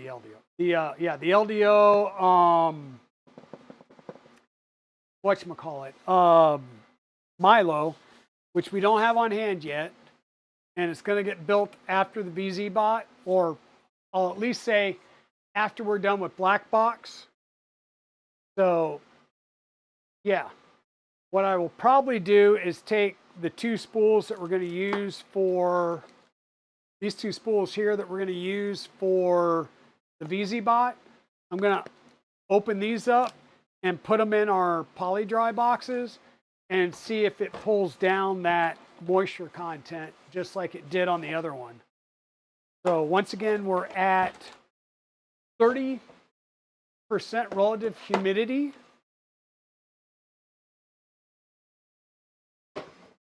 Okay. Let me just show you this. This is all the boxes from the poly dry and stuff like that tonight. You can't see some of it because it's behind here. But this is just the cardboard from opening stuff up tonight. Dry boxes. That's why I'm saying we need a bulk option of just like a set of 5 of these in a single package without all the manuals, because that way we can cut down on some of the cardboard. And yes, scissors, polymaker polymaker bags that are resealable. Don't stabby. Go ahead and cut them, especially if polymaker and Pez are here. Be nice.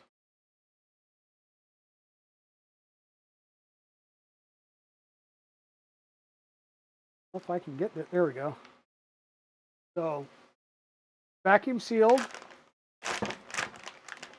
Popped it open.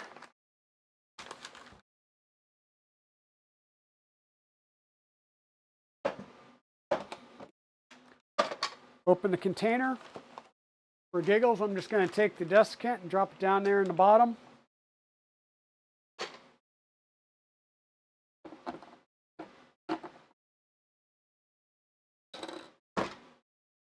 Put it in there. Latch it back down. Okay.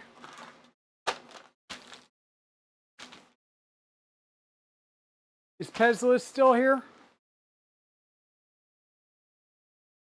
No stabby the bag, and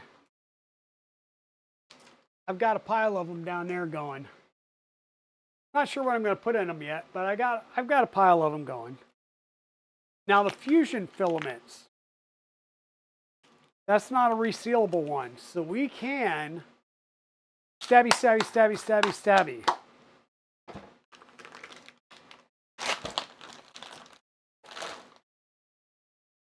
Once again, we'll take the desiccant that came with that,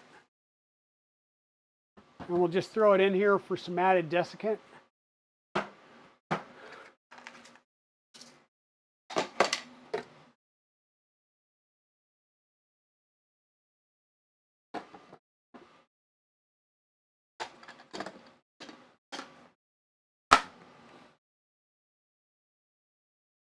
And tugboat.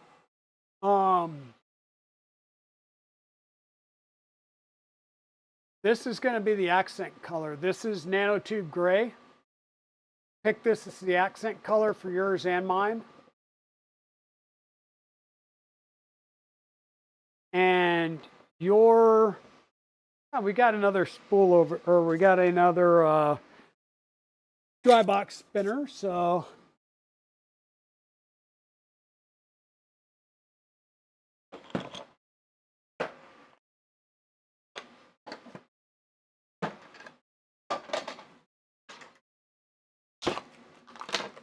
Greg from Big Jano, holy crap, I have been on for a while. Hey Jano, the tugboat.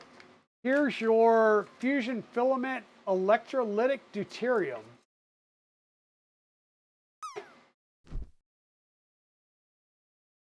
How you doing, Jano? Hey, 3D Fanatic, welcome on in. Thank you for the follow. Yeah, so that's electrolytic deuterium. That is a ABS color that my friends over at Tugboat Printing selected for the color of the parts that I'm going to print for their Rook 2020 kit that we're going to send them. So for a Murph, I was going to give them my salad fork at the end of the show, and somebody made me an offer for the salad fork that I just could not, in good conscience, walk away from. So I took it, and then I felt bad for Tugboat. So we're going to send them parts for a Rook 2020 build. And I even told them that I'd print the parts for them. So the colors for that are going to be the deuterium blue is the main color. And then we're going to add some accents in this nanotube gray.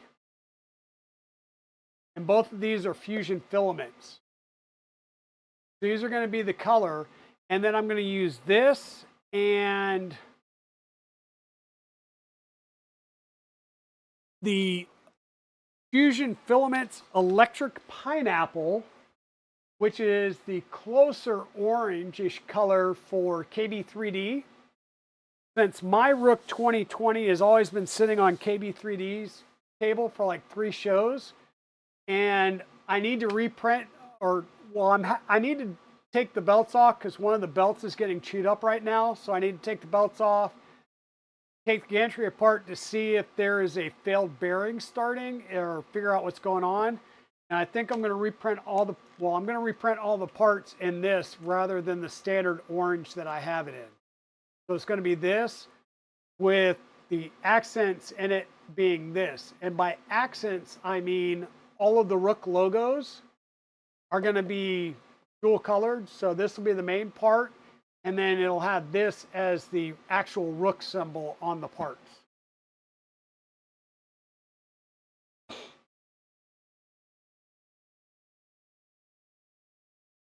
Oh, cool, Jano. Yeah, raid and run. I get that, my friend. I was actually getting ready to head out for the night myself. So, Jano, before you raid out real fast, so I opened up all of these poly boxes tonight. These last 3 I just put filament in, but they were at like 30%. And when I added filament, some of them went up to like 34%, but they were all around 30%. They all started off at 44% when I first put the desiccant and pulled the tab on the hygrometer. This one has had nothing but the filament in it for about 4.5 hours. No heat. This is just the desiccant pulling out the moisture out of the air.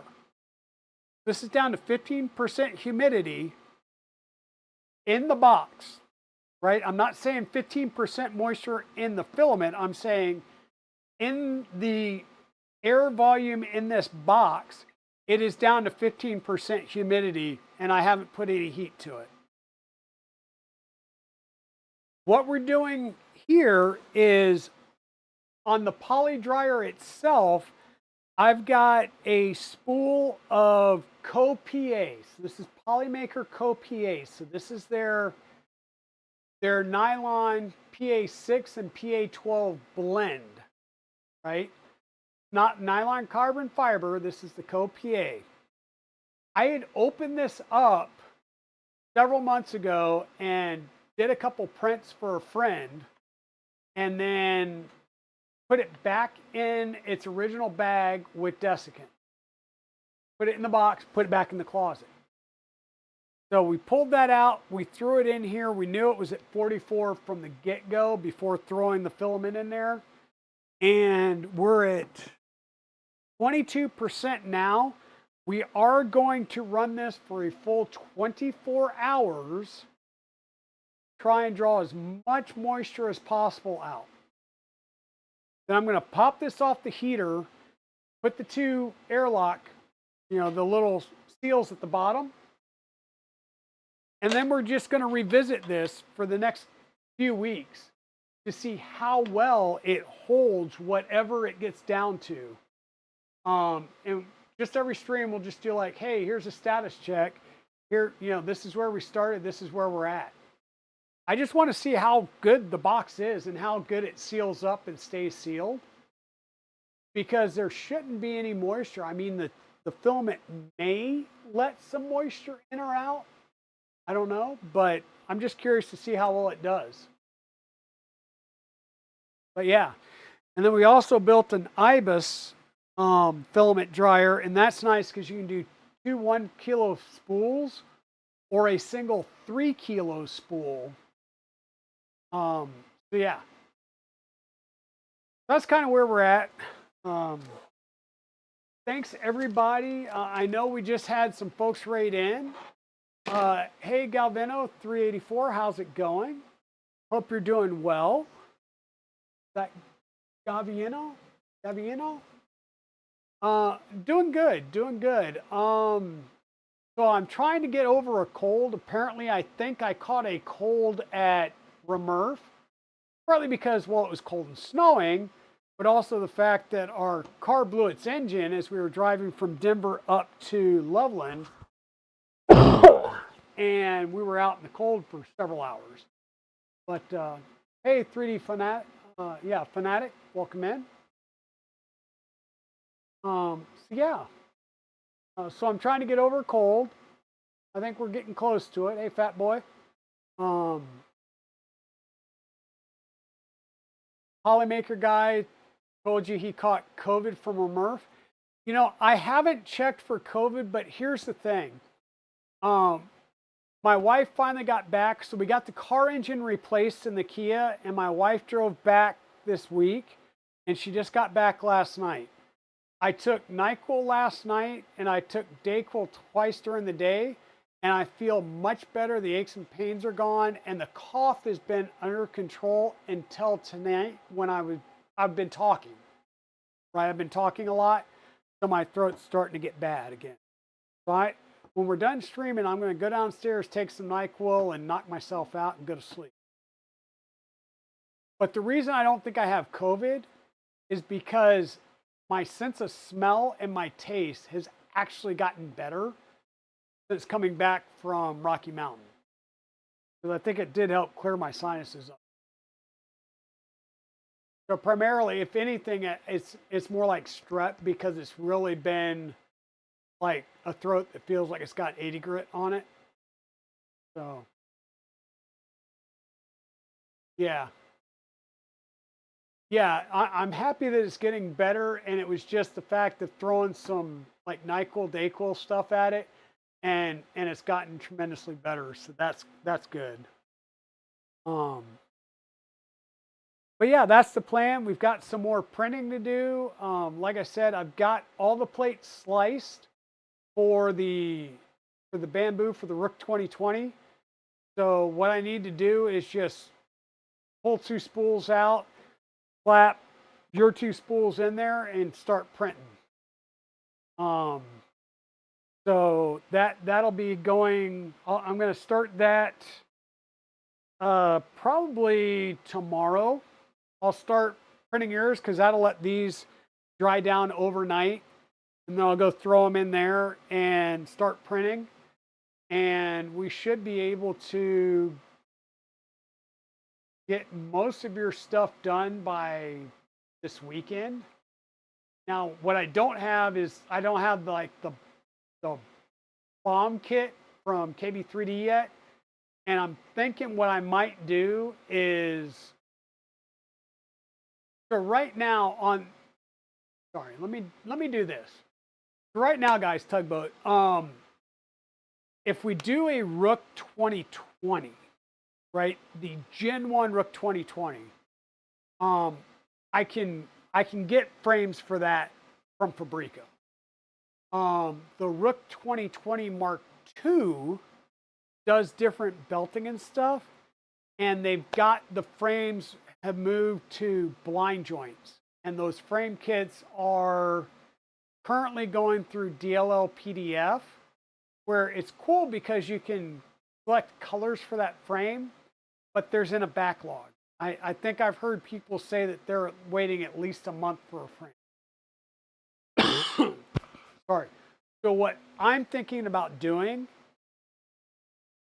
I picked up a bunch of Misumi 2020 frames, or like extrusions, like 500 millimeter 2020 Misumi extrusion at the show. So my thought is I'm going to cut 2 sets of frames and I will drill and tap them myself, which is exactly what I did for this printer right here. So I'm going to cut the frames, I'm going to drill and tap them, and then I will ship you the frame and the printed parts, and I will have the rest of the bomb kit parts probably direct ship from KB3D. It makes more sense than having them shipped to me and then me package everything up and ship to you. So that's what I'm thinking right now. So I still need you guys to get me a name and address so I can ship stuff. And I'm going to share that with KB3D so that I can say, here's the bomb of parts that I need, and get that going so that as soon as I get the printed parts done and the frames cut, I can get that stuff in the mail to you guys. And like I said, we should be able to have stuff shipped out here within the next week, provided Chris has all the parts, which I don't see why he wouldn't, because there's not a whole heck of a lot of specialty stuff. So that sound good, guys?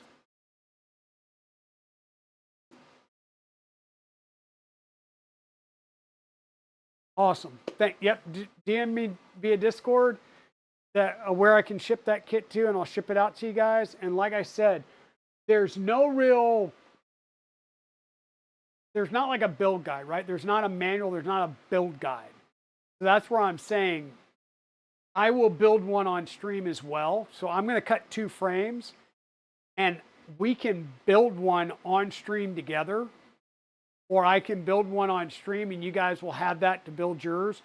However you want to do it, it's cool. Like you can build along as I'm doing a stream. Just tell me if nights is better or if like Saturday mornings would be better. And I can fit that into my schedule. Okay? Of course, it depends on getting everything to you.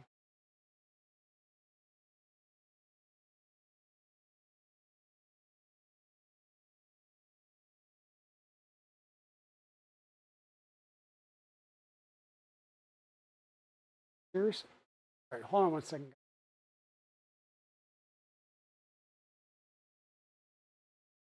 Okay. Need to bring this up so that I can set up our raid out, because we are going to get ready to raid. I have talked way too much tonight and my throat feels it. So I need to call this done so that I can have a voice for Saturday. Let's see who is on. Anybody that's on that Zombie's on. Yeah, let's go over to Zombie. I haven't raided into Zombie normally because I'm not on this late. So I'm going to go ahead and get a raid going over to Zombie Hedgehog. He was at Murph. Looks like he's doing some input shaping stuff. But I'm going to go ahead and get that raid started. Jump on over to Zombie with me. Throw on some raid emotes. And we will see you guys later. We'll see you guys later. Hopefully with both my cameras working again. Take it easy, everybody. Good night. Stay safe.